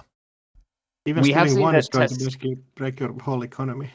Yeah, we've seen that test running is on Carpe Diem, Yep. I believe. So that's their way of sort of bouncing back up from 1. I kind of almost assume there must be something like that in hand for this play to make sense. But equally, putting down the alarm clock is putting pressure on Jai to. There we go. That's exactly Really? probably what he's looking for. Really forcing Jai to actually play a bit more defensively, probably than this deck wants to. We'll see if the Oppo So that's comes pretty out interesting. here, because like Jai has a lot of things to put on the table. So no Oppo. R&D is fresh 2 cards. Test running, going for the alarm clock, just forcing the res. It's a ping. That's annoying. While you can bypass it, you don't have a huge incentive, and you are still tagged. We're going in, going deeper. You could end up with 3 tags on this turn and just say, I'm floating. I don't care. But can Jai afford to res after paying the Reality Plus or getting the once per turn Reality Plus premium? Yeah, second eye is going to actually cost you something here. Oh, for Ooh. both players. Test running only losing 1, Jai losing all the credits. So now 1 tag in, we have a card on the table. If that's a Rashida, that's a bounce back. So test running is going to respect that with a single credit Warm Reception that does nothing this turn. But if both players have no money, is that better for the one with res dice? It's hard to tell sometimes. R&D is still open, or R&D was open. This deck is not running that much Instant ice. guesses. Yeah. Yeah, Yeah. just opening with it. So I mean, interestingly, this alarm clock is now kind of dead, right? Like I don't see it doing anything for the rest of the game. yeah. Oh, and the second ping here, Oof. just pressing that basically for free. This is the problem where you're trying to force reses, but when 4 credits of the ice on turn 3 is res for free, that hurts, let alone hurts your tempo with 2 tags. So now we know self-growth program, not very good, but Jai has shipment from Vladisibirsk, so Jai can just claw back here. This is a really hard spot, and maybe, you know, if you want to say coin flip, get early pressure, don't. Jai 3 ice in is feeling pretty good here. Now, pinks are also I wonder how difficult. much- It's like, Yeah. you're assuming there might be some slime molds like the Fizarium Entanglers. Those don't deal with ping really well. So for the rest of the game, if Mercury wants to have a relevant ability, you need Sneak Door, you need Iru, or you need to like triple charge a Kurapira once those pings are I up. believe Testering was on banner here. At least Really? somebody said that. That'd be Yeah, sick. banner here would be like actually pretty good. Yeah.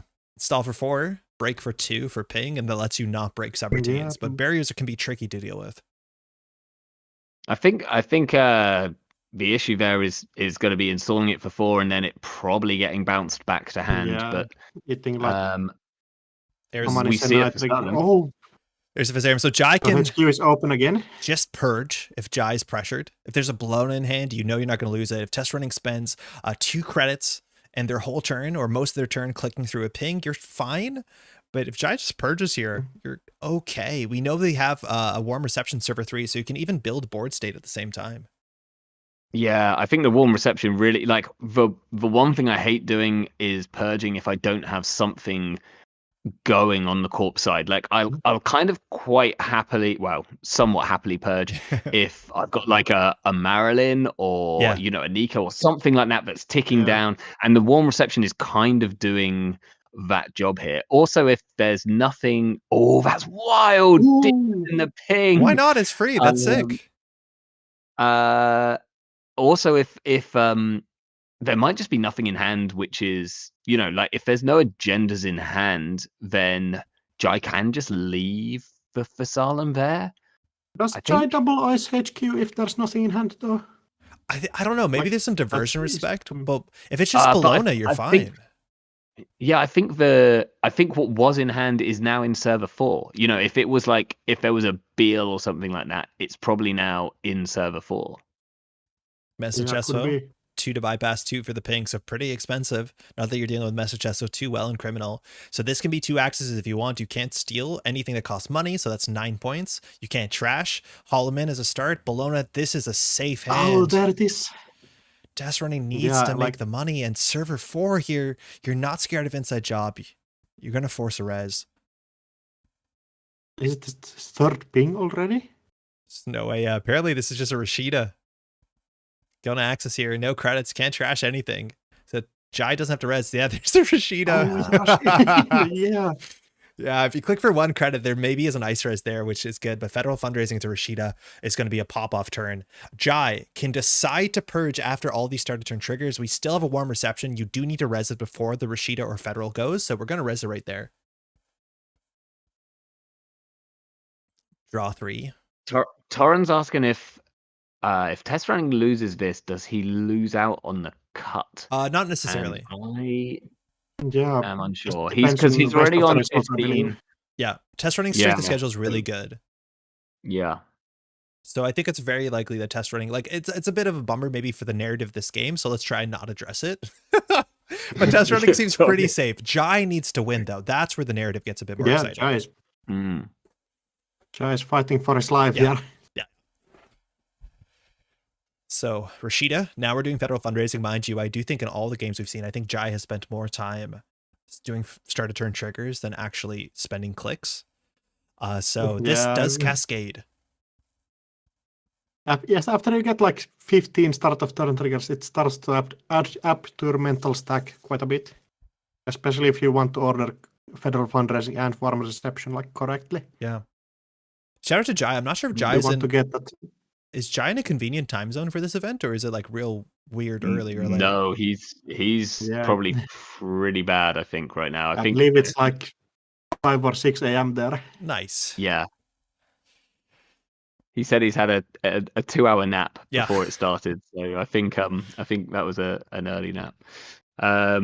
Server 6 being received. We know server 5 is. We don't know, sir. Oh, that's the federal fundraising, right? So 6 and 4 are new. That's server 6 and server 4 coming down this turn. So the thing is, like, if you're trying to push behind, and we know that's probably a Holloman, maybe a Holloman into Bologna, which Jai can afford. What does test running need to do to pressure that? Like, you need to do credit, inside job, and then you're only trashing the Holloman. Yeah, can you do something like Asylum and Overclock, maybe? That could let you in, if it's not like a ping. Yeah, I'd be surprised to see the overclock because Mercury, doesn't really spend money, but something like that has to happen. So we might see no inside job here. No Carpe Diem ball. You call that Carpe Diem, but we saw that. Clicking for credits. Yeah, just take 4 is rough. Throwing on an Abagnale. That is a bypass decoder. I forget it does that. And then a Debrado. Wow. Daily cast not hitting the table, of course. We are 3 tags in, so just test running, struggling. It's hard to make an economy without resources. Warm reception. That's going to be pretty nasty if you want to get resources on table. Yeah. It's beginning. The assets are taking over. The fact here, like this, I think this really kind of shows the power of warm reception, because Jai protected the warm reception and not the Rashida. What does that tell you? Oh, the prototype. About the prototype. Sorry, about a prototype. That really says that right now Jai respects this prototype more than potentially test running the Rashida and trashing it. Or he thought that test running could get into the server and would be able to maybe afford to trash a Rashida, but not to deal with a working prototype. Second ice R&D, that's got respect. I kind of wonder how many resources test running actually has in their deck. Is warm reception going to working prototype getting this mixed up? Is that going to gather just value here, or it's going to be I think it's money? Yeah, just money. So you're assuming like Class Act, Earthrise, Daily Cast, Nuka. So there's some stuff. Obviously, you can kind of play the game without them, but it's just that click for 6 credits button. Like, why the heck not? Now, it's funny because all of these games, we have seen the runners end up tagged quite early on as well. And I don't think we've seen a single resource trashed, because why would you trash a resource which costs you a click and 2 credits when you can just put it back on the stack for +5? Is it 5? I can't remember what it's 6, isn't it? Yeah, like for 6 Way credits too much. and a click. That seems way better. Yeah, and test running having to just use the basic action card here again.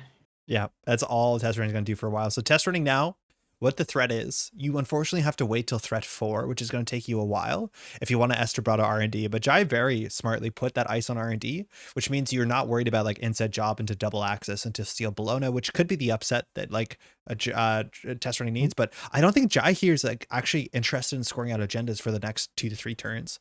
Like Jai is just going to build up a weird board state. Jai is going to send a 1 oppo, set up the B1001. Like I don't think that as long as if Jai can manage HQ, and mind you, test running can run HQ. He's technically one credit short. Yeah, he's a credit short right now.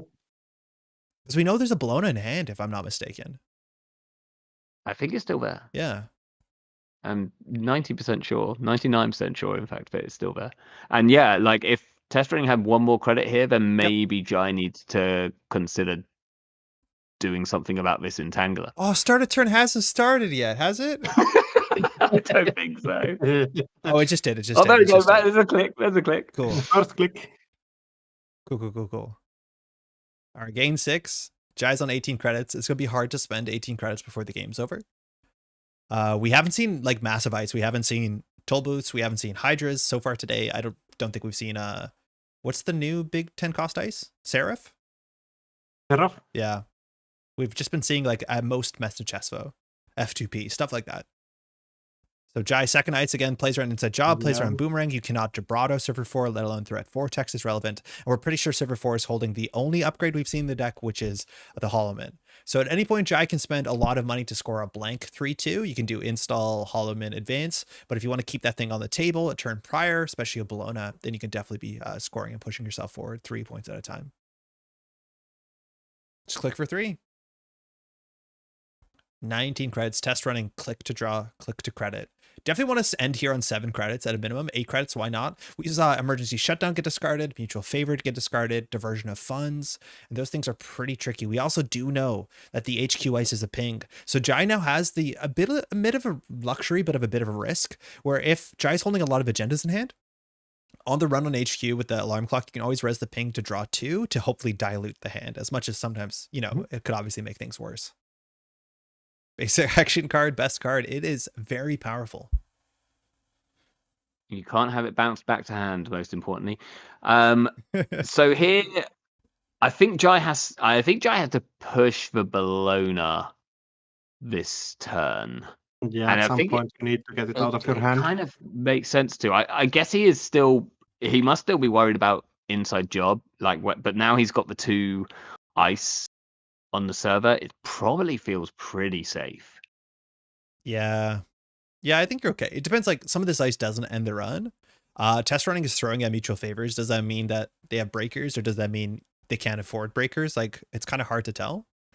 The one breaker you definitely want for the remote server is at minimum a Kurapira, or if we think there's banner in the list, that's not great for you, because instead of spending 4, you spend 6 to break your first ping. That's pretty rough. You might also install double advance of Bologna here, so that you can finish it in 1 click the next turn and then jam something else in the server. Yeah, running probably wants to get a Hermes down to get some sort of disruption that Jai has to respect. If that happens, right, I don't know what you need. I think you need like banner, Hermes, run HQ, double access, and hope. As much as it'll only be no, it will be double access. It will be. I think Jai is still in start of turn triggers. Hermes is kind of interesting when Jai's de-resing his. Yeah, exactly. That'd be so sick to bounce the ping. Yeah. Alarm clock is only during the alarm clock run. Yeah. The first time you encounter a piece of ice during that run. Okay, so you can't just like use it whenever. Second ping coming down in R&D, so none of that ice is res. You're right. At some point, is Jai like too deep into their sauce and just like gonna get punished by Hermes? I'd kind of love to see it, admittedly. Prototype being shut down. Normer thumbs up. Hollow Man. It Okay. looks like we're just going to score out of 3-2 above. Not sorry. Might Tomorrow's just be an headline. Aries. Oh, as Aries. well. Gross. Yeah, Aries. Just get that out of your hand, basically. Yeah. Especially before Hermes You have shows the up. credits to do that. I think we're going to get a res, what do you call it, res here? Yeah. Amani, yeah. No alarm clock. That's fine. I don't know if test running can afford to play it. This is going to be hard. Like test running just Actually means seems. that test running cannot get into HQ the next turn. Yeah. It depends how much you boost into the trace, right? Jai doesn't need to boost. Like to keep the Bologna safe, Jai doesn't need to boost because You need 7. yeah. Yeah. So test running will have to pay to keep the alarm clock round, but then that means that he won't have enough money to steal the Bologna. Now the trace was 3. Installing it's a click in 2. So if you do want to keep it around, you could just pay for it. You're still able to top deck your gamble. So we'll see if test running is just giving up and saying, I don't need a board state to win, which like if anybody can win with no board state, it's probably Mercury. Yeah. And I think correctly, like test running's just abandoned the abandoned the alarm clock here. I wonder if like kind of feel like yeah, I mean test running needs some money to do this, but you probably need to get rid of these federal fundraisings and then just take some lucky pot shots on R&D using Estabrados or something like that. I don't see many Votto? other great plays here. Now here, you know this is a ping. I don't know if you want to run server 4 instead if you're scared of Hydra. You know this is going to end right away. That did just get rezzed. It might just get de-rezzed immediately. Jai went for the credits, so it is a free res. So you're just taking a tag. 4 tags doesn't really change anything. Just reinstalling the alarm clock. Interesting. Yeah, basically ending up at the same point Yeah. as they started the round. Yeah, just about. That's wild. Okay. Just holding, treading water. Yeah, next turn maybe able to go to HQ, but I believe the Bellona is going to server 4 this turn, so. It's just so tricky to play Mercury, where like your pressure is the most potent on turn 1, which is like the one turn that stealing Bologna makes the least amount of sense for you. Yeah, I think the matchup is maybe just a bit cursed. Yeah. No acid tech. I wonder if you de-res a Marilyn here with a warm reception to keep it around, because Jai doesn't have any other source of income on the board, and so actually, now that the prototype's gone, like actually keeping this Marilyn around for another 4 turns could actually be quite significant. As much as it's expensive to do the original de-res. I think you have to res it. Like you have to do it the turn before, because if you do de-res it now, you actually don't get those 2 credits because there's no way to take the money. You know, like if it's on 4, I think you take 2 and then de-res it. This might be tricky now. All right, yeah, I see what you're saying. But it's a really cool play. Maybe there'll be another prototype by now, right? Or another Maryland. Oh, went for it regardless. So Jai, No, yeah, Marilyn sick. gets DRS. really cool. So this is very noteworthy. That face down card in server 6 still has 2 credits on it. If you ever de-res a card that has counters on it, those counters stay. So obviously you know what it is, so it's awkward. But now the next time it res, it doesn't load up to 8 credits. It loads 8 more credits. So it'll be a 10 credit Maryland, which is kind of goofy and an interaction a lot of people kind of enjoy. Okay, so we've got the prototype. So de-res in the Marilyn makes even more sense now because we're going to get all that money straight back. This feels like treading water. Like I don't get the math on this. I didn't crunch it, but it's like you spend so much money de-resing the warm receptions just to get. Right? Like that was, you know what I mean? You're gonna res them anyway, so why not? You spent like 2 credits, so it's +4 for a click, basically. Yeah. All right, click for 3. Yeah, but eventually your opponent gets so bored of all the start of turn triggers that you win by concession, and that's still a full win, right? Oh, test running going HQ. Yeah, this is huge. This could be something. Having a Hermes here would be sick. We get your 2 access. 2 cards though. We have Bologna credits. It might finally be the Bologna in Yeah, I server just 4. wonder if Bellona I is think on it's the server Bologna 4. Yeah. server. Up a Bologna. Oh! There is one.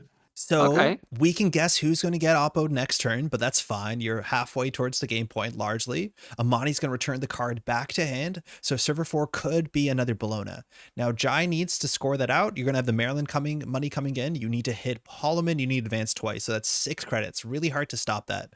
Alarm clock is going to just get discarded. We just do credit. Next turn now, if Jai scores out a Bologna. Bologna is also Mhm. it's +5 credits. Yep. So you just spend basically 1 credit to actually get it out there. So this is where like it's hard. One of the better agendas. Tracking federal fundraising is going to be really important because as soon as if this is a Bologna and scored out, we've hit threat 4, which means test running has the play of just like Estebrado and R&D to C2 because that only gets their 2 ice once you're on threat 4, which perfectly, AR into Bologna will get you there. But this is where like test running will really need to deal with these federals first. So either he needs to stick down a Missbones, trash free things, and then deal with it, or get enough money to trash the federals, and then like go for a lucky Estebrado onto a Bologna. And really But hope you need Jai 7 credits. doesn't to do it. place third eyes on R&D. I think we're pretty sure server 11 is not a B1001, right? Because I think Jai would have rezzed it there. Yeah, I believe you also just ice the B1001. Yeah, so that actually is a card that can mess up this entire strategy. Where it's like Jai That's doesn't true. have to oppo here. Jai can probably just score, go to game point, and say like, okay, you still have to steal 2 Bolognas, a Bologna and a half to win the game. Yeah, or There's just always like a chance. make 2 big. Yeah. There's always a chance that it's a B1001 in server 4. Yeah, that'd be cool. We'll see. We'll see in about 5 minutes once. I just think you probably would have popped it Whoa. there. Second eyes. There's no alarm clock. This is now just respecting Estebrado, which if Jai's going to be on threat 4 really soon. That really suggests that I'll tell you. So that suggests a lot of agendas in hand for a couple of reasons. Because I also think that server 4, if it's not a B1001, kind of must be an agenda. Yeah. Which means that there was another agenda plus a Bologna in hand already, and Jai felt the squeeze to have to push one out. 2 counters. Again, a card was installed this turn. I don't know if that surprised Jai or not, who's expecting to score out a Bologna. It's a Bologna. Yeah, that's the classic. Oh, no. You install a card with farm reception and Holloman turns into the ability turns off. Oh, You just that's get 2 advancement counters. frightening. Which I think everybody gets hit by that the first time Yeah. they use the Holloman. I think it's safe though, right? I think Jai can literally just take credits, and yeah, like if it is a Bologna, like you're not test running's probably not getting through 2 ice here. yes. While and having the certainly 5 not getting credits through with actually 5 be able to credits. steal it. So like your only play is Carpe Diem and then inside job server 4 and hope Jai can res both. But Jai is working really hard to get this prototype up, so you're probably going to be able to afford to res everything. And heck, next turn you can score out with Holloman, jam the second agenda, and kind of win in 2 turns. So maybe this is actually the fine line. Yeah, fake that you misplayed the card, but actually It's probably second Second Holloman. Holloman? Yeah. Yeah. Test running, click to draw. I think we're going to end the game with no board state. It's not going to be a surprise. Cupulation. What are you going to steal with that? Amani? Okay. yeah, you get 3 extra access if you can somehow get into HQ. Now this installs for a credit and then you pay a credit to access. Like, is it cheaper just to trash Amani? I'll guess the multi-access. That's fine. yeah, Yeah, but you The get multi-access yeah, is- that's true. That's true. If we see a sneak door come down, then Yeah. that multi-access could be significant. But that's 100 credits away. That probably feels like a lifetime away to have enough credits for the sneak door and the extra credit to play the cupulation and potentially have 5 to maybe steal a third Bologna. That's asking a lot. So let's see. Start of turn triggers will still, in it 14 cards left in R&D. It's turn 12. This game's actually been a bit longer than it feels like it has been. So Jai definitely going to score out, probably windmill the second agenda. We have money dripping in. We have working prototype if you ever have to get that regolith mining license. So can Jai close the game in 2 turns? I think Jai can. And the question is whether Test Running can contest a Bologna or get any sort of disruption with Hermes. And a lot of these Mercury decks are actually on the full play set of Hermes just because it's so important and blows out early games, which is kind of when you're the strongest. I mean, all of this, like the amount of these decks, which I'm seeing a lot of these on JNet, and they're clearly doing well in tournaments.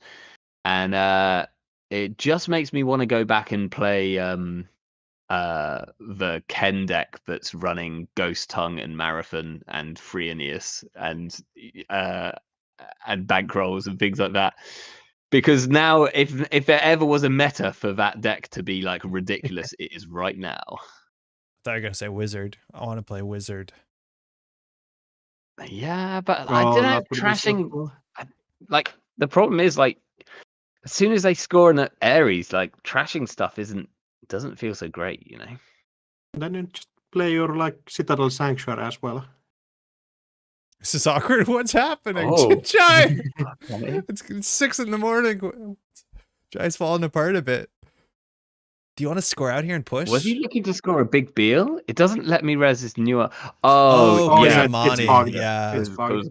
Correlation. Yeah, so the Mani is Tils. Wait, is that true though? Is that bug?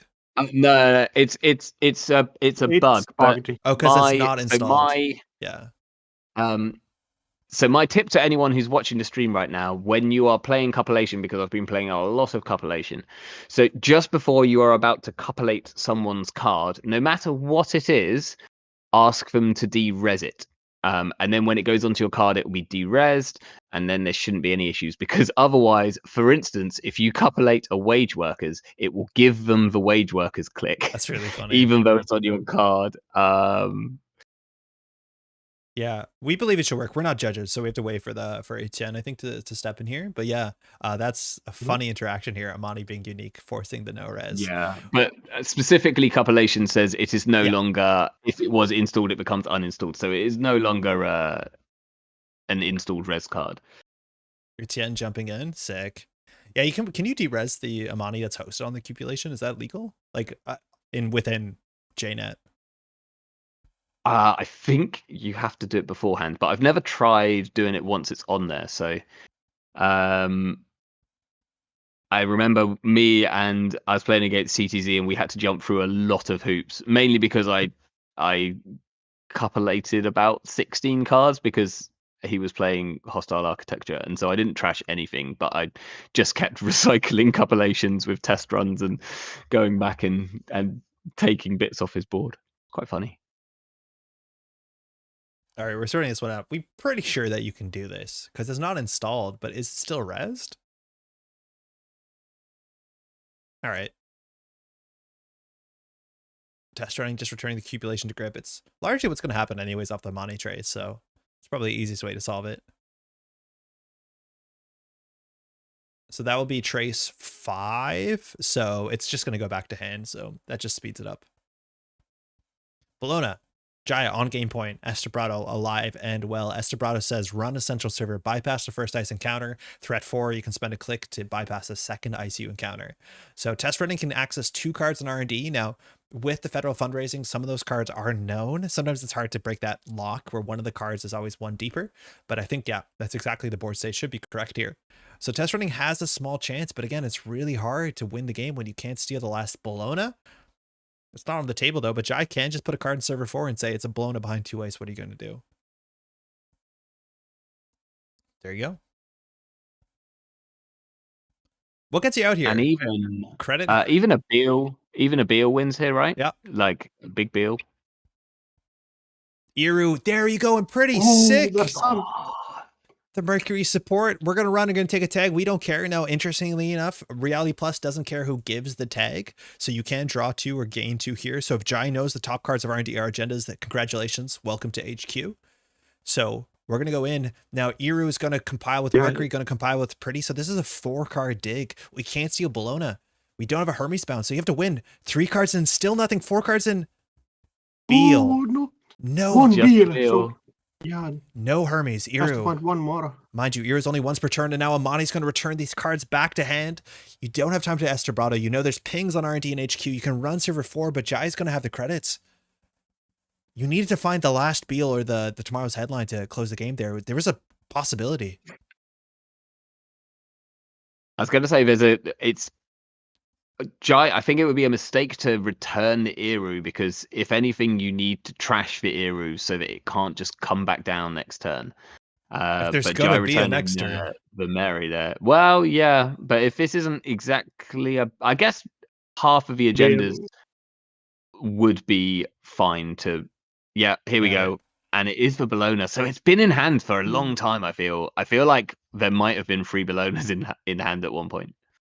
13 turns, Jai takes it. So in terms of the standing, well played to both players. Mercury definitely struggling. One card on the table was one more than I thought it would be, but the Monty doesn't fire once the game is over. Just trying to send to Centrals. This is a very difficult matchup. No asset tech, hard to deal with Bologna. That ice gets rezzed for free. So getting that criminal aggression just doesn't feel like it makes too much sense. But this is the first game test running has dropped all day. So excited to see if test running can make the finals. I'm pretty sure they do. And I'd love to see more of that PE and more of that Mercury. Yeah, and I think Radon versus Augustus Caesar is still going on. Let's do it. And I think that's going to measure our second top cut placer. I just joined. I'm in a black screen, so we're back in. 3 balanced coverage. Whoa, we haven't seen that today. Okay, zoom out, of course, classic. Audrey at 11. Lou. We have that alarm clock on the table. Solidarity badge, no tags. False lead scored. 4 cards left in R&D, and Tridon has 38 credits. This is the sort of list that we saw at Worlds last year. Snare Bears were playing 2 Reaper functions, the end of line in the bin, and a snare.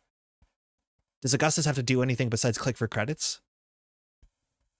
I mean, this is, unfortunately for Tradon, maybe, this is exactly the kind of list that Lou eats for breakfast. This is why we haven't seen this matchup a lot. Is like if you trash the 1 copy of End of Line, they have to score out, and that's difficult. We're looking for SIUs. We see 2 in the bin. I'm not sure if the list is on a full play set, but if you do SIU into Mindscaping, into End of Line, mind you, a couple of those cards are accounted for. So that's the only way you lose. And if we track Steel Skins, there's 1 maybe in hand. We're at the bottom 7 cards. So obviously both players have a bit more information. I think Augustus has a pretty guaranteed mill out next turn as well. He Stargates for 1, he imps for 1, and he runs back and trashes whatever's left. So I don't see a way out for Tradon here. And unless he's... You have to somehow get like 6 Reaper functions on the table, or 6 damage in your start of turn triggers. Yeah, you need to like SIU, it needs to land, you need to spin Doctor back in some stuff, and you just need to rip them, which is, it's like possible. It's just also not likely. SIU, mind you, doesn't care if they're made a run. That's different than Public Trail here. Behold, too. Like, Augustus needs to just be careful, and that probably will do it. Yeah, we have a mill out this next turn. How can Tradon get lethal or score 7 points in a single turn? Yeah, and Augustus doesn't even have to worry about the holds because of the Stargate, which is super, super brutal here. 46 credits, but nothing to do. We haven't seen Holomans. There's a Spin Doctor, 1 card left in R&D. It doesn't change the density in R&D. You're going to put cards back. So it's still going to be 3. The question are which 3? Public Trail, Augustus can survive. So even if a Public Trail comes down, Augie can pay 8. Let's see what we're shuffling back here. There are 3 face downs. End of the line going back seems important. End of the line's going back. Mindscaping unaccounted for. Reaper function. There could still be 1 on the table. Is there some ice which...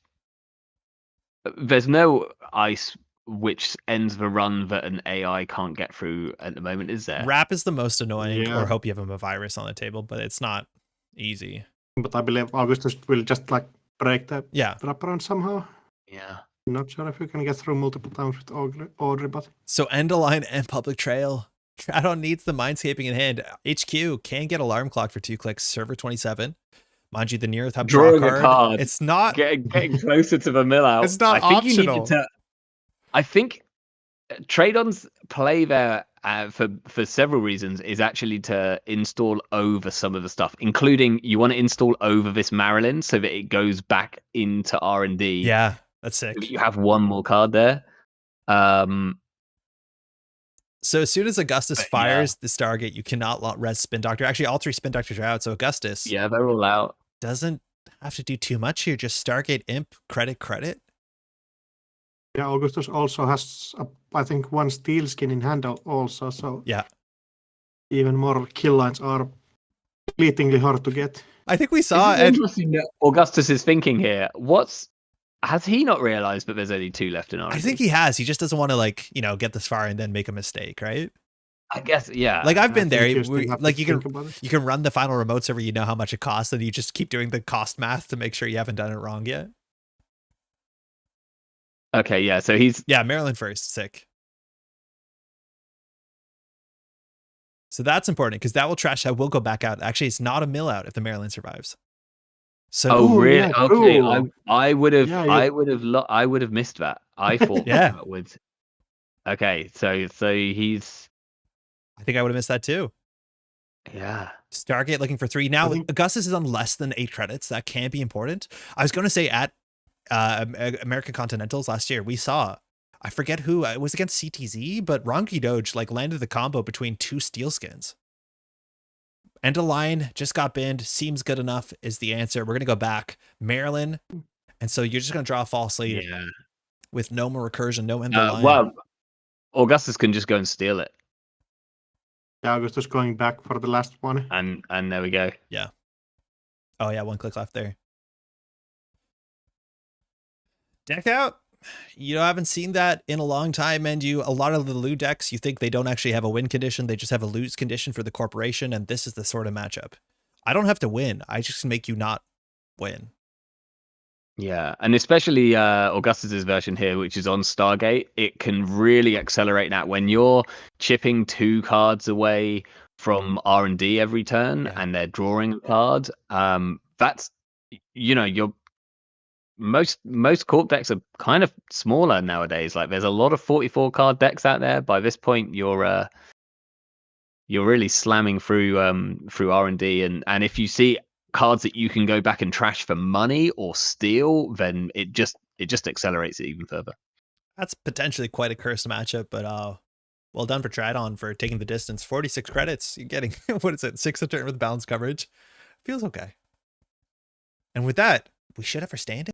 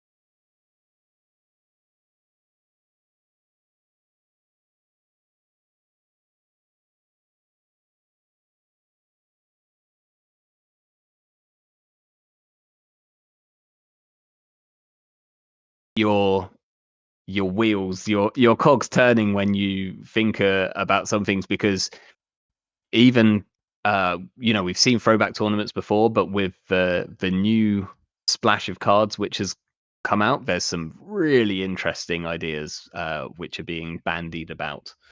So hey, real quick, I think we lost audio for a second. I believe it is fixed now. Do you want to just like shout that out one more time? So in short, throwback is happening at the team tournament that's part of the EMEA Continentals. Yeah, so if people haven't played throwback before, it essentially means that you can play 1 card from that's been rotated, even if it was banned at the time.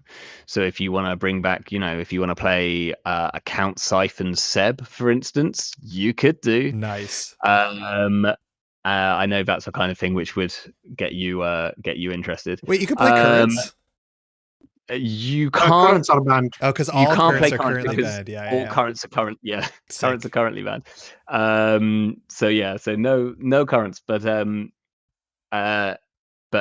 anything else is pretty fair game. That's wild. So there's some pretty interesting things which are possible, and I think that's going to be kind of quite a pretty wild tournament.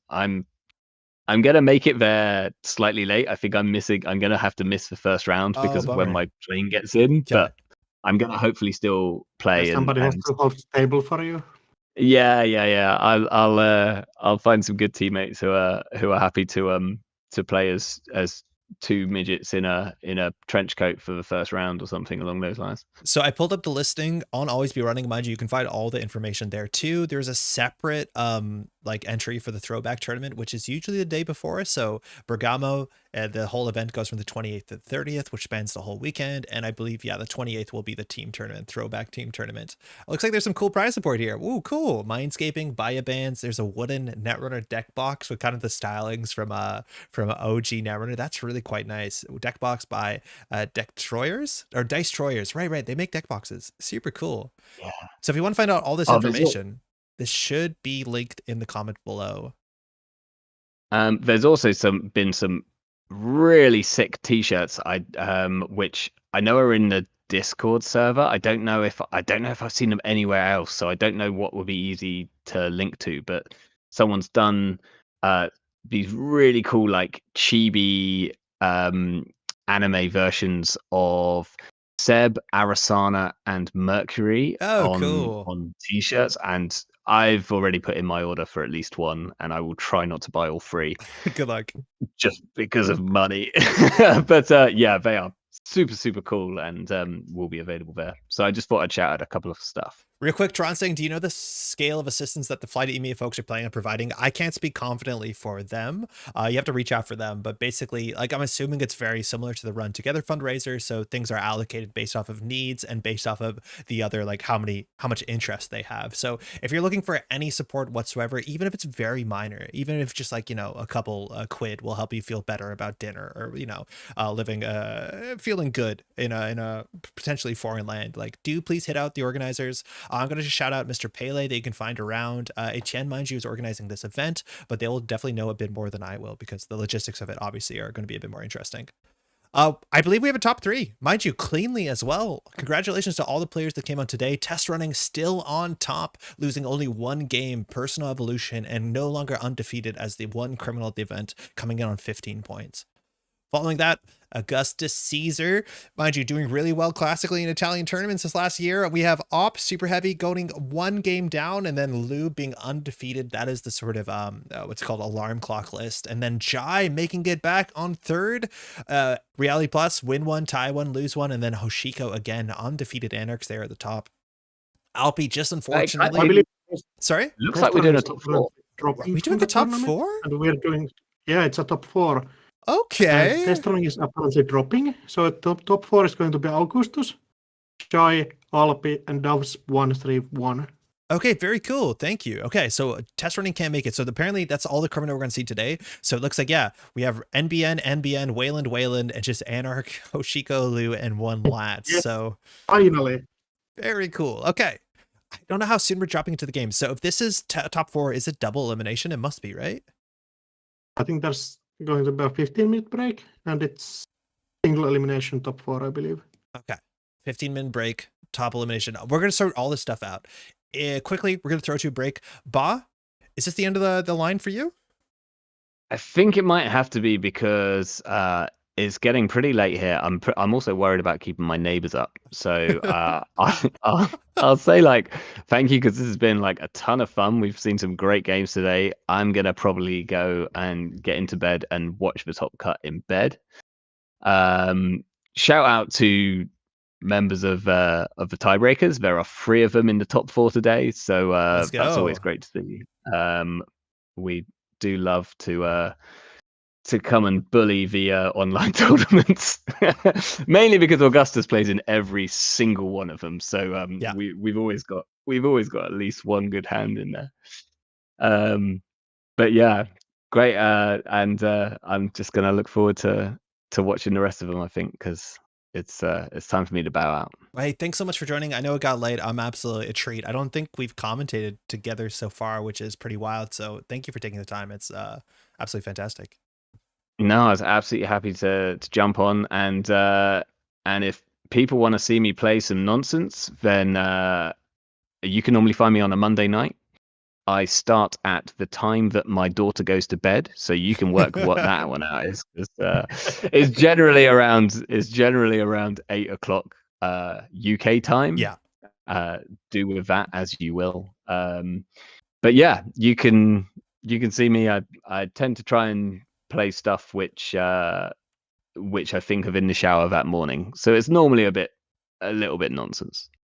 I like it a lot. So there's going to be a fourth Arizona stream coming up. Yeah, probably.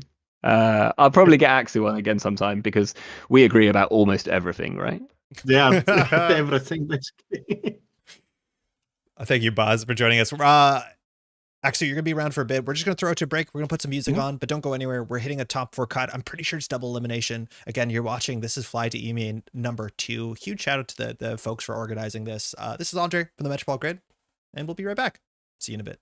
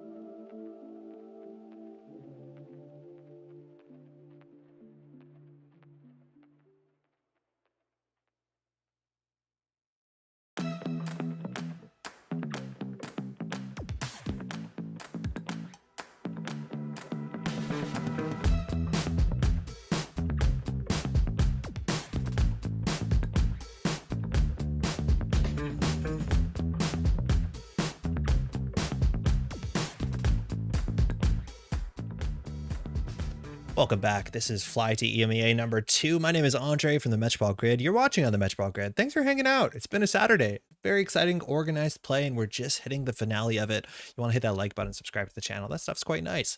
I'm joined by Aksu. Aksu, it's like 2 in the morning. How's it going? Staying awake? Yeah, doing my classic routine of just commentating Netrunner tournaments into the late night here. Well, we have an Done it expert. before, we'll do it in the future, but yeah, it's so nice to watch this game, so I don't really bother. Yeah, shout out to Aksu. You did the stream for Fly to EMEA number 1. It was about a month ago. The stream is up on your channel. It's actually already linked in the description if you want to watch 8 more hours of great tournament play. Now, we're going into a top 4 cut. We thought it was a top 3 cut. 2 things to keep in mind. Firstly, test running had to bow out. It was getting late. So the players 2 to 5 are going to be competing in this cut. This is double elimination. So basically players will be playing each other until there's 1 player left standing. As soon as you take 2 losses, you are out. It doesn't have to be consecutive losses. So after round 1, half of the players will be on their last life.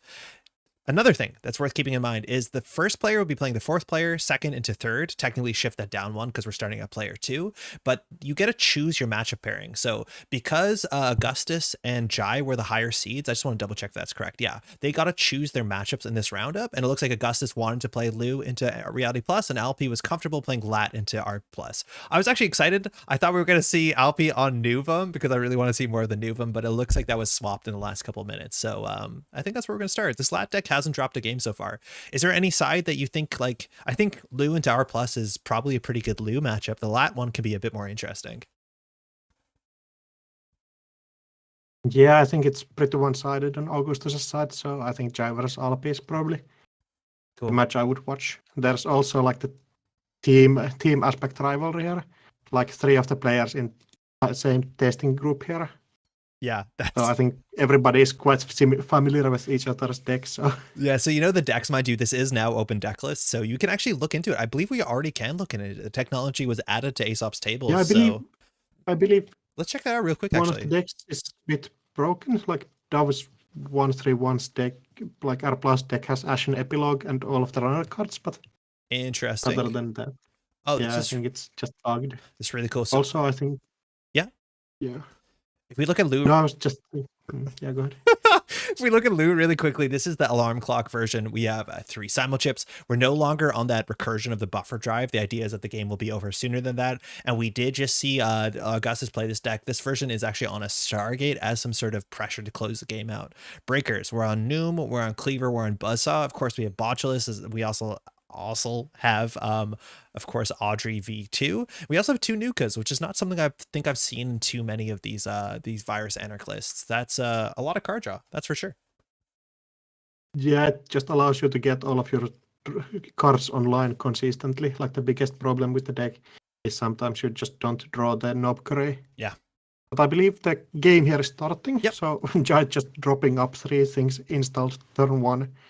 Now I think this is it's going to come down if Alpi can actually contest these assets while actually building his board state and going for the deep dive victory. Ooh, imp to badge. That's a great start if you want to clear the tags. Ping is going to give you that tag. So if Augustus can float for a single turn, you can run basically any server here and get that Lou fire, get that imp fire, mind you. Solidarity badge, seeing a Maryland campaign. Go to imp that just because you're going to imp something. And that means Lou's going to draw a card and we're going to clear it next turn. Triple advance air enhanced security. The game is afoot. The best opening Daves could play into the sort of imp everything matchup. Damn, he's good from Augustus. Things really heated up that last turn. How do you play against AR enhanced security? Do you just go tag me? Because obviously if you're trying to trash one thing a turn with Lou, I don't think you can really afford to work on that unless you're going to weave in and out every other couple turns, or maybe just float a single tag and Solidarity badge will get you there every turn. Cookbook down. I think I was watching the different game for a second. Yeah, jumping into this. I'm on Augustus and Dave Z. Yeah, are you there? Yeah. Okay, 6. I was on the wrong table. Too many R pluses in the top cut. All right, so yeah, the Solidarity badge will cancel out, we hope. Daisy doesn't have massive credits here to get the money up. I believe it's working prototype. We have something behind that ping. Gachapon, whether you want to fire it now, you can find things like the fermenters, but here we don't have that many options, mind you. It's virtuals or programs. Is this a full whiff? That's a full whiff. Yeah, that's a full whiff. I think Augustus has counted it out to be like 95% success rate here.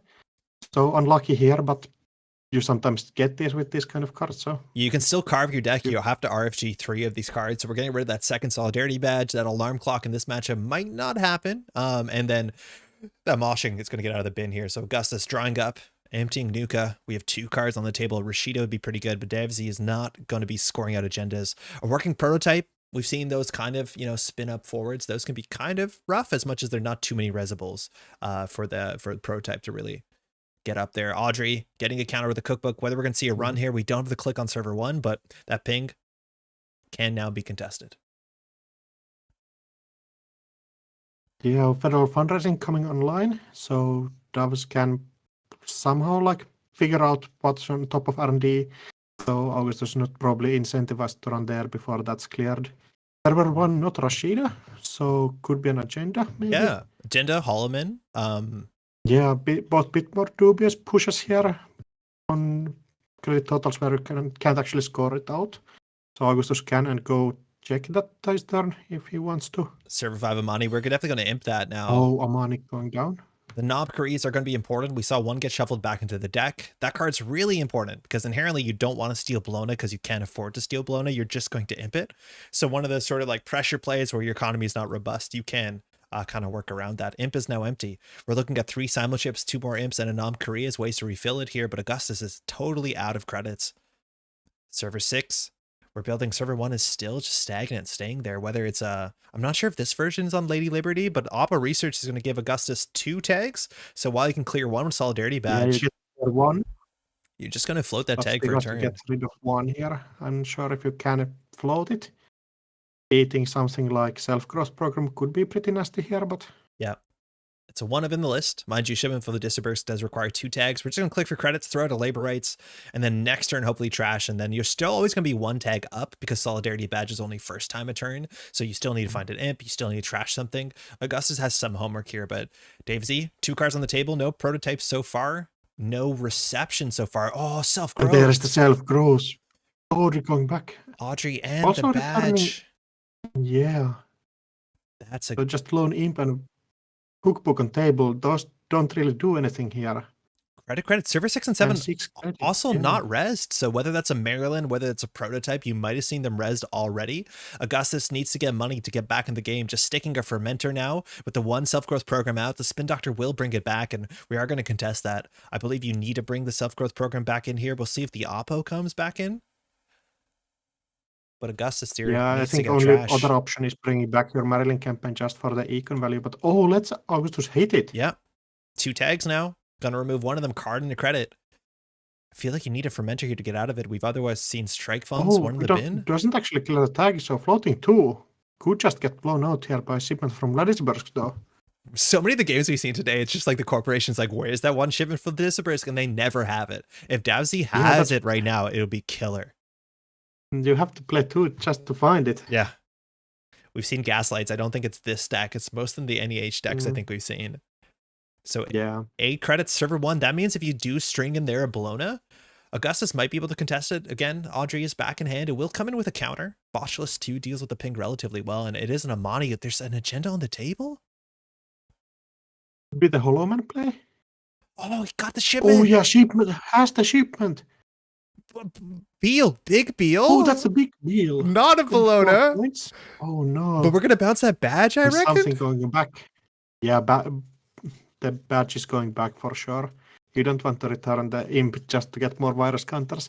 And cookbook is just one to play. So Knob Crease down. Okay. imp is going to get some charges. Yes, this is good. Self-growth and shipment are out. So you can float a bit of tags to feel okay. Air enhanced security. You can trash it if you want to. We're going to imp it. We don't want to steal it just yet. It will fire Amani. So now we just need to play the rest of the game on Augustus' side, not stealing agendas. The funny thing about the Beal, not only does it not refund 5 credits, but the advancement cost. Oh, the difficulty. Wait, what? Beal on the table? Oh, just another table. Knob Creek going back to hand? What Oh my is God. this? That's so brutal. What is this game? Okay, 6 points. Yeah, typically I was going into here how is Augustus going to destroy this corp? But the start here has been amazing for Davs. Icing up the Monty Sinai. We know there's 1 point in our guides, but Augustus doesn't have the money to contest. No imp counters, no simul chip. We just hit a price. Oh, there actually never mind. There's the simul chip. So you can flicker the imp. I do think there's a chance you've weathered the actual tag punishment. The question is if you can keep Davsy off of scoring more points to end the game here. So 1 point with this Hollow Man in the deck, so Yeah. Hollow Man is excellent at scoring this 1 pointers. Or server 7. yeah, it's still all of the Bellonas in the deck, so there's just 3 agendas that Doves wins without actually having to score the 5 pointer. Yeah, what's the distribution? There's like 1 more headline, 2 more AR enhanced, and then only Beal, because it is 18 to 19 agenda points. You're not on. Are you yeah, on 3 actually- AR3 Beal? I think you are. There's got to be a tomorrow's headline. Yeah. That's How's it going, by the way, Jeff? Glad So you I could join actually us. think it might be just Hey, one hey. Aras. Hello. So Davesy is thinking I here. believe the Oh, this is a- agenda tweet is just Oh one wait, more we can Aras just. Oh, and tomorrow's headline. We have the lists. We don't have to actually guess here.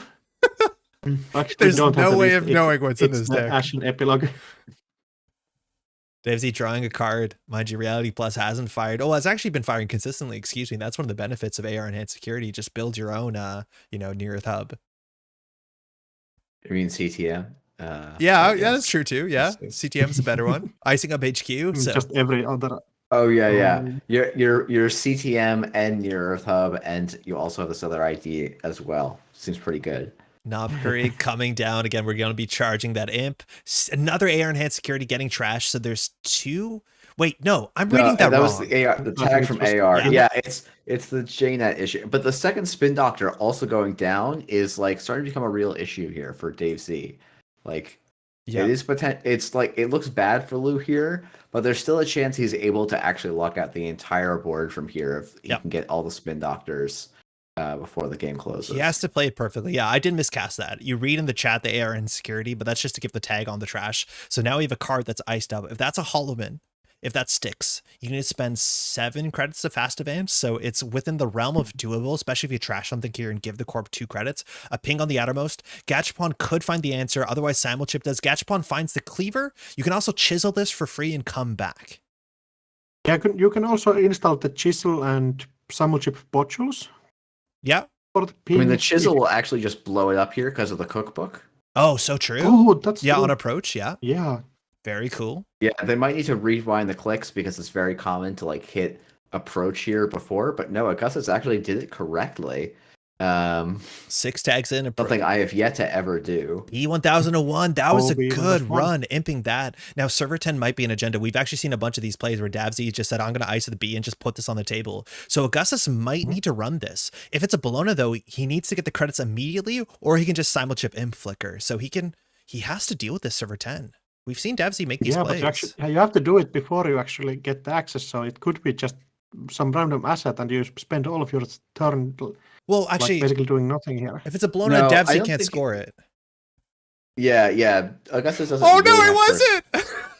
Yeah, I called it. Yeah, it had to be an agenda. Oh my! We've seen Oh that play my- from Davsy oh so my. many times. I'm going to ice up the B1000, put a card on the table, and like no one's called it totally correctly just yet. So Augustus clicking for credits. What a wild start. Yeah, I guess it's like as Augustus, you should probably check that. Yeah. And then, like worst case, if it's a You Bologna, go you then back. run back and chip imp just or something. But yeah, that was the way to get punished there. Like I actually think like if Augustus spots the line, he's probably actually ahead now at that point with Dave Z on 5 credits. Yeah. Yeah, I think there was a Hollow Man Yeah. Server line 7 was for a just Hollow scoring Man, Oh. out them, so. but Oh, okay. And Yeah, 2 agendas so- in hand, so he had fast advance. Well, I don't think he had the credits for it though, right? no, you need He like would 7. I've only been on 5, not- so it would be. I think you yeah, can- he.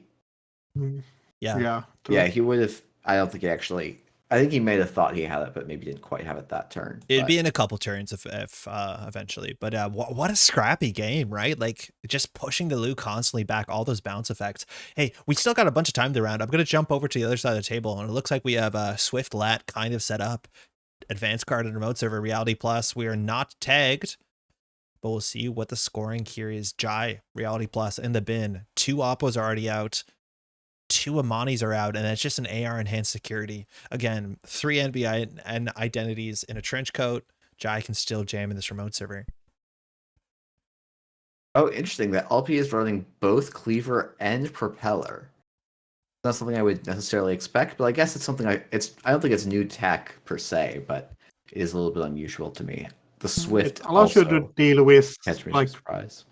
Hydras and 6-strength eyes with Echelon pretty nicely, and it helps you like get those dives in. But yeah, it's not like the typical choice. Overclock and Server 11, we're cracking the SMC. Might get a Aprecia here. Just an Echelon. Present our breakers. Mind you, this Swift screams deep dive. So how quickly can that be set up? On 2 agenda points means if you can steal a Beal and get an additional click with Swift, or if you're playing Hannah, the game can be over relatively quickly if Jai can't res enough ice to make this difficult. Prototype trashing it for 2 will give you a tag. You might be able to leave it. The question is what's in Server 1 as well. Yeah.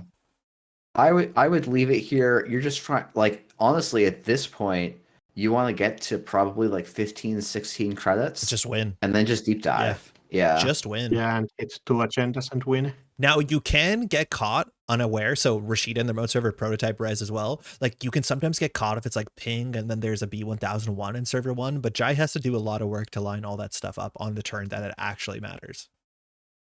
Yeah, there's just Yeah, one and like B1001 it's not even list, that. so it's not like The nice thing about the the nice thing about the B1001 ping interaction for Alpi is like, yeah, if you lose the click, it means you don't get to do the deep dive that turn, but you've just cleared the the corp has very kindly cleared the tag for you, which is really quite nice. Yeah, it depends how many clicks in you are, but you're right. It's not the end of the world. Now, if there's a Hannah on the table as well on top of the Swift, like, or a Peach Sean, which I'd be a bit more surprised to see, then you can still brute force your way through that. So we'll see. Jai definitely has a lot of scoring to do as much as Holloman can kind of accelerate that before the deep dive threat might just connect. Federal fundraising, again, we've been just kind of goofing that Jai's been spending more time on start of turn triggers than the actual clicks this board state. Not exactly yet, but you are trying to plan the top 3. You can get one of these cards drawn. Working prototype, bouncing a daily cast is within the realm of possibility if you want to get a bunch of assets on the table. You know, bouncing daily cast, that's functionally a 12 credit swing. That feels good. We're going to draw a card. Yeah, no, that's definitely good. We're taking the mandatory draw, and now Jai is. I mean, the nice, it's like it is an interesting thing. Where like, oh, Federal Fundraising takes so long, but the reason it takes so long is because Jai is playing out his entire turn. Yeah. So it's just like, okay, this is actually where his whole turn's going, and it takes a little bit longer because you have time to think about everything that you can do. But this is it's an interesting board state for Jai here. It is probably to be like, it is hard to score out as R+ against real breakers, and as R+ to score out against real breakers, and usually try and use like the economic pressure. And Jai still has it, but I don't know that he has a clock on Alpi here that Alpi has to respect yet. So 1 overclock out, 1 trick shot out. This remote server, the threat here is Bologna Holloman, which is an 8 credit score out, and that can put Jai on game point immediately. Now, Alpi needs to decide whether they want to contest it. I think the biggest ice we've seen today in NBN decks is only Messna Chesvo, which is a bit ugly with Buzzsaw, so maybe you want to get some additional support, but with SMC now hitting the table, Alpi can send it into remote server. You just need at least a click to clear a tag from a ping, but the single tag punishment is probably not game losing. It's just you're going to have to deal with a working prototype that will definitely be at 5 counters the following turn if you can't also swing over there. I mean, I don't know what you're that upset about getting bounced here. Like, you could probably just click the Nuka on your turn. Yeah, it's the casts, maybe. Like, you don't want to lose 4, but trashing the prototype, you lose 2 and a bit. Overclock and server 12. SMC for the turbine. Just grabbing the turbine. Cool. So Buzzsaw could be in hand already. Well, there's 1 Buzzsaw in the bin, but maybe there's a second. One in bin maybe, already. So yeah. just hunting for the simul chip, maybe. Yeah, simul chip's what you need here. Alpi can break all besides code gates. Now, end the run code gates, it's probably just Messna Chess, so VSA is annoying. It doesn't end the run. Throwing out a DJ Fenris, assuming that's more often than not to get Sable for the deep dive plays, but Alpi just continuing every turn to siege engine up and build that threat of the deep dive, ending the game in a single turn. Maryland Res prototype on 3. Federal fundraising allows you to stack the deck, draw an extra card. Sometimes you don't want the extra card draw if you're going to, just score at a 5-3 and pass your turn. There's no warm receptions on this table to get value before you spend your whole turn scoring points. it also keeps the top 2 cards known, which is really important into trick shot that Yeah. accesses 2 cards. So sometimes you just keep those 2 cards on top for the safety as well. Trick shot's cool. Mind you, it's 3 credits to run R&D, so trick shot does make that free plus. But we'll see if Jai does want to score out now. Does Jai want to spend, it's only functionally 3 credits after the refund to get to game point, dropping Jai to 7? I don't know if Alpi, If you score, does Alpi just go for the deep dive then? Yeah, are you hoping that there's just no end run code gate on Centrals? It's just Mess and Chesto. I don't expect a Mess and Chesto in Archives. Holloman, we're scoring. We've actually seen big Beals today, more than I have in a long time. Holloman lets you do it relatively well. As much as expensive is going to be a problem if there's not a Bologna. Just a headline, 1 tag in. Oh, that's going to be so... Are we going to Self-growth. SGP? Obliterates the board state, puts Alpi back a turn and a half, if not more. A prototype. Yeah, I think you bounce both the breakers here. Yeah. Self-growth. There it is. Jai has it. Echelon, Cleaver back. Nobody's playing no free lunch. Nobody's playing that sort of tag removal we've seen today. So that single tag can be that impactful. Can you fit slots to make sure this is not happening to you? That's 2 installs and 6 credits back in hand. Ooh, brutal. I mean, Yeah, this setting is Alpi back so much. honestly, this is one of the stronger. This Arc Plus deck. It's funny. This Arc Plus deck has been winning a lot, but this turn is maybe the first turn we're like, oh, okay, that's a really fun and gross and proactive thing this deck can do. I agree with you. I know what you mean. It's been a wider assortment of game plans. That felt like a cool play. Alpi now on 4 clicks and 11 credits. Lat has been firing consistently, if I'm not mistaken. We haven't seen any cool spin doctor tricks as much as sometimes warm reception sets us up better than anything else. Yeah, I guess there is a world where Alpi can trick shot, dirty laundry, actually just do a deep dive here and still have enough. But without the cleaver on the board, it's probably not worth it. Probably just need to set that up. At a minimum, you're respecting ping. At a maximum, Mess and Chesto, but we're 1 simul chip away from that. Yeah. Only 6 credits now. There's no huge threats on the table. It looks like prototype will crack next turn. So for Thirtrine, best guess warm reception. We haven't seen one so far. 2 Imani's out is obviously great. That could have been worse. But Echelon getting paid to install. There's that trick shot. So using the credits on this, mind you, it's clickless. This gets you so much value, as much as I think the top 1 card is known by Jai. Jai can always shuffle if Jai needs to shuffle. But finally, we're seeing 2 here. Yeah, I think actually where you send the trick shot is an interesting question here. I feel like it's probably the Spin Doctor. Oh, trashing a Holloman from Because R&D. we're trashing 1 Hollow Man. So we're 2 tags in. You have to clear the tags, mind you, because of shipment from Vladisperse. We have another run here. Just charging the prototype, trashing that, so you won't get a tag on this because you've already taken the tag. AR's first time a turn. Doesn't care about installed, just first time you trash something. Pinhole next to deal with the Holloman and just taking care of the both Hollomans here. Cool. Now Spin Doctor's on the table, unfortunately. Yeah, I almost wonder if it was better to run the Spin Doctor first and then do this whole play, but it's a little bit hard to know. Yeah. I always feel a little bit weird about going and trashing a bunch of stuff and then there's just a Spin Doctor to reset all that work. I hear you. If I can sequence it in a different way. Right, because Alpi actually could have threatened that Spin Doctor, which he can no longer do here. Down on 1 credit, daily casts, just a stack of Maryland. So we're going to get that Lad card draw.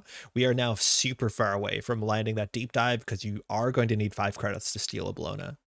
So Jai has a window here, 1 credit. We've seen 2 trick shots, 2 overclocks. So the sort of, oops, surprise, I'm contesting the remote server credits are going to be much more limited. 2 dirty laundries, 2 creatives out. We've only seen 1 sure gamble, as much as that's very far out of reach. So Jai here, as much as we know where the 2 hollow men are, might just be able to install advanced Bologna. You can kind of do it here, I think. Maybe you get blown up by the 1 overclock. I was going to say you might want to get an oppo down if you can find the 3rd one, just to really land your tag forever, and then you don't actually have to get the Bologna down. Right now, it's almost safer in HQ, assuming you can find the shipment from Vladisperse. Yeah. Yes. It's one self-growth, one shipment is from what we've seen so far. Again, we probably should look at the deck lists. I haven't. Server 14, and there you go, Oppo for free. Yeah. We are at threat 3. I don't think Jai's going to spend 5 on that. So just here's 2 tags. Good luck.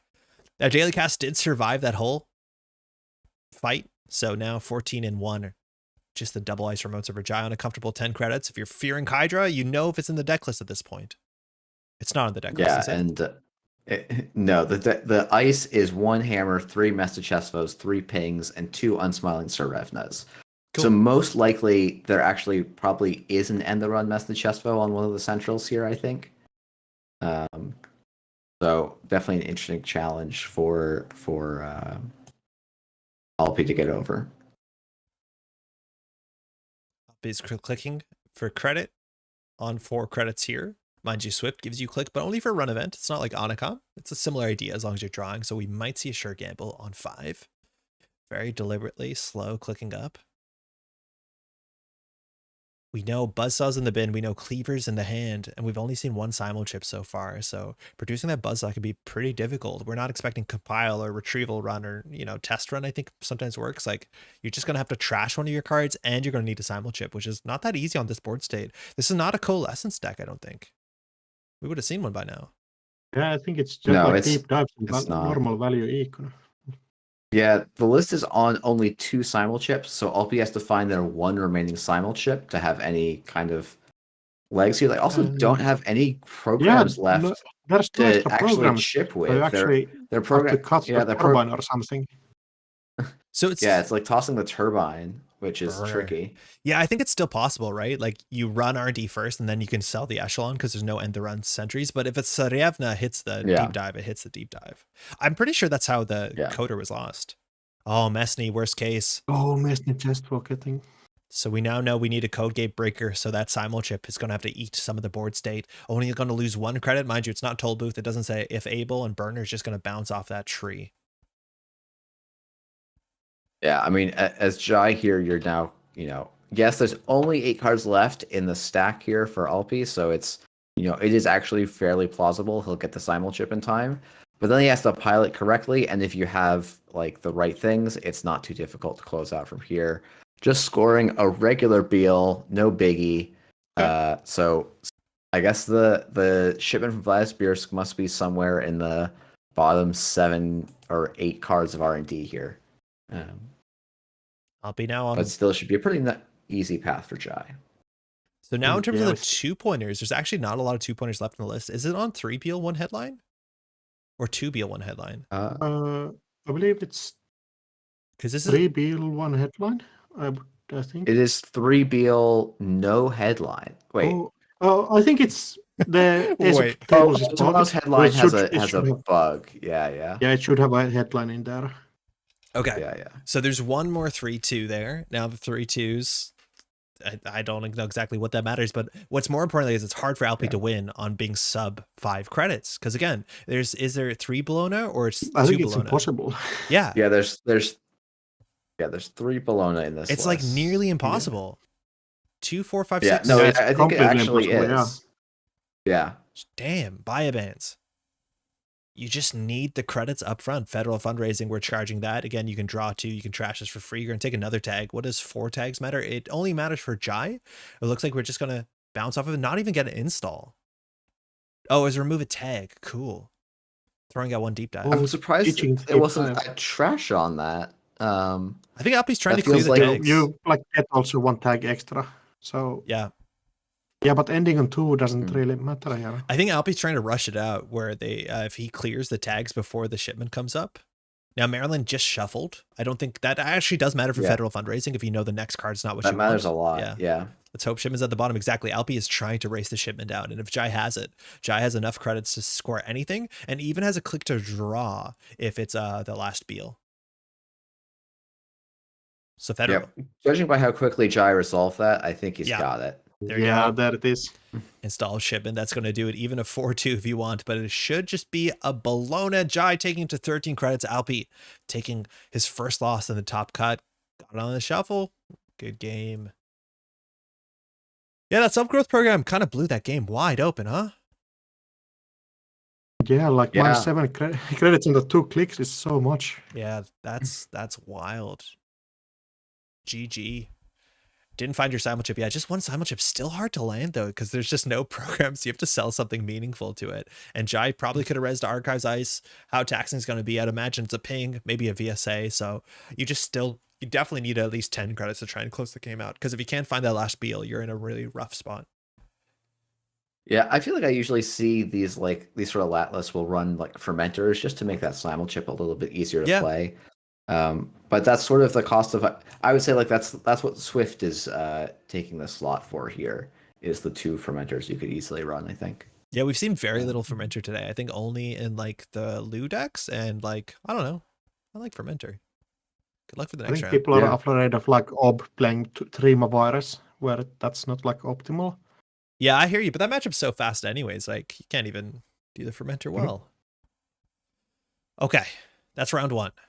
Again, we have 2 Corp wins, Reality Plus so far undefeated in the top cut. Now, how this works is Alpi and Augustus are going to be dropping to the lower brackets, so they'll play each other, which means one of these players will be leaving today. That's the end of their flight to EMEA number 2 round. While Jai and Davz are going to be playing out. Whoever wins that matchup is going to sit around undefeated for a while to play whoever wins the bottom of who comes out from the lower bracket. So if you can stand undefeated 2 rounds in, you're feeling very comfortable. You can go make dinner, go for a walk, read a book, because you got a while before your next Netrunner game. I'm not sure if we're jumping right in. Sometimes there's a break between the rounds. Looks like we're going right in. Going right in. I do kind of want to see the Augustus Alpi match. Me too. Because me too. We're almost guaranteed to see a lot more R+, but this might be our last chance to see Ob and our last chance to see Shaper as well. So I think it's Nuvum into Shaper. So I want to open that Nuvum list because we haven't seen it too much on stream. No, so unfortunately both Augustus and Alpi were running last round. Beans, okay. And so it just randomly rolled and Augustus got up. All right, so the game is up. I don't know if it's going to start right away. Do you want to talk about the op list? I think we could pull it up on stream really quickly, but this is the sort of Haldeman rush op. We saw Augustus like play it very, very well the last time he was on stream playing op. Yeah, so like the big thing, so this is, it's using a single Managarm, it's using Hollow Man, it's using 3x Virus to tutor both of those cards. And the big other addition this card got was the Basalt Spire, which allows the deck to actually play like a reasonable number of agendas rather than 11 agendas. It plays 9. What is that? 9, which is like means you're going to bleed on centrals a little bit less, but it does also mean that the game is sometimes determined on 3 scores instead of 4, which is like a blessing and a curse. And then it's doing, a pretty regular thing. It's, cool. I guess it's on this too, is on 3x Stavka. Yeah. It's just such an important part of being able to threaten this and just treating Stavka as a tempo play. We also see the 1x half rune. So, it's funny. I for a while in the last meta, I was trying to advocate you should go away from it. And I've also gone back to it. And I think it's the way that runners are playing, it's becoming a bit more valuable and part of the matchup you want to have. So one interesting include that's new in these sort of Holloman decks is Too Big to Fail. From my understanding, again, bad publicity is not great, but the fact is inherently rezzing and using Holloman is very expensive. So this is a card you can always grab to your hand with Malapert and just put you back into the game immediately, which is quite nice after you spend 8 credits to get a ridiculous Project Atlas, which closes the game very quickly. I think that's actually one of the interesting. It's basically like, okay, your choice is either playing the Too Big to Fail or playing 2 hostile takeovers to stabilize your econ, and it's just like which setup you kind of prefer for the slots and the cards. And like Hollow Man definitely makes these 5/3 scoring plans more interesting. So it's definitely a nice include there. But it's one of those things where I go back and I'm like, I always like the hostiles because it basically gets you 3 Tucana / Managarm triggers, which is obviously one of the better cards in the deck, in my opinion. So we just saw Alpi play Lat. Mind you, that was the first loss Lat took today. And in terms of this list, it is definitely a deep dive list. Only 2 deep dives. We're playing 2 copies of Swift and a fair bit of runs. It's only 2 trick shots, 3 overclocks though, which is great. And then of course you have Dirty Laundries, Buy Bands, a single burner. Just that sort of good event economy and good event pressure from Shaper, which is a wild sentence if he said that, 2 to 3 years ago. Otherwise, Breaker Suite. I mean, it is. Yeah. No, go ahead. I was like, it is a little bit harkening back to like the old school prepaid Kate list, Yes. where it was like, yeah, your events are the core of the deck. And I will say, I think this matchup is really interesting, especially because Augustus is on 3-pointers. Because if Alpi can find one agenda, suddenly a single deep dive ends the game here. And it really doesn't, so then Augustus has to think about ice placement very, very differently than he would in, a non-deep dive style matchup. So I think this should be a fairly, I think, interesting match for both players, assuming one of them doesn't just steamroll the other in the first 5 turns. Yeah, things like border control and centrals, that'll definitely be a road bump. Now, this list is not on Hannah, it's on DJ Fenris. So with Swift and Fenris, you can get 2 additional clicks on a run turn, which means you still beat a single border control. But the question is, can you produce the rice ice that, again, the runner can't deal with at this moment after they've, spent some time pressuring centrals? This is going to be quite exciting. Yeah, no, this is going to be a very interesting one. But you were starting to talk about breakers and other things, so maybe we can go back to that while we're waiting for time to get started. So it's like what you expect: Buzzsaw, Cleaver, Echelon. Some of that stuff is not amazing into the early aggression, like Echelon into Stavka. That's kind of what you rely on your 2 simul chips for, as much as those can be tricky to use. Envelopment, there's 2 in the list. That's hard for Cleaver to deal with. Sandstone, sometimes early, that's bad. What can you say about Propeller? Like, do you think it's in the list just to deal with early pings really cheaply, or does it have a lot of legs into, like, I don't know, breaking an envelopment cheaply early? Because it kind of does. Yeah, so I think, Oxu was talking about this earlier, that Propeller does a nice job in certain boards. It only breaks a limited number of times, but it breaks those limited number of times very, very cheaply. Yeah. So like if you have Turbine and you're up against a Bran, you actually get to break a Bran twice for 3 credits, which is a really good rate, right? It's backwards from Lady, right? You pay for subs, not for strength. Yeah, Yes. exactly. So like Sandstone, you do beat for 1 credit a limited amount of times. Yeah, like 1 or 2 times. Yeah, that's cool. Unless you bring it all the way down, right? Then you can Sandstone, one of the few barriers in the format that you can actually break for free. Break without spending counters. Yo, we're off. Right, so we're flying. Oh, just going in. Yeah, so Augustus kept their hand, but then iced HQ and upgrade HQ. That I wonder if that's actually a Hollow Man on HQ. Mavirus. Oh no, it is just a Mavirus. So Regolith push. push. Going is a Regolith, just pushing it early. Yeah. Just getting the early economy there, R&D wide open. A trick shot here would be fantastic. Alpi playing fast and loose, right? Getting the lat draw just like that turn took, 10 seconds. Just sending it. SMC. Overclock, just charging the Regolith. Going to spend the extra credits. What's the first breaker you bring out? Do you bring a Cleaver, or are you now weaker into 3x Stavka? Can you get the simul chip on the table? It's an interesting choice what you're pulling. I might grab the Propeller here. Yeah. Just so I can get as much value out of this Overclock for trashing, moving my board state forward. And Propeller is still good enough. But Cleaver is totally a reasonable call. I think it's weak to some of the ice that, Op tends to run for barriers. Like that's why Sandstone is in the deck, is because Cleaver doesn't deal with it quite as well as, say a Corroder would. Is Augustus on Winchester? I assume that's what you're respecting on HQ? Okay. And no hammer, right? There's 1 Winchester. Okay, cool. No hammer. Actually, wait, I'm sorry. There are oh wait, no, that's Alpi's list, excuse me. Yeah, it's 1 Winchester, no hammer, yeah. Okay. Yeah. R&D in server 2. Now Augustus generally wants just ice 2 ice to push out. Well. Gamble to gamble. Can you get down to 3 card hand size? So far we've missed. Probably it's going to be the second lat trigger to miss. Augustus definitely trying to get the cards on the table here. Can the second SMC come down? We'll see what LP does here. Going to discard 1 card for sure. If you want to just like Swift run archives, but Echelon on the table means at least Stavka 2 is going to be dealable. Stavka 7. And Propeller. Yeah, Propeller in the bin. Okay. Yeah, interesting. I mean, this is not too bad for Augustus. You probably can push, but like you have time. I think one of the things I'm slowly learning is like, okay, if you don't get the rush start, like you do have ways of kind of dragging the runner through stuff. And so it's just a matter of figuring out how to apply pressure on them as they set up here.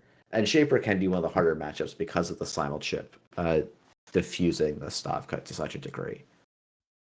So see if this is going to be run here. We're going for the lat draw now on advanced card in server 2. I don't think there's that much you're worried about unless this is above the law, which would be totally wild.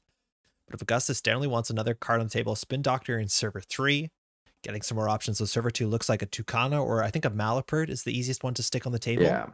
This is difficult too. Yeah, to me that. Where like you have to play around Mavirus into Managarm on most board states, but Augustus is not looking like he's scoring out for the next turn at least. Dirty Laundry, clickless on Archives, not going to contest the Spin Doctor, of course, but just Alpi wants to as quickly speed into threading that deep dive after, as you said, steal 1 point early is a really, really good start if you want to close the game in a single event. Yeah, breakers and the simul chip is down. That's really good for Alpi. I don't think this is by any means game over for Augustus, but it is definitely going to be working uphill from here. That simul chip is tricky to use. We do have an SMC in the bin, but you have to trash something. So if you want to produce a turbine, and this deck it's good into turbine. You break envelopment for pennies. Stavka gets a bit cheaper with the echelon if there's no Afron. So you have some option here, but Augustus definitely needs to figure this out. It comes down to clicks a lot of times, right? Like, can you deal with border control into this, into Managarm? Like, that's effective. That's kind of why I feel like Augustus still has some outs here. Alpi, while having a lot, like, has 14 credits sitting on daily casts, doesn't have those credits yet. Augustus is on a pretty healthy credit total himself. It is a little bit sad to extract with no res cards, but it is something you have to do here. And these 20 credits are pretty threatening from Ob. I'm guessing there's something like a Tucana and a Mavirus and an Agenda in server 2 now. And so it's up to Alpi to figure out how he wants to try and get in.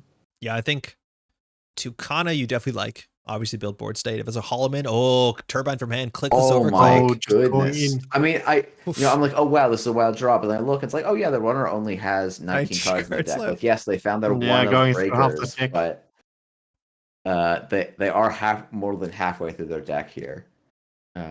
So Augustus needs to think you can technically res a border control and pop it right away. That stops you from saving money on the simul chip, but that's not really a play here. So you can't just stop this. You might as well force a couple runs through some stuff and maybe eat into a bit deeper than the overclock. That's hard to imagine. Now you could res a Mavirus, Stavka into Afrun, and then simul chip gets a bit taxed because only one breaker is coming back. Yeah, and that might actually be the line you want to think about here, because basically what you're trying to do at that point is set up for the long game of like, you only have 2 simul chips, and so I can tax you out of those. It looks like we're just going to tempo Stavka for 7. And I think Augustus trashed the agenda in the remote server. Oh, I like that play. Yeah, because now the Spin Doctor can go and save it. Alpi still kind of has to check because it might not have been the agenda. And actually, the nice thing here is that because Augustus did not spend the trigger on Op, if Alpi does just break the subroutine, the 4 and the runs, then Augustus could go and tutor for the envelopment. It could tutor border control off the envelopment. So see what's in the remote server. We're down to 4 cards again. You said 10 more coming from the daily casts. Yeah. Virus. I think this is probably go and get the Managarm here. Yeah, you could put a Holloman spend on a different server. Managarm seems good though. Oh, Holloman R&D. Oh, okay. Yeah. Nope. Augustus agrees with you. This does make me think that HQ is where we should be going. Yeah, you can score it as Alpi here. 3-2 from hand next turn. It's very expensive though. As much as Malapert might bring back the too big to fail, I'm not sure you're excited to give this exact breaker suite bad publicity. It feels like it goes pretty far. Yeah. It basically cuts the entire break cost by almost cuts the break cost in half, right? Basically. So see if Alti contests this again. I think the only blowout here in R&D is if this is another Stavka. Trick shot. 7 credits. That is tough. Second run of the turn. There's an agenda in archives too. Like if you want a trick shot for value, you might want to force the Spin Doctor shuffle, but this is still very quite good. Augustus, only down to 8 credits. There's no ice here that's taxing for this breaker suite besides a Stavka. It looks like uncontested, no res here. We're going to see 3 cards, 2 accesses in the Holloman. Nothing into Holloman for 2, and we can bounce to contest the Spin Doctor. So you can run back on R&D and see another card. The shuffle will be one of the face downs for sure, and then Holloman. So 1 unknown, that was the ice that was extracted, we're pretty sure. A swift discard, yeah. Alpi really navigating that turn very well. Augustus in a very challenging spot now. Oh, I'll be true and miss the but- lad click. No. Card on the remote server. Ice in front of the Stavka. Still, this can't be too expensive. We know that upgrade is the Malapert server too. Alpi might not have had an installable or a card they wanted to play because it was You just click for credit, don't you? No, Augustus was on 3 cards in hand. I don't think so, but that's okay. According to the law, okay. Augustus was in. Okay, that's fine. That's fine. After for 3, mind you can't break all of that. Dirty Laundry, we're getting in. This gets you a click back, mind you. All these run events are fantastic. There's still a burner somewhere, and there's probably agendas in here. We're looking at no agendas so far. We've gone through 17 cards. Just a tithe. Steve going for a creative commission pair, or it was commission laundry, I think. And Rashida to start. Yeah, Rashida.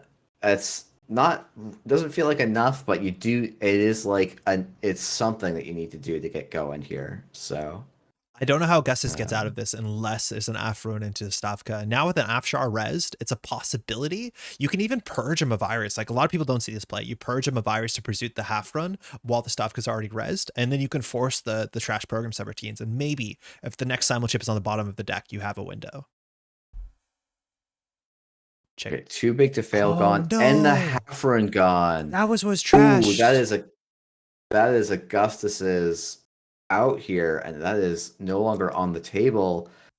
Alpi can't quite do the double deep dive here, but really doesn't have to. It can just put any 2 cards back on top of R&D here, and just continue on his merry way. I think Alpi's going for the double deep dive. Well, he can't because his first click was not playing. Oh no, it was. You're right. It was burner and now run HQ. I somehow missed that. Audacity slash and burn. So this could be it. The slash and burn is going to go top of the deck unless server 2 is a spin doctor. Audacity is going to go straight to the bottom. Now run R&D, steal 2 points, deep dive. You can win. Just win. This could be it. Yeah, and this is basically. This is the challenge of the Basalt Spire to some extent, is that you can be a little bit risk. Oh, but we get the Stavka Malapert for the stop the win though. It doesn't. Oh, spin doctor can hit the table. Yeah, Spin Doctor hits the table, drawing the slash and burn. Yeah. I think should Spin Doctor now to put 2 non-agendas back into the deck because Alice off the top. There it is. Is that hits enough? Atlas on the run. Yeah, 1 Basalt Spire. That is game. There's a Basalt in there. Wow. There's that. GG. Augustus just all the breakers down. The Turbine Doom Rig is still like, this deck has ways to deal with it, but with the Afrun in the bin, that's not going to help at all. Basalt Spire, Atlas, there's 4 more points there. A lot of agendas to choose from. Had second deep dive ready too. Okay, so even if that misses one of the Basalts, you have another shot. So you can steal 2 and then just go again, which might be correct. Like, do you steal up to 4 points there to get to 6, or do you just like play another deep dive and hope you hit one of the 2 Basalts? I think you just deep dive again. Yeah, I think you can play either one and still win, basically. Well played to both players. Augustus Caesar, mind you, I believe now is out of the tournament. That is it. A fantastic run. Unfortunately, that top cut, double elimination, you get 2 chances. Alpi just holding on. We might have a chance to see Nuvum. I just want to see more Nuvum. So that might just be next round. I think we're pretty much guaranteed to see Nuvum next round. Yeah, next round probably is going to be that. Right. Unless the winner of or the loser of Daisy Jai is I guess if Dave Z loses, then it's actually a coin flip again as to whether or not we see Nuvum. Yeah, we could jump into the other game. It looks like a Seb game out here. I don't know if you've seen this. Yeah, I'm looking at this right now, but this looks very good for Hoshiko. Bologna in the bin? We're up on 3 points? Yeah. Oh, I think because Ma's on the table. Yeah. So it probably just modded Bologna out. This does look like a Seb board state, but we're doing the thing of playing it in a better ID than Seb, so we're playing Hoshiko. I'm not going to contest that. I'm going to just let that happen. I like Seb a lot, though. Advance. Let's get that Bologna off the table. Now, Jai understands that this could be Jai's last turn. If Dave Z runs Archives, runs R&D, you do need 5 credits. Shouldn't be too hard. We have Daily Cast coming in, Paladin and Mystic, so any event is going to be free. Sure gamble for goodness, what is it, 8? That gamble. So yeah, any agenda off the top here wins. Twinning for 3. We have a Maw. For 2. Holloman trashed. ARs is not scored. It is in the other score area. If Dave Z wants to check, that's 3 points in the archives. You can just maybe steal one from hand here. The breakers aren't Yeah, I showing think it's up. with 2 spin doctors gone, you can probably wait because you may want to get the credits off of Paladin Yeah. because I don't think you have an obvious Paladin trash target here. We're checking. Um, GG face down is a wave the Beal. maw. Yeah, it was the one on face down to check. So that's 5 points in the bin. That's a short round for both players. Jai not building the board just state. turn 9. This is the smallest board state we've seen in any NBN match this day. Yeah, Dave Z started it. I wish we could have seen the start on how this was done. Maybe I'll have to go and bug him for a replay later. Miss Bones still has 9 credits. Like, she didn't even get to work. Yeah, it does. I really It sounds wonder like the what players happened talking to her, about some basically. flood there. Yeah, we see two. I mean, I almost wonder if Dave Z just prioritized trashing the Federals. Yeah. It looks like And that kind of stopped the deck from going down. Federals and Rashida, some of these got mauled out, I think. I think the Bologna did get mauled out. That's the only thing that makes sense. But yeah, suddenly going from 1 point to 8 just about in a turn. So a bit of a flood there from Jai, but well played. Again, this is the top bracket. So now Jai is going to go play against Alpi. And that will be the lower bracket finals. Whoever plays that, Dave Z stands undefeated. So it looks like Hoshiko and I want to say Reality Plus or is Dave Z on Near the Hub. They kind of blend in together with all due respect. Dave Z is on Reality Plus. It's all, Reality Plus all left, the Reality. It's all Reality Plus in the top cut. Though we do have LP's Nuvum trying to get a second win on the day. Yeah, So. let's go. Let's expend. Let's expend. All right, let's throw it back to the bracket again. We are coming close up here on our finals. We're now going to hit the lower finals. Augustus Caesar now locked in there in top 4 finish in a very competitive field. So congratulations to Augustus. Round 3, we'll see Alpi playing Nuvum versus Jai and Hoshiko. Jai has been playing this one Hoshiko deck for a long time now. It's the Technico. You can find it posted on Netrunner DB. It's a sort of like, I'm going to Ashen my deck. We saw the Ashen get played once so far in a matchup where you definitely want to Ashen, but sometimes the games just go fast enough that Ashen is not like I think you actually need to pursue. It's nice to have that button. I think you play that like that in Jeff and Ari, but let's talk about the Nuvum deck because the Nuvum deck is like not very similar to a lot of other decks we've seen. Have you seen this thing in action? I have not really. It sort of reminds me a little bit of like Op kill decks. well, I'm going to annoy some facet op players, yeah. but it feels kind of like those kill op lists where it's like, okay, I'm going to play Urban Renewals. I'm going to play like End of the Line, Angelique. Like it's actually interesting. I think the like public trail part of this kill deck is kind of interesting. I'm assuming it uses Ozef. Does it have fast advance tools for the Ozef? It really doesn't. It has No, it never so, like- advance with Hearts and Minds. Yeah, I don't know that I believe in Hearts and Minds as a fast advance, never advance tool, but you know, we'll see if maybe Alpi can make it work. I feel like Host should probably be able to get on top of it economically, but we'll have to see. Yeah. No, this is an interesting matchup. Interesting list. I do think this list does exactly look like some of those op lists. It's on not that many agendas. It's not trying to score out too aggressively. I believe this is a list that Alpi did pretty well at the AMT last weekend. I think coming in third. I'm not sure if this list is that different than the one before. We have Eminent Domains, which are kind of fun tempo pieces. If you get out of Hostile Architecture for free, that's okay. In terms of the ice, there's no like archers for free. The ice, there's not that much of it, but you can get a hammer. That's sometimes a very difficult thing to break. There's a lot of, you know, resources or hardware you do care about on the Anarch side. And then it's about sticking those annoying assets. If you can't deal with wall-to-wall into Hearts and Minds, like obviously that's build your own La Costa with extra steps, but those pieces are kind of fragile and this is not an oppo deck. The only punishment it has is Wake Up Call. And of course, in 54 cards, if you can put Public Trail and End the Line in the same hand, maybe even with an Angelique if you're on threat, that can be lethal. But again, the deck is a bit less consistent considering its size. It's just, it does mill through itself. So it does feel a bit faster than you think 54 can feel. We do see that server 1 has an eminent domain in it. I'm a little bit surprised that Jai didn't try checking server 1 because the cards there would be Descent, Hammer, Whoredom, and Ice Wall. So it probably ends the run, but it might cost Alpi a little bit of cash to do so. I didn't know the game was underway. What did I miss on turn 1? I just turned the camera over.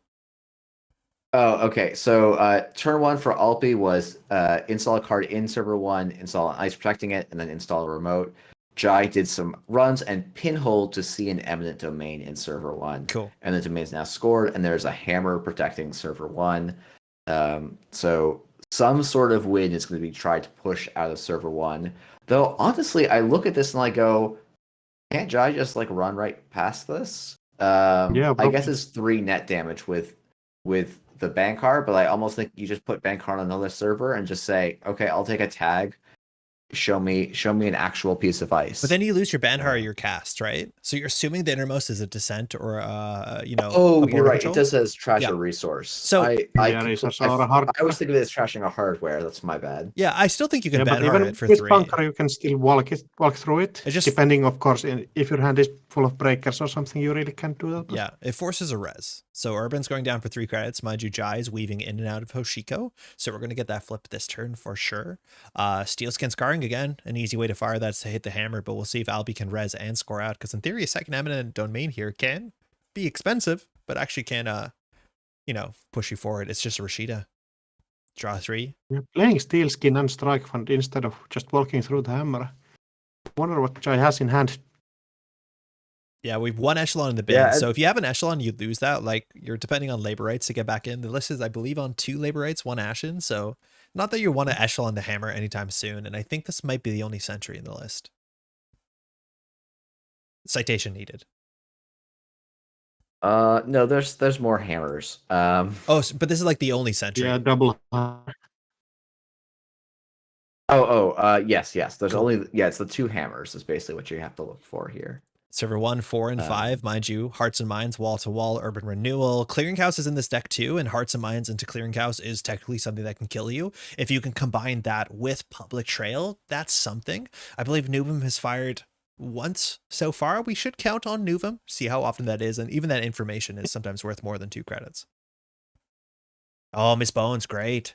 Oh, Bones is so Bones good. is pretty good here. I think Jai can just clear out the board.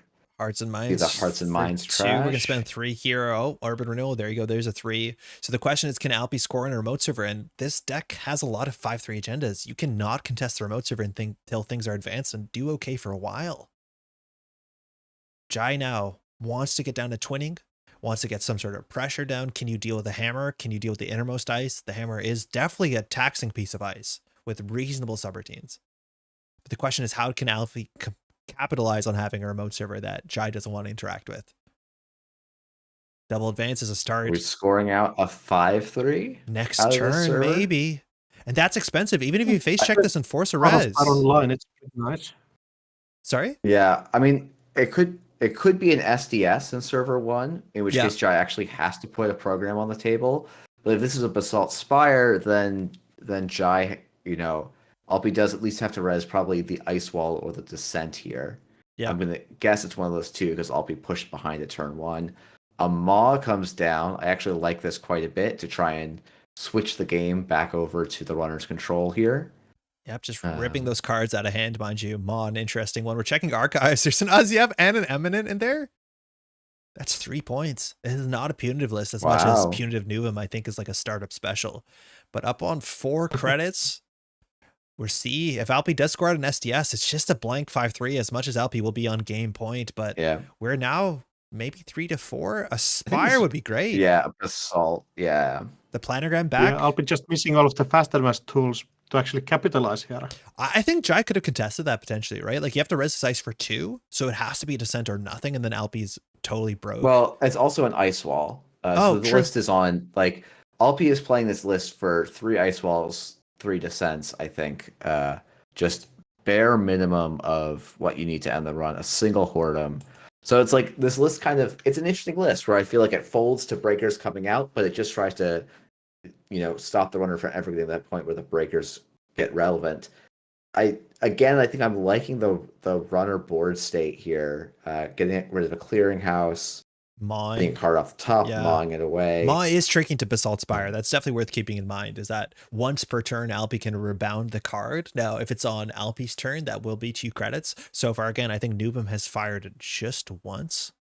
Oh, I said bring back the predictive planogram. I forget the recursion text is only on the runner steal. So planogram, second Nuven fire. We've got 4 credits. Trashing the top of the deck. Generally, you want to do this as much as possible. Otherwise, your ID is kind of awkward into an open RD. There's the ice. Yep. Finally, icing up RD.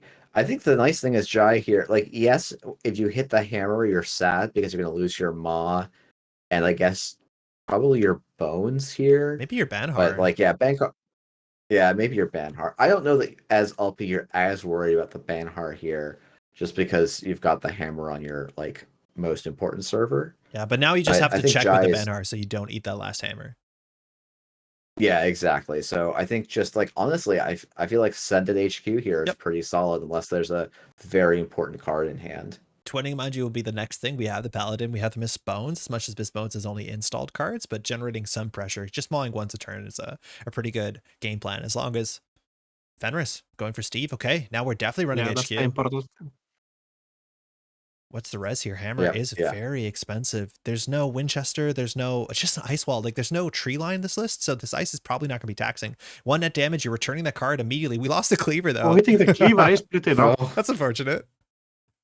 yeah, that's a Yeah, bummer. there's second one in the deck, but might be a long while before Jai actually found it. So 2 Strike Fund looks like it's a choice. You can go for cast to get that down with Paladin Puemo. It looks like Strike Fund to Strike Fund. Public I Trail. wonder if you should go.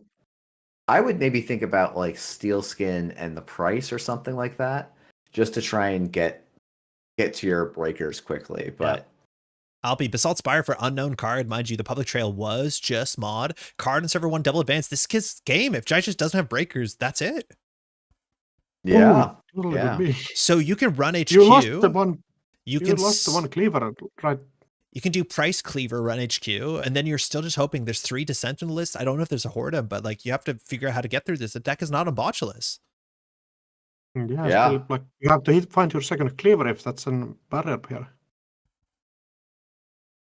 I mean, Does new- yeah. I don't love the Bankar on server 1. I feel like it should go on HQ so that you can get a draw piece, short of having like the breakers in hand. I feel like that's your more consistent way to get into server 1 here. Just tank the hammer and Yeah, eat up these 3 points. you might be right because this is clearly game. You also just need a breaker installed in general, of course, if this is an SDS. But like, is Alpi going to fire Nuvum twice and just score behind 2 ice? Like, is that good enough? Apparently, Nuvum did fire on the Basalt Spire counter Oh, usage. excuse me. Yeah, Um, NGO front. So it's fired 3 times. It is almost all of the credits LP has right now are due to Nuvum. Yeah. So ignore the 2 planograms played for 6 as well. So Jai needs to figure this out again. Banhar and HQ seems okay. Again, you need the cleaver, you need the descent. Or sorry, you need a cleaver, you need the buzzsaw for the descent. There's no alternate breaker options in this deck. So if you run HQ, you get price. You could also just make a hard call. The thing is, like, they'll give you whatever breaker you don't need. So Alpi be like, oh, it's a descent, here's a cleaver. And so that's not great for you. So you can't really force the issue unless, yeah, you can't really force the issue at all, can you? So Jai Yeah, just needs I mean, to you kinda just- draw, install breaker, run. And then just hope I mean, it's not a that's border why control. I like the HQ line because you at least had you could Yeah. run HQ and then you could either strike fund or Price, steel skin price, yeah. or not steel skin or price, yeah. Or moshing steel Which, skin, like, whatever you and- want. Yeah, moshing steel skin, whichever you prefer. And you have even odds there. Or you at least have better odds, I should say, not even odds. But yeah, you're 50-50ing it here as Jai, and you've seen 1 barrier, so like it's slightly more likely to be a thing where you want a code gate, but that's as much as you have to go on here. Does the deck have border control? Um, Like, do you have to run back twice potentially? Nope. No Nope. border control. It is 3 ice walls. 3 descent. So basically, from there, because Alpi pushed behind it turn 1, I'm assuming it's not the Hordem because you couldn't put the Hordem and the Eminent Domain. So to me, it's like, okay, there's 3 ice walls and 3 descents in the list. 1 ice wall is red, so it's like a 3 out of 5 chance that it's a descent. Yeah. And that's the best you can hope for here, I think.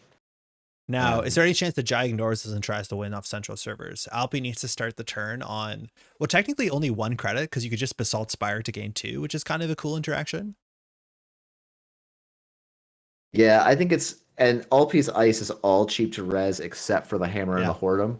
So it's pretty difficult. You're not playing Doof Hosh, so Yeah, but a like little bit. you can't rely on mob because of the last Basalt Spire token. So it's like install twinning, install another card, run R&D, hope. But like Banhar is on server 1 right now, so hope doesn't even get you there. This is tricky. Now Jai has a chance, but Jai understands this might be the last 4 clicks that Jai has in this tournament. How do I want to as long as you have a choice on how you lose, you're technically still in control. Don't worry. End of the line is the question too. If you want to run this, you can end with less cards in hand. Hammer will give you a tag. So as long as you have less than 4 cards in hand, you are just dead. Have we seen end of line in hand? I know we saw Public Trail, but that just left as much as Alpi can bring that back. So like you still have to do all this while keeping enough cards in hand. Yeah, I don't see an end of the line in the logs. No. But Jai could have seen it off the top of R&D last turn. Yeah. And it wouldn't but it does seem like Jai is maybe saying that he hasn't seen it. Yeah, sometimes you just don't have it. We'll find out. Credit. There are just This 2 could in the be a list, so buzzsaw. it's not like Okay. And Cleaver. And the Cleaver. Let's go. So Hordem, Okay. yeah. Hordem can do it. Sometimes he just has them, I guess. Sometimes you do just have them. All right. So we're now through the hammer. So we're not following the tag. That's important. Axis, if it's an SDS, oh, perfect. You have to trash one of your cards. Cleaver now, if there's 2 in the bin, we're going for the buzzsaw. If there's 2 cleavers, you can run HQ and force one back. Forcing the buzzsaw back is a bit harder. Basalt for Public Trail. Now we find out Public Trail. Oh, this is where you need Doom because your credit's short. Oh, let's go. Yo, it's modernism. Turn 9. Sick. So Alpi ended on 2 credits. So wait, you did you need the Nuvum that turn? It was 7 credits? No, Alpi didn't need it. No, he had 7, so he was credit perfect. Okay. Yeah. That's fine. Well played to Jai Alpi, showing the Nuvum win on camera, getting that classic Wayland fork. Yeah, you can get in, but what's it going to cost you? Jai just 1 point away from closing the game, whether you can just throw it centrals and get that 1 access. But unfortunately, that line is ending there. Well played to Jai. Put up some great performance. Huge shout out to Jai too, mind you. Fly to EMEA number 3 will be streamed on Jai's channel. Link should be in the description eventually. That should be on June 1st. So if you want to play or you want to watch the VOD later if you're catching up, go to click that link. Go check out some organized play. Well, it's your lucky day. We get to see that Nuvum go up again against the Hoshiko. Alpi drawing Corp against Dave Z. Heck yes, I'm excited to see more of that. I just reopened the same lobby. I thought it was new, but yeah, I hear you. Okay. So we are now on the lower finals. Alpi and actually it's not up yet, is it? Oh, it is. It's not the loner. It's just the finals. Oh my god, yeah, this is the finals. Oh, sick. Yeah. No, top 4 double limbs times, are great because they move fairly quickly. Yeah, fairly quickly. That's true. So we've seen the Nuvum list. Let's look really quickly at Dave Z's Hoshiko list. Apology, Dave Z, if we're not saying your name right. There might be a simpler way to do that, but that's the best we got right now. Just good stuff, Hosh, huh? 1 Ashen. Just good stuff, Hosh. This looks like the Technico list. Everyone's playing good stuff. This looks the exact same list that I think Jai is playing, right? Hey, Jai's in chat. Good game, We're very close, yeah. Well played. That was fun final matchup. Yeah, so this seems to be the same list. So Let's just minor differences. The basic idea here is that you want to rip through your deck. The economy is a lot of events. You don't have any of the liberates, any fermenters. So you don't have like the long con economy as much as you have daily cast. And then you have a bunch of tech cards. You're on 2 copies of Pinhole Threading. You're on 1 Hannah, I think. You're on 1 Miss Bones, which is really good into this meta that we built here. And then 3 Banhars. It's only on a single twinning. I think some of the lists I've seen earlier, the last couple of weeks are on 2 twinnings. So I'm not sure where that slot is going to. You of course have companions for the long game economy, and then as we've seen there, we have 2 Maws for some pressure. You can rip through your deck. You have 3 prices, you have moshings, and you don't have to be too precious with the game if the corporation's not trying to close the game out very quickly, because of course you have 2 labor rights and you have an Ashen Epilogue. So once you get to the bottom, you can just do it again. We've seen Jai Ashen Epilogue out, I think, on one of the first games today. So we'll see if it happens again. We're back into the game. Welcome to the finals. Alpi, 3 cards on the table. Let's go. Did Dave Z keep? Does Dave Z have that? Alpi took the mulligan. Dave Z kept. Hannah, or Miss Bones here is definitely the start. Steelskin Scarring. Moshing a Buzzsaw suggests to me that there's another in hand. Raindrops to check these remotes, and I like Daisy's board quite a bit here.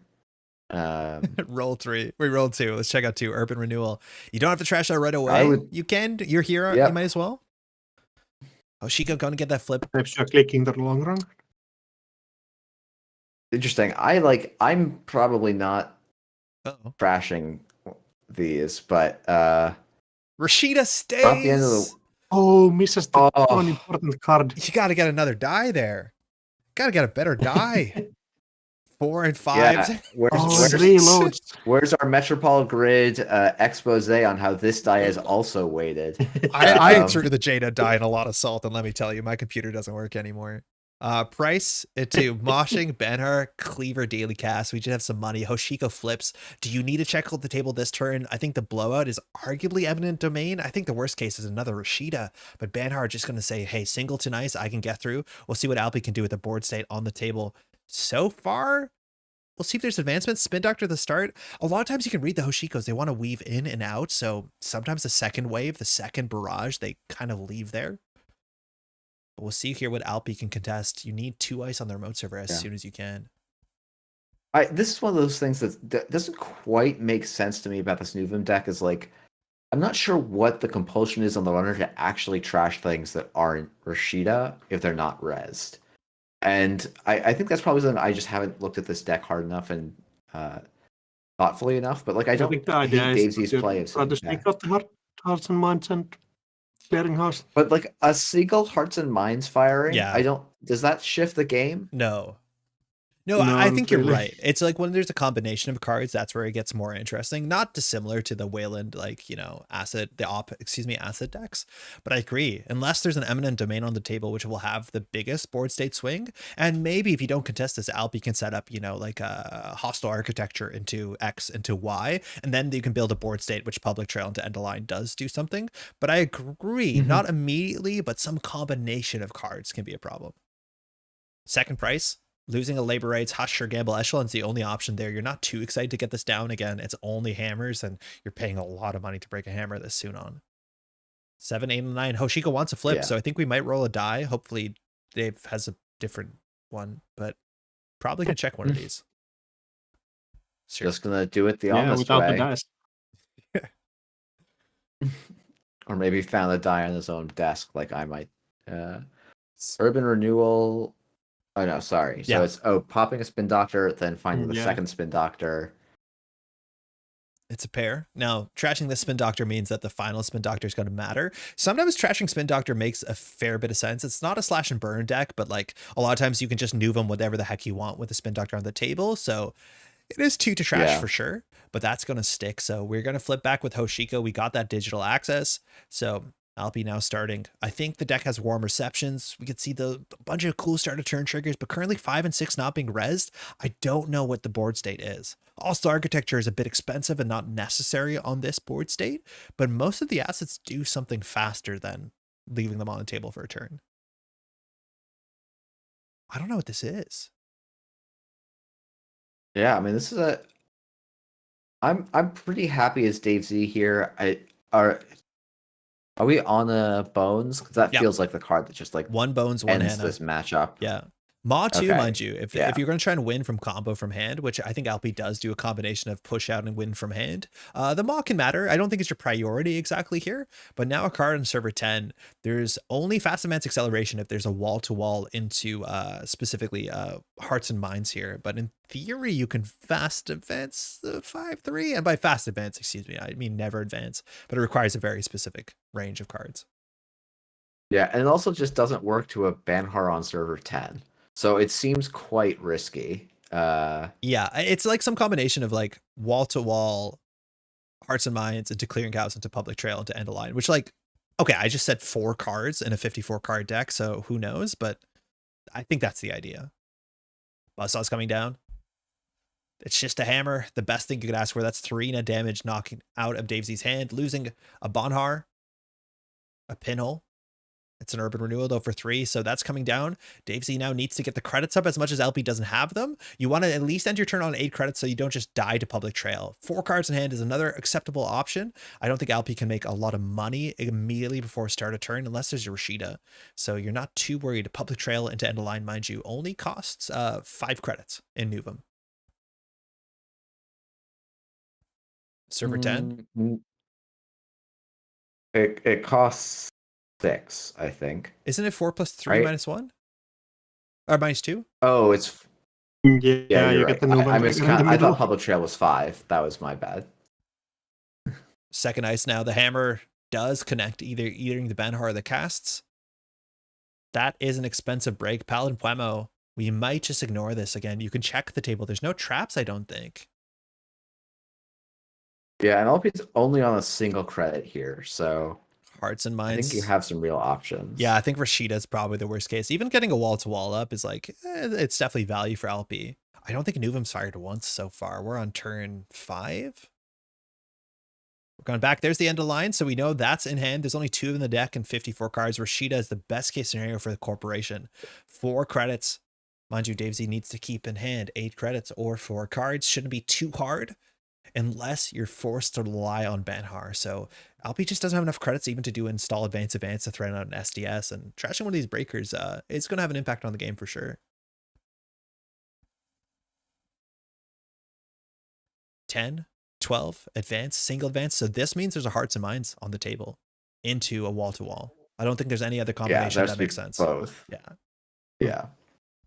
Or I guess actually, no, just a Hearts and Mind will do it on its own because it can just place the advancement because it's naked. Oh, it does do that. I thought it only... Oh, it places on ice and then moves. Yeah, cool. Yeah. Price, there's a Miss Bones. It's coming alongside a Cleaver, though. That can be actually a difficult choice, and a DJ Fenris. Those are all valuable cards. Open HQ. Cleaver, mind you, if you go for Fenris, you can run HQ and just say, Cleaver, Cleaver, what are you going to give me? So that's an option. But of course, Miss Bones, huge when there's like, what is this, 6 rezzed or unprotected remote servers, assumedly all assets. Some of them might also be Angelique's on the table, just trying to soften up the runner for death. What do you pick here? That's a really hard choice. Yeah, I think you have I don't to know go- the list well Oh, I enough would- to know. Okay, interesting. There I is really the thought action epilogue still Oh. in the deck, so I'm almost. I feel like I might go for a slightly greedier line, but Hostile Architecture, 5 to res, makes the other trashes more expensive. 2 meat damage is only once per turn, a bit different than the hostile infrastructure of older Netrunner. Clicking up to Severn. So do you wait, you can die here to Public Trail Clearinghouse? Money depending. I think money is a problem. no, I don't think you died. But I think you. Oh, Hearts and Minds doesn't score out here because it costs a credit to res. That's why. So Hearts of Mind. Double Hearts of Mind. Triple Hearts of Mind. Triple Hearts and Minds. Clearinghouse. Wait, is this lethal? Does damage? I don't Can't think be this that. is damage. I guess it's 4 damage, but I don't think that. I'm not sure what that accomplishes. So you need like Rashida into something? Maybe we're just trying to snipe out the Ashen Epilogue and Labor Rats from hand. Just value clearinghouse. Is it I'm like the. Is this NGO front? Yeah. Oh, but now Dave Z has 9 credits because you hit a strike fund. Wait, this doesn't work. Oh, that's so. Uh, I don't think Alpi Oh, realized. no, I don't think so Alpi realized that there was a close. strike fund there. yeah, Oh no, the Yeah, public trail that's- went out too. yeah. He played the public trail. No, yeah, not realizing the strike fund got hit off of that 4 damage, which hit a strike fund. Yeah, it's also it's an odd line because there's still. I guess there's only 1 steel skin left, but Yeah, like, you're just it hoping you was miss good it. odds. Yeah. Yeah, you're just hoping. Yeah, but I think it's your only out here, though. So you kind of have to Oh go for it. no. So that's ugly. Alpi now has to figure out how to close the game with the Hearts and Minds are on the table. You still have to trash him. Dave Z has 1 credit, right? Like you still technically have a window. Those Hearts and Minds all have to go down. Mind you, what does this card do? When your turn begins, you may move an advancement Yeah. counter. If it's on ice, you may place an advancement counter on an installed card. So you have to deal with these or Alpi can score out 5 3s off the table. And if that cleaver goes down, that is all your cleavers until you either labor rights because the DJ Fenders is out. We're going to start So we're ditching another labor rights here. I think we're just hoping Dave Z is playing for the Ashen here. Yeah. Just still in the deck. Now Miss Bones is gone as well. Hearts and Minds, you can Hannah one of these down. It looks like we're making no runs whatsoever. Alpi can score out the what's it called? The 5/3, the Basalt Spire, and start recurring the public trail. Yeah. Yeah, that does seem like a very nice SDS threat here for Alpi. maybe opens up something here. And the deck only has 2 public trails too, so maybe not running here doesn't risk the public trail, because even if you trash 1 Hearts and Minds, the second one can come down. But with Hannah, can you just not check server 5 and 11? Like, Yeah, I guess it is the successful run that you don't want. yeah, because of potentially. Hosh, yeah. We're advancing the outermost. We're advancing the agenda once. So the outermost has to be an advanceable card. So it's an ice wall, right? By definition, or a Whoredom. Yeah, it's one of the two, but it's almost certainly the ice wall. So now Alpi can take down the Cleaver. That's going to give a fair bit of work to Dave Z if you need to produce a Fractor. Kind of misclicked on the ice. Yeah, that makes sense. Just play it as a I was about to say that Alpi was making a very smart play there, because now trashing 1 Hearts and Minds still allows, like, even trashing 2 of them still allows a fast advance, because he can put or not fast advance, sorry. It would allow a never advance score, because the Hearts and Mind could move it down, I think, right? Yeah. The first text You may move and then you may place. No, you're right. That's actually kind of sick. Yeah.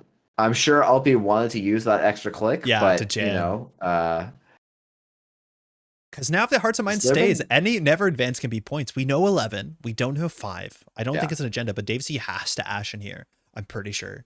I wonder, do you put the Maw down first? And like just try and like wait till your daily cast ticks down to get you some natural money, and like Hoshiko gets you some natural money? I wonder if you run out of money. The thing is, like, you're also dealing with 9 points or maybe 6 points of SDSs, and you can't interact with those favorably until you Ashen. I mean, you can Ashen on either side of them, right? It's almost better to Ashen after. Oh, that's true. That's true. So it's financially, it's difficult. You do want to get a Hoshiko access here. That's for sure.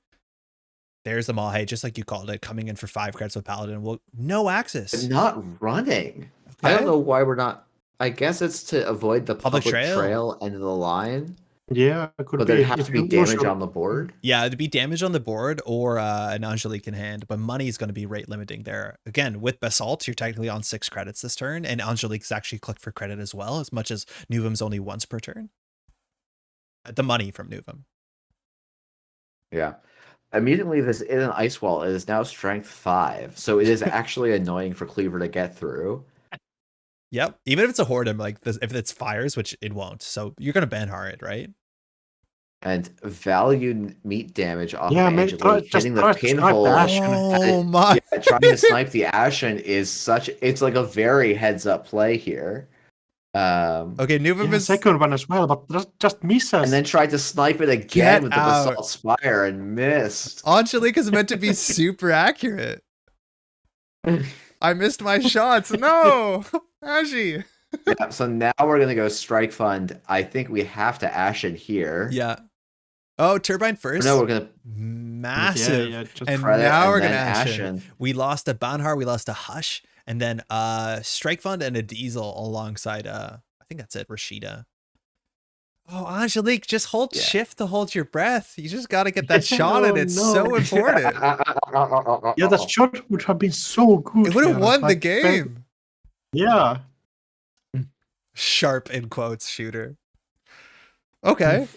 Still jamming in the remote server. Ice in front. Shoutouts to Mangoes, the robot. Angelique's flavor text shoot is recursing after missing the Ashen. Daily cast for Dave Z is now a bit gassed out.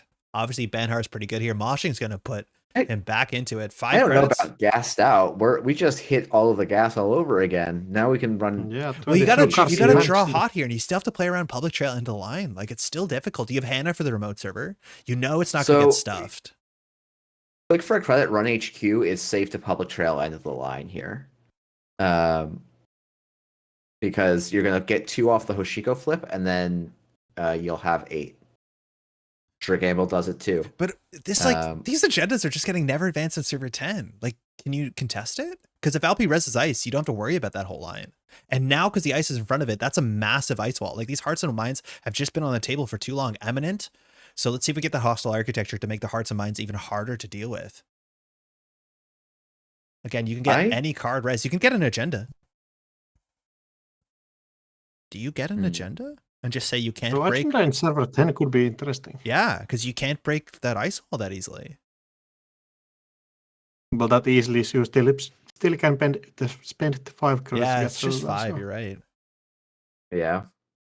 Yeah, and then it's only 3 to get it's to an the hammer SDS. now. You have to reveal it because you can't res it, right? That's how it works? There are still 3 clicks left. Or you can... What is server 13? Clearinghouse? Is this a sick fork? I think it's going to be the... This is a sick fork. And Geofront, I would assume. I don't think they're in the deck. I think that's a clearinghouse. Oh, but you need money, actually. Is it an NGO front? Is there NGO fronts in this list? You have basalt credits. Like, you do have more credits than you think, right? Like, you fire basalt on your turn. NGO in the bin already. No, you can't fire basalt anymore. No, but on your turn if you need the money. Really. So this has to be an NGO, right?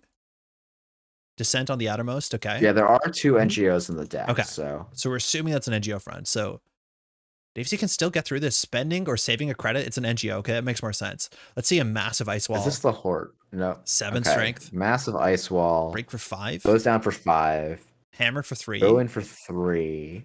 I don't know what you trash here. I guess it's whatever breakers you still have in hand. Yeah, probably not the Echelon because the last one's in the bin. So yeah, whatever you have access to. Code Gate's probably it, considering the Descent is on the outermost. Now, Davesy needs cards in hand and credits. Now, the threat is 1 Angelique's in the bin. You still have 1 Basalt Spire, Public Trail, End of Line we know is in hand unless it got mod. Mystic coming down, taking a credit. Okay. Daisy just hoping that there's not a chance that you can get a flat line here. A decent chance that... Yeah, it would have to be that server 11... No, we know server 11's a hostile, right? Yes, we know 11. We don't know 5. These Hearts and Minds have been on the table forever. Isowall's now 10 strength. Yeah, I don't think you're getting through that as Dave Z here. So now we need to pivot to central servers. The Basalt Spire again. It's sometimes so worried. Well, Alpi just goes advance on server 10. I think so. And then Dave Z has to close the game on the table, right? Like, there's a bunch of cards in archives. You have to run archives sooner than later because the Basalt Spire, then run HQ, then get them all, run R&D. It's tricky, but it's possible. Oh, you can also just, no. We're going for Basalt Spire to use Basalt Spire to add a card from Archives HQ. It's an unknown card. It looks like that's an agenda that came off the top of the deck or a Maw. If this is a 5/3 double advance means that Hearts and Minds can get trashed. You have to run this. We've seen both NGO fronts, right? I don't think there's 3. There's a small chance it's a clearing there's only house. 2. There's only 2, okay. Other option is that it's like a Basalt Spire or like it's a small agenda. Yeah, Eminent. Yeah, it could be on Zeph being bluffed here. The one, the SS letter remaining, I guess. So what's it cost to break Ice Wall? 11? Yeah. Around there, yeah. That's cool. That's neat. I think Davesy has to win on Centrals this turn. Or just hope it's not it. I think you can like play hedge fund here and be okay. Yeah, you can sure gamble run. Yeah. I think even the price, you just have to let the hammer fire. You have to eat the hammer, yeah. But yeah, you still have Hannah too. You can also so you like get more click clicks. wheels. Yeah, exactly. Paladin doesn't install anything on tempo right here. Raindrops is a start. We're just gonna go HQ, whatever, central. I like this. End of line in hand. Was the end of line hit? No, a different card was hit. Now Basalt Spire is also emptied out, so there's legitimately 7 cards face down. I haven't been doing a good job tracking how many of those were like Nuvums as opposed to Maws. So like the corporation had some say in some of those trashes, so it's not as bad as it looks. Second Raindrops. I think we might be going in with Hannah here. Wake Up Call. Oh, cool. That's a cool card. 2 of those in the deck. Yeah, all right. I think we're in server 2 or server 10, excuse me. Okay, so you know where 1 Public Trail is, 1 end of line in hand. You're still going to have 4 cards in hand, but you're not going to have enough credits to dodge the tag. Hammer's the innermost. Some parts of this have to fire. You just have to run archives last click here, right? And pray. Do you die next turn? I don't think you die. No, I don't think so. Oh, Doesn't public because you need 2 end. Okay, so you die to Angelique and to end a line, or double end the line, but a double end the line needs a public trail because it clears a tag. Oh, it's just a clearinghouse. clearinghouse? Oh, sick. No That's credits. the game. Oh, did they? So Oh, wheels. And Wait. Oh, It's not it game. goes It's not game. You need 5 cards in it. This only does 5 damage, right? Unless it's Angelique as well. No. no. Hearts and Mind. It does Oh my god, It it does so does much damage. 8 damage. Oh, Yeah, it does an yeah. Just needs to find It the absurd Davesy amount has of to run damage. archives there and hope, but that's Oh, why does Davesy not? Is Davesy? Can I undo? Yeah, you need to win this turn. Yeah. Oh my. Hearts and Minds, you're right, because it moves and then it puts. Oh yeah, you don't have to click for cards there. You just have to try and win. Drawing doesn't do anything. Yeah. Run archives is the only play. yeah, run archives and hope that there's 4 points in there. Is Davesy Yeah, I don't rewinding? think it's Not very indeed. likely. Is Davesy rewinding because of Hoshiko or rewinding because it's a game nothing in archives? That's Oh my. Hearts and Mind just paying off huge here. this card got so much value on the table. Yeah, I'll just take Okay, so damage? when I said, oh, it's fine to leave Hearts and Minds, It's not. like you don't need to worry about a single trigger. When you trigger 3 Hearts and Minds for I think 5 consecutive turns, it starts to add up. And here we do see the power of Hearts and Minds when you can get them sticking. So this is not the that end. was- So we have to run it back. Yeah, LP was from the lower bracket, Yeah. so that's the reset. We're on to the finals. What a wild game. 8 damage, what's it called? Clearinghouse. It's like worlds all over again, but that was pulled in. Like that was a really smart play. It was pulled in from the bin, a face down card. I'm gonna put it in the remote server. You think it's an agenda, you have to stop it. Oops, you're gonna die no matter what. And just not having enough time there. I think there's a chance you could run R&D, run archives, but still, there was no points. Let's Yeah. go.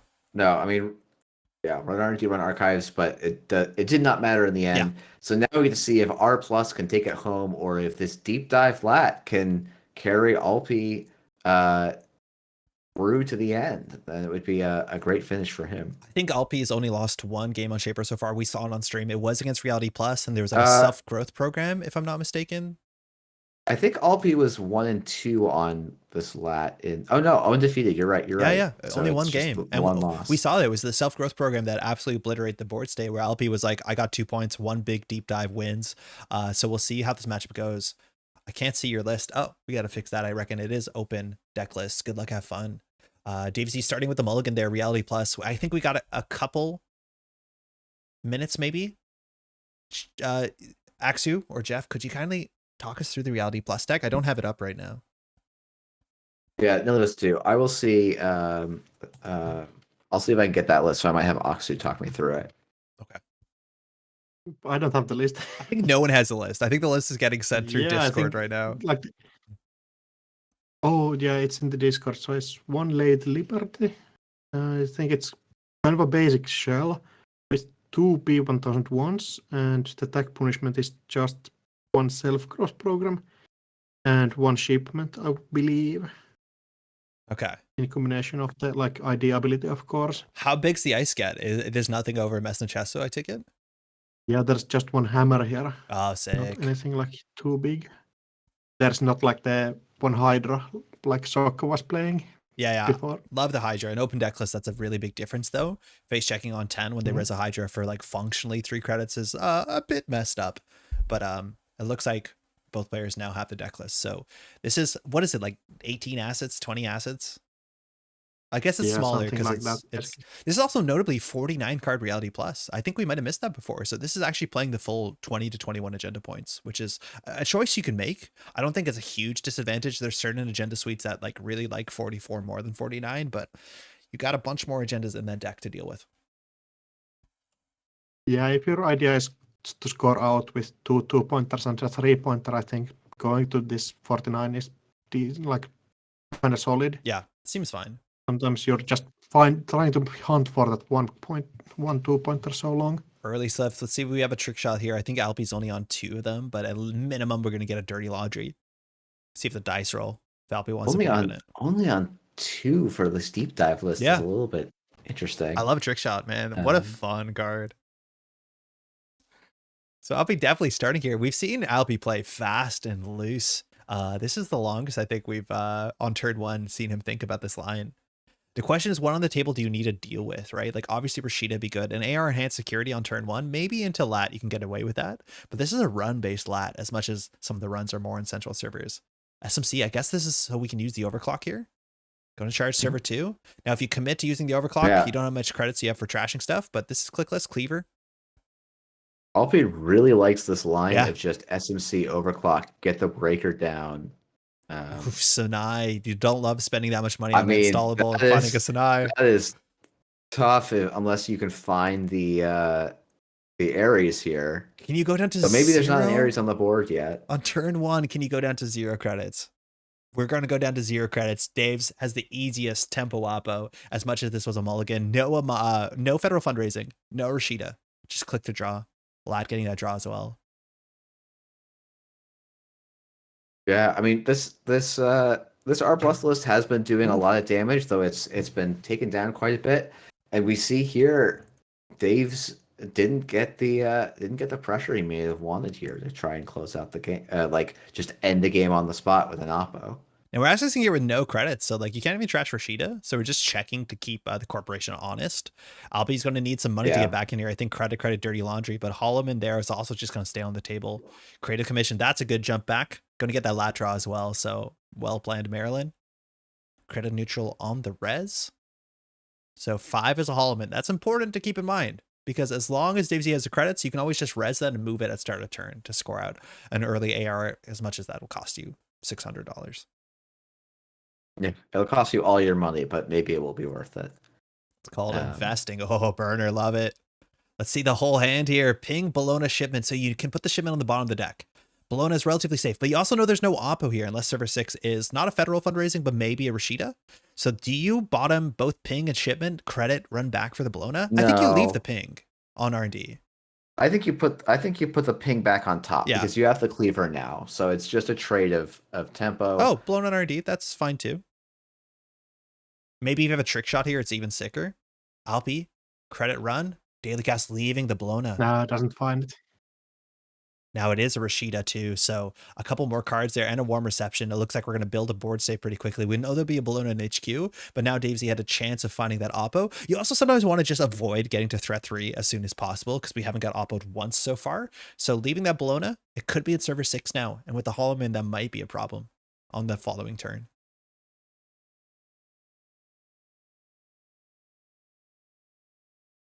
Yeah, I guess you have exact money to actually score it out next turn as well. Yeah, it's 4 + 2 + 2, right? Yeah, plus the rest cost, yeah. Yeah. So adding up to 9, but you get your 5 credit refund, so you don't end up in 0, which is like really key here. So server 6, server 7. We've trashed 1 prototype so far. No advance events. That going advance events. Looks like a message chest went to a Bologna. What ice is this that you feel good about? It has to be a message Esso. I mean, you could maybe even just trade a Starlight here. Like, I think it's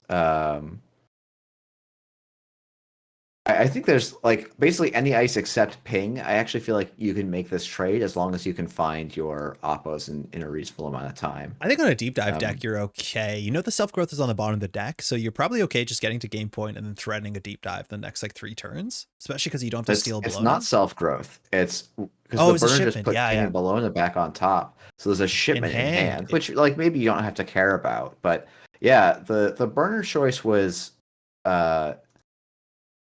it was really just kind of a tempo play without trying to get rid of combo pieces. You know, Alpi, I think, must be betting on the fact that they're just never going to get tagged, which maybe they're able to make that work. I'm just not sure that I believe in that quite as much as they do. But warm reception down, single axis gets you an AR enhanced security, and server 6, we'll see. If it's just a Bologna, you can score it out. You can accelerate it with the Holloman if you really want to, if you want to fire an oppo here, but you can't really afford to do all of that.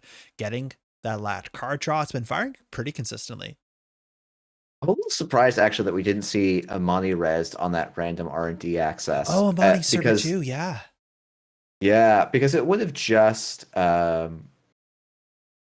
Like it's it's not going to win the game or anything, but every 2 credits you can shave off this runner are credits that you want to try and start burning. Yeah. Lad, mind you, does have Link, one of the few linked up shapers. So Amani into Bologna, you get the credits from the Bologna first if you trigger that well, and that's going to be Trace 5 to return to hand, a 3-credit installable. Daily Cast is probably the most annoying thing here because you just paid 3 to lose a credit, and then you have to do it again one more time. So Dave Z not getting a board state advanced. We don't know what server 7 is, so do you want to pay 5 to keep your Daily Cast? Technically, it's correct. Only 4 with Link. Starting with a Baya So here Bands. comes Baya Bands, gonna take down this Amani. Now, a nice thing for Alpi, there is no AR enhanced security in the score area, so that bet that shipment from Vlad is not gonna hurt might actually end up being true here. Yeah, Alpi is staying ahead. Alpi is doing well. R&D for a single. This is more singles than I think I'm used to seeing in these shaper decks, but as I'm seeing to Daily Cast, that means the remote server is no longer safe. Now this turn, Dave Z can go for the full 5 to 7 credit if you want to look at it like that. Oh, Rashid in server 7 just staying there. But we probably are going to see an Oppo after the Amani trash. Alpi has the credits to deal with it. Going to start the turn on 9 credits, and the question is, can Dave Z make a play? Not just Tempo Oppo, but Tempo Oppo and something in remote server. If it is simply a Bologna, like we know server 5's a Haldeman, so you can be on game point next turn. And there you go. Install. We're going to give the full 4 tags, and there's a Vladisibirsk in hand, so Alpi understands the threat here. Can you win this turn with a deep dive? It's unlikely, but possible. We're going to start all of this. Trick shot into server 6 is sick. Beal off the top. Whoa, this could be the last turn. Yo, Beal is so good. We have 4 credits. That's exactly enough to break a mess in the chest, but not steal a blown in their most server. Sorry, we have 10 credits. You can do anything you want here. Believe in yourself. I don't know if this is a Bologna. I think the Bologna was in hand and is now in the score area. I think this is just meant to be a threat. Yeah, but like we'll a see. Beal or an AR enhanced. What are we SMCing for the turbine? It is technically just about the same cost. I think you end up spending 2 more credits. Yeah, but now you can't touch a Bologna. Yeah, I think Alpi's realizing that slowed down there on the clicking, so this could be 1 credit short. Show us what's in the remote server. It's an Amani, okay. It's an Amani, yeah. Not resing that again off the R&D run, but you kind of want to force that. So Shipment Vladisibirsk into Amani is going to return one of these breakers in the hand, very likely next turn. But Alpi now can, as long as he keeps his credits up, win the game in a single deep dive. And we've seen no central ice. I think we know there's a ping in hand. Yeah, I mean, if server 8 is a federal fundraising here, I think Dave is quite happy. If it's the last Rashida that snuck by again, that's also very good. It's the fundraising. But federal fundraising feels, with the shipment from Vlad in hand, feels quite solid here. So fundraising, look at 3 rearrange. You still have to punch the agenda, though.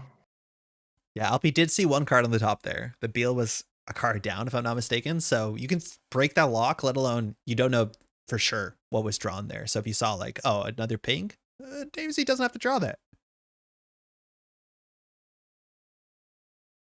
Now the deck is on B1001.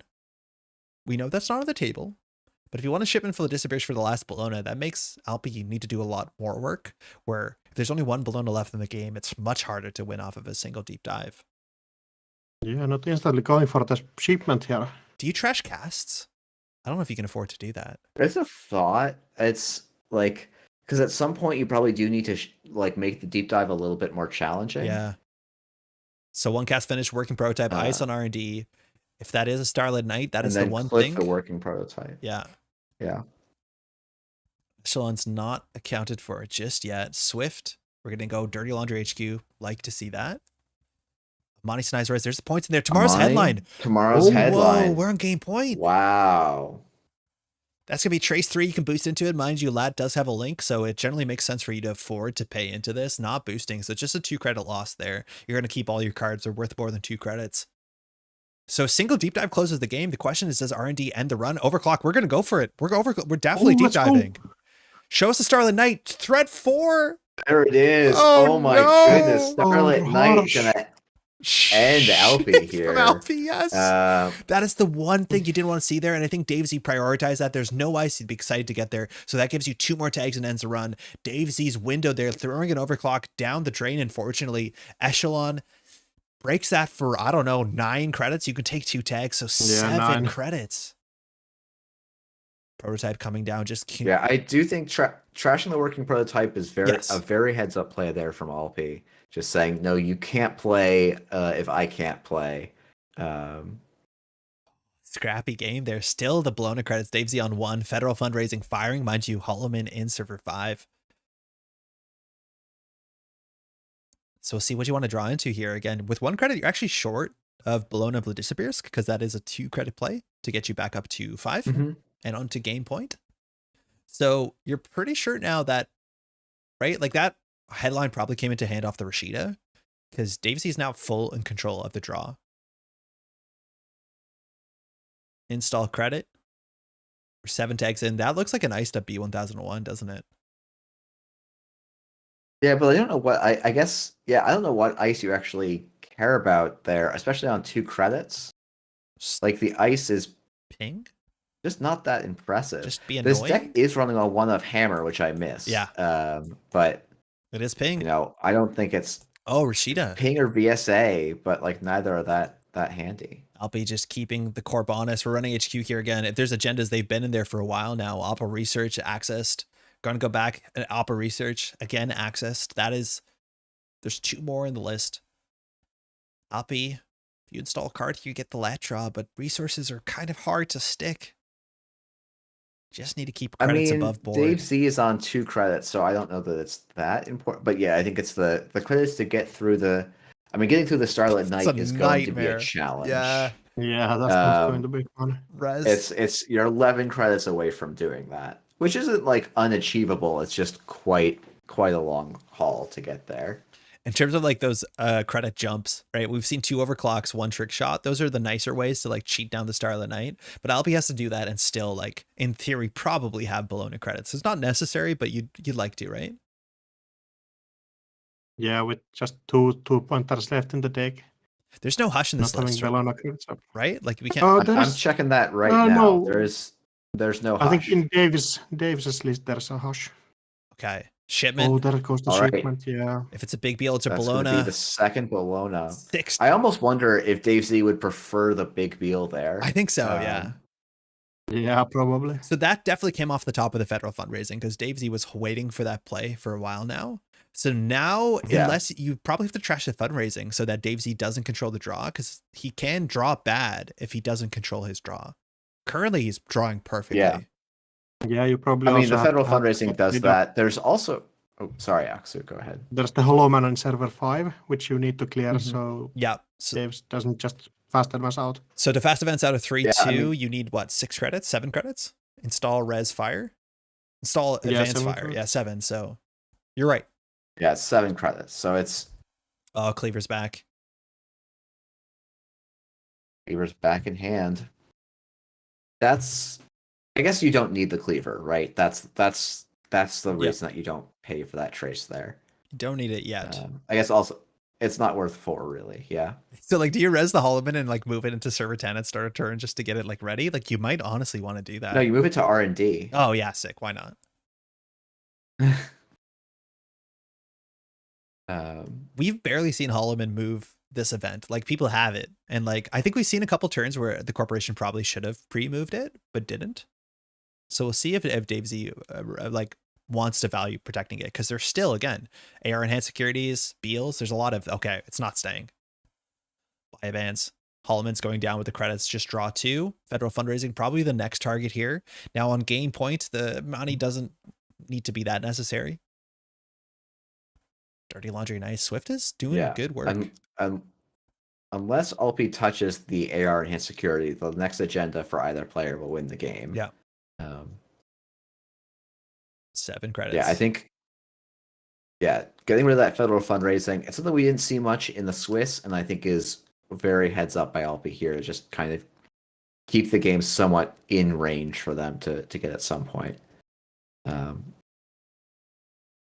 But Dave Z definitely has, is in a decent position. I feel like if this deck was running on Market Forces or a Freedom of Information, it would be Dave's. These R+ lists would be extremely happy.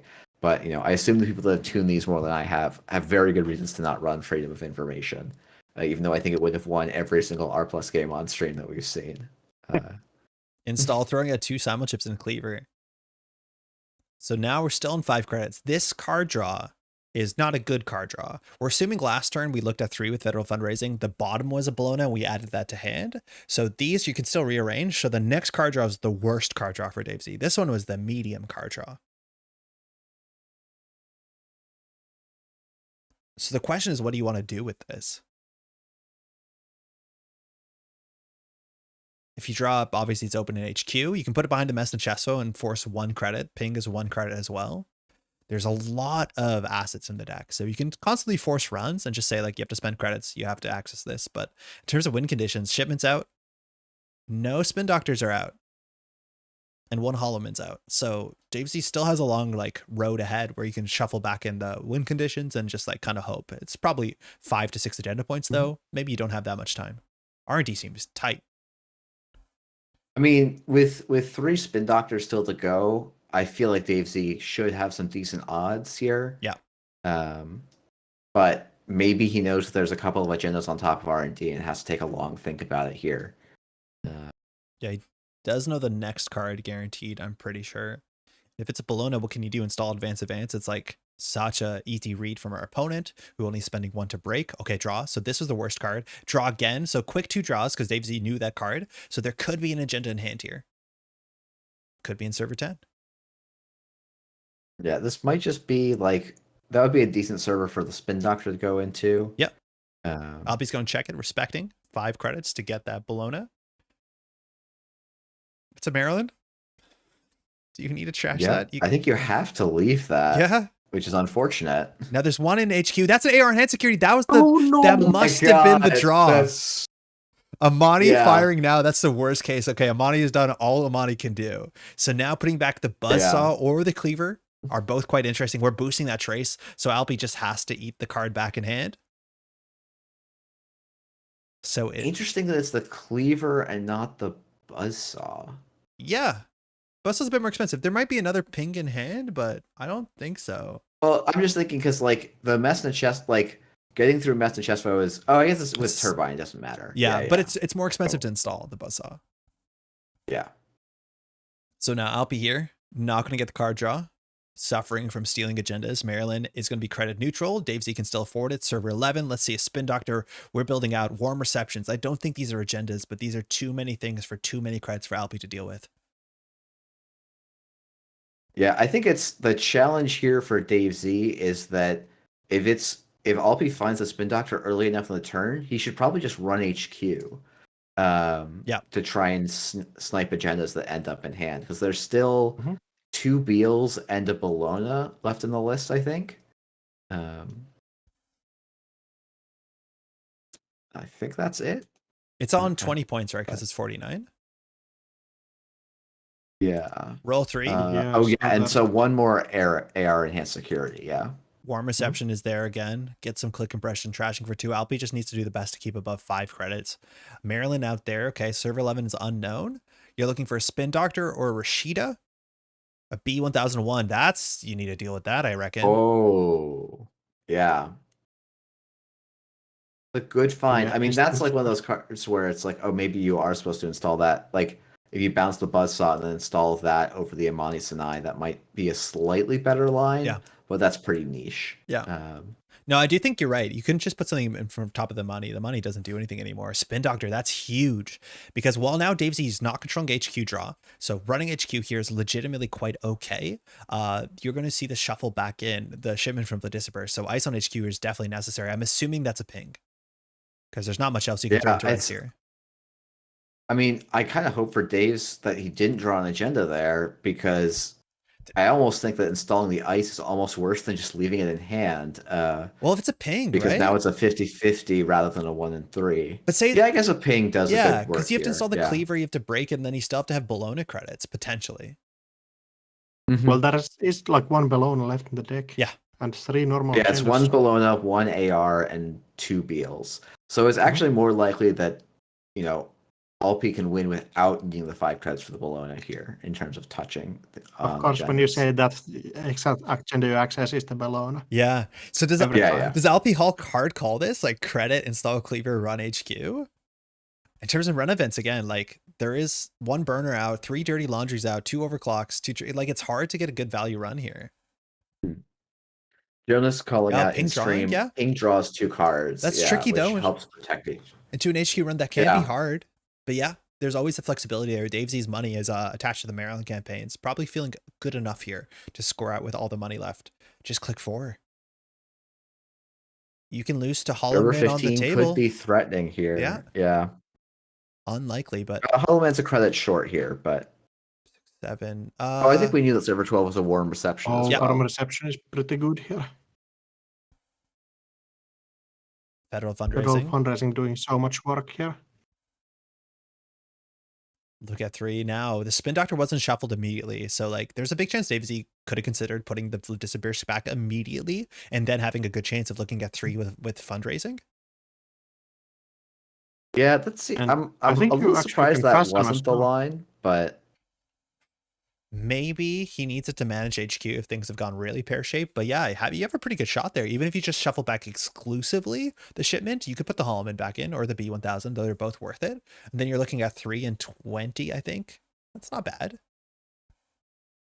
okay, I do like this, putting some more ice on server 6. I would liked it more if we had bounced the Buzzsaw rather than the Cleaver, but doesn't matter too much, honestly. Oh, warm reception. That's why we want to keep Um, the Spin Doctor around. Neat. Yeah, I see that, but I actually think that shipment from Vlad just wins the game on the spot, which no other card. I guess self-growth program probably does as well. Yeah. Oh, I forgot. That's still waiting somewhere. It's on the bottom of the deck. So we haven't shuffled yet, but that's what the Spin Doctor's there for. No, wait, no self-growth. Wasn't that bottomed on the burn? No, No, it wasn't. nothing got bottomed on the burner. Yeah, right. Yeah, Yeah. It was the Vlad. yeah. Yeah. The shipment from Vlad that scored the first or the second, was it the second Bologna? Yeah. Was like just left in hand. So 16, 17 ice on server 6 means that Dave Z's pushing out or considering pushing out. I'm not sure how many Starlit Knights in the list, but like Alpi probably can get a reasonable access on HQ here. While there was 1 federal fundraising, there was 2 Spin Doctor fires, so not full control. And 16 and 17, putting agendas on the table seems like a really cool line, but not sure if you can take that risk. Yeah, I wonder if Dave Z is setting up for like a B1001 in server 6. Yeah. Because that's probably the safest line for him here. We saw 1 pinhole go down. Not that you can really easily pinhole a B1000, but we've seen that. That's the most common line we've seen from Dave Z is endgame. We put it in the remote server and we put an agenda on the table. That's all we do. And it's been working against, it got Augustus. It got, who did we watch during the Swiss? But it's scoring out relatively well. I think Tradon, maybe? It was a Lou player. Yeah. Was it Trey? I don't. Maybe it was Tradon as well. We're checking 16. Yeah. It's federal fundraising. Okay, so just another one. Oh, second federal. It's going down for 2 credits. Now we're checking gear, just keeping the table honest. Spin Doctor is, of course, on the table. That's another Spin Doctor. So there's 2 Spin Doctors. So we're probably going to see 1 Spin Doctor shuffle back and then draw 4 plus 3 with federal fundraising. Like the chance of not closing the game out this turn is really difficult when you have federal fundraising, or sorry, Spin Doctor into D-Res Spin Doctor.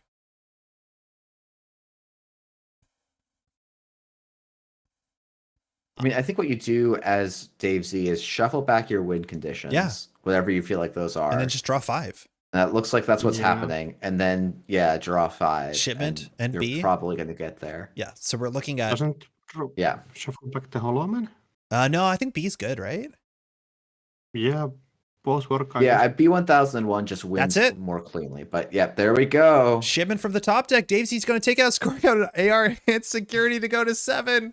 Reality Plus is going to take it. I'll be fighting tooth and nail there. Unfortunately, the economy just stalling out. Click for 4 credits is sometimes the turns you want to do, but playing around all the lines, not having the click compression to contest the servers. Got there. 7 to 6. Well played to both players. Whew. Was it in hand when I was running? No is the answer. So the HQ run. we knew it wasn't in hand because it would have been scored. Like Yeah. the federal fundraising was juggling with the draw. So Yeah, that's Starlit Yeah, Night. Dave C calling it out, keeping it on top with Federal. Yeah, Starlit Night worth its weight in gold here. 7 to 8 and the runs is quite a lot to ask for. It's Hush or Airblades or nothing, and I don't think you're seeing that much I mean, Airblades. I'll actually say like Ika will eat that for actually not that much. But you have to be running Ika. Yeah. Yeah, I'd rather play Hush in the Arizona deck by here. Congrats on the win, Alpi. Playing great there, taking the bracket reset, but Davesy holding on. Reality Plus, mind you, and NBN having a fantastic finish. Wayland as well. Just all we're seeing at the top cut. No Criminal made it. Well, technically, we didn't get to see it. But wow. Yeah, Criminal would have made the top cut and the Jinteki. So, yeah, quite the event. Huge thanks to Atienne for running and hosting it. Yeah. Um, That was sick. Again, this is Fly to EMEA number 2. So the money raised, all these entrants have paid some amount of money that goes into a fund, and the fund is distributed to help people get financial aid so they can show up to Bergamo in the north of Italy at the end of June to go play some Netrunner. Specifically, EMEA Continentals is the in-person Continentals, and it seems like an absolute treat. There's a couple events going on the day before, team tournaments. It's going to be a whole weekend. I have no doubt it's going to be sick. So I need to give a huge shout out to the organizer of this event. There's a lot of work goes into this. We showed earlier on the stream some of the art for the upcoming Fly to EMEA number 3 that will be on Jai's channel at the beginning of June. And we see that fantastic Audrey, again from Flora Facci, and Piranhas from Claudio Pintore. And these are phenomenal alt arts. Today it was, what arts was it? It was a Teeny, I believe, and the Dr. Nuka, which are also fantastic. So those will be going to some of the players today for participating in the event. Absolutely so cool that people are so stoked for organized play, let alone to help more people come down to EMEA. I think that's all for today. It's been a long day of streaming. I want to give some huge shout outs. Firstly, Jeff, thanks for joining. Thanks so much for having me. Do you want to shout out the channel real quick so people know where to find you? Link will be in the Yeah, description. sure. You can find me on YouTube / or at YzenGrenSC. I do sporadic different YouTube content, and I stream most Fridays at 7 p.m. Eastern. And people like Aksu will occasionally show up despite the absurd hours that it is for him. So, classic Aksu. This absurd hours usually how it goes. Aksu, thanks again for joining us as well.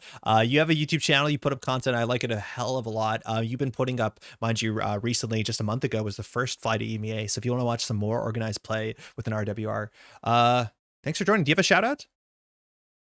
Yeah, I just want to shout out about like tiebreakers and everybody who's watching this tournament. It's a bit late, but watching this great game is always so nice. It's always really easy to keep yourself up, playing some game, which is Yeah. too much monster leads to staying up late. That's how it goes on Axie's side, which is fantastic. Go tiebreakers, yeah, for sure. I want to give a huge shout out again to the organizers. Thank you to Etienne and Mr. Pele. Again, if you want to check out Fly to EMEA number 3, you want to prepare for your run at EMEA, that will just be up in a month. I think that's all. Thanks so much for all hanging out. We had a great stream today, some really good games, and thanks to all the players who came out. Again, we do focus on the top cut, of course we are, but just getting involved in organized play is like one of the most important things you can do. And hopefully you had some good games, made some friends, and your deck did a cool thing, whatever it is that you want it to do. On that note, I'm going to go find some dinner. We're going to sign it off. Thanks again for hanging out. I'll be back streaming on Tuesday. It's the Métropole Grid. If you want to leave a like on the video, subscribe to the channel. That's fantastic. And enjoy your time at EMEA. Take care, y'all. Ciao.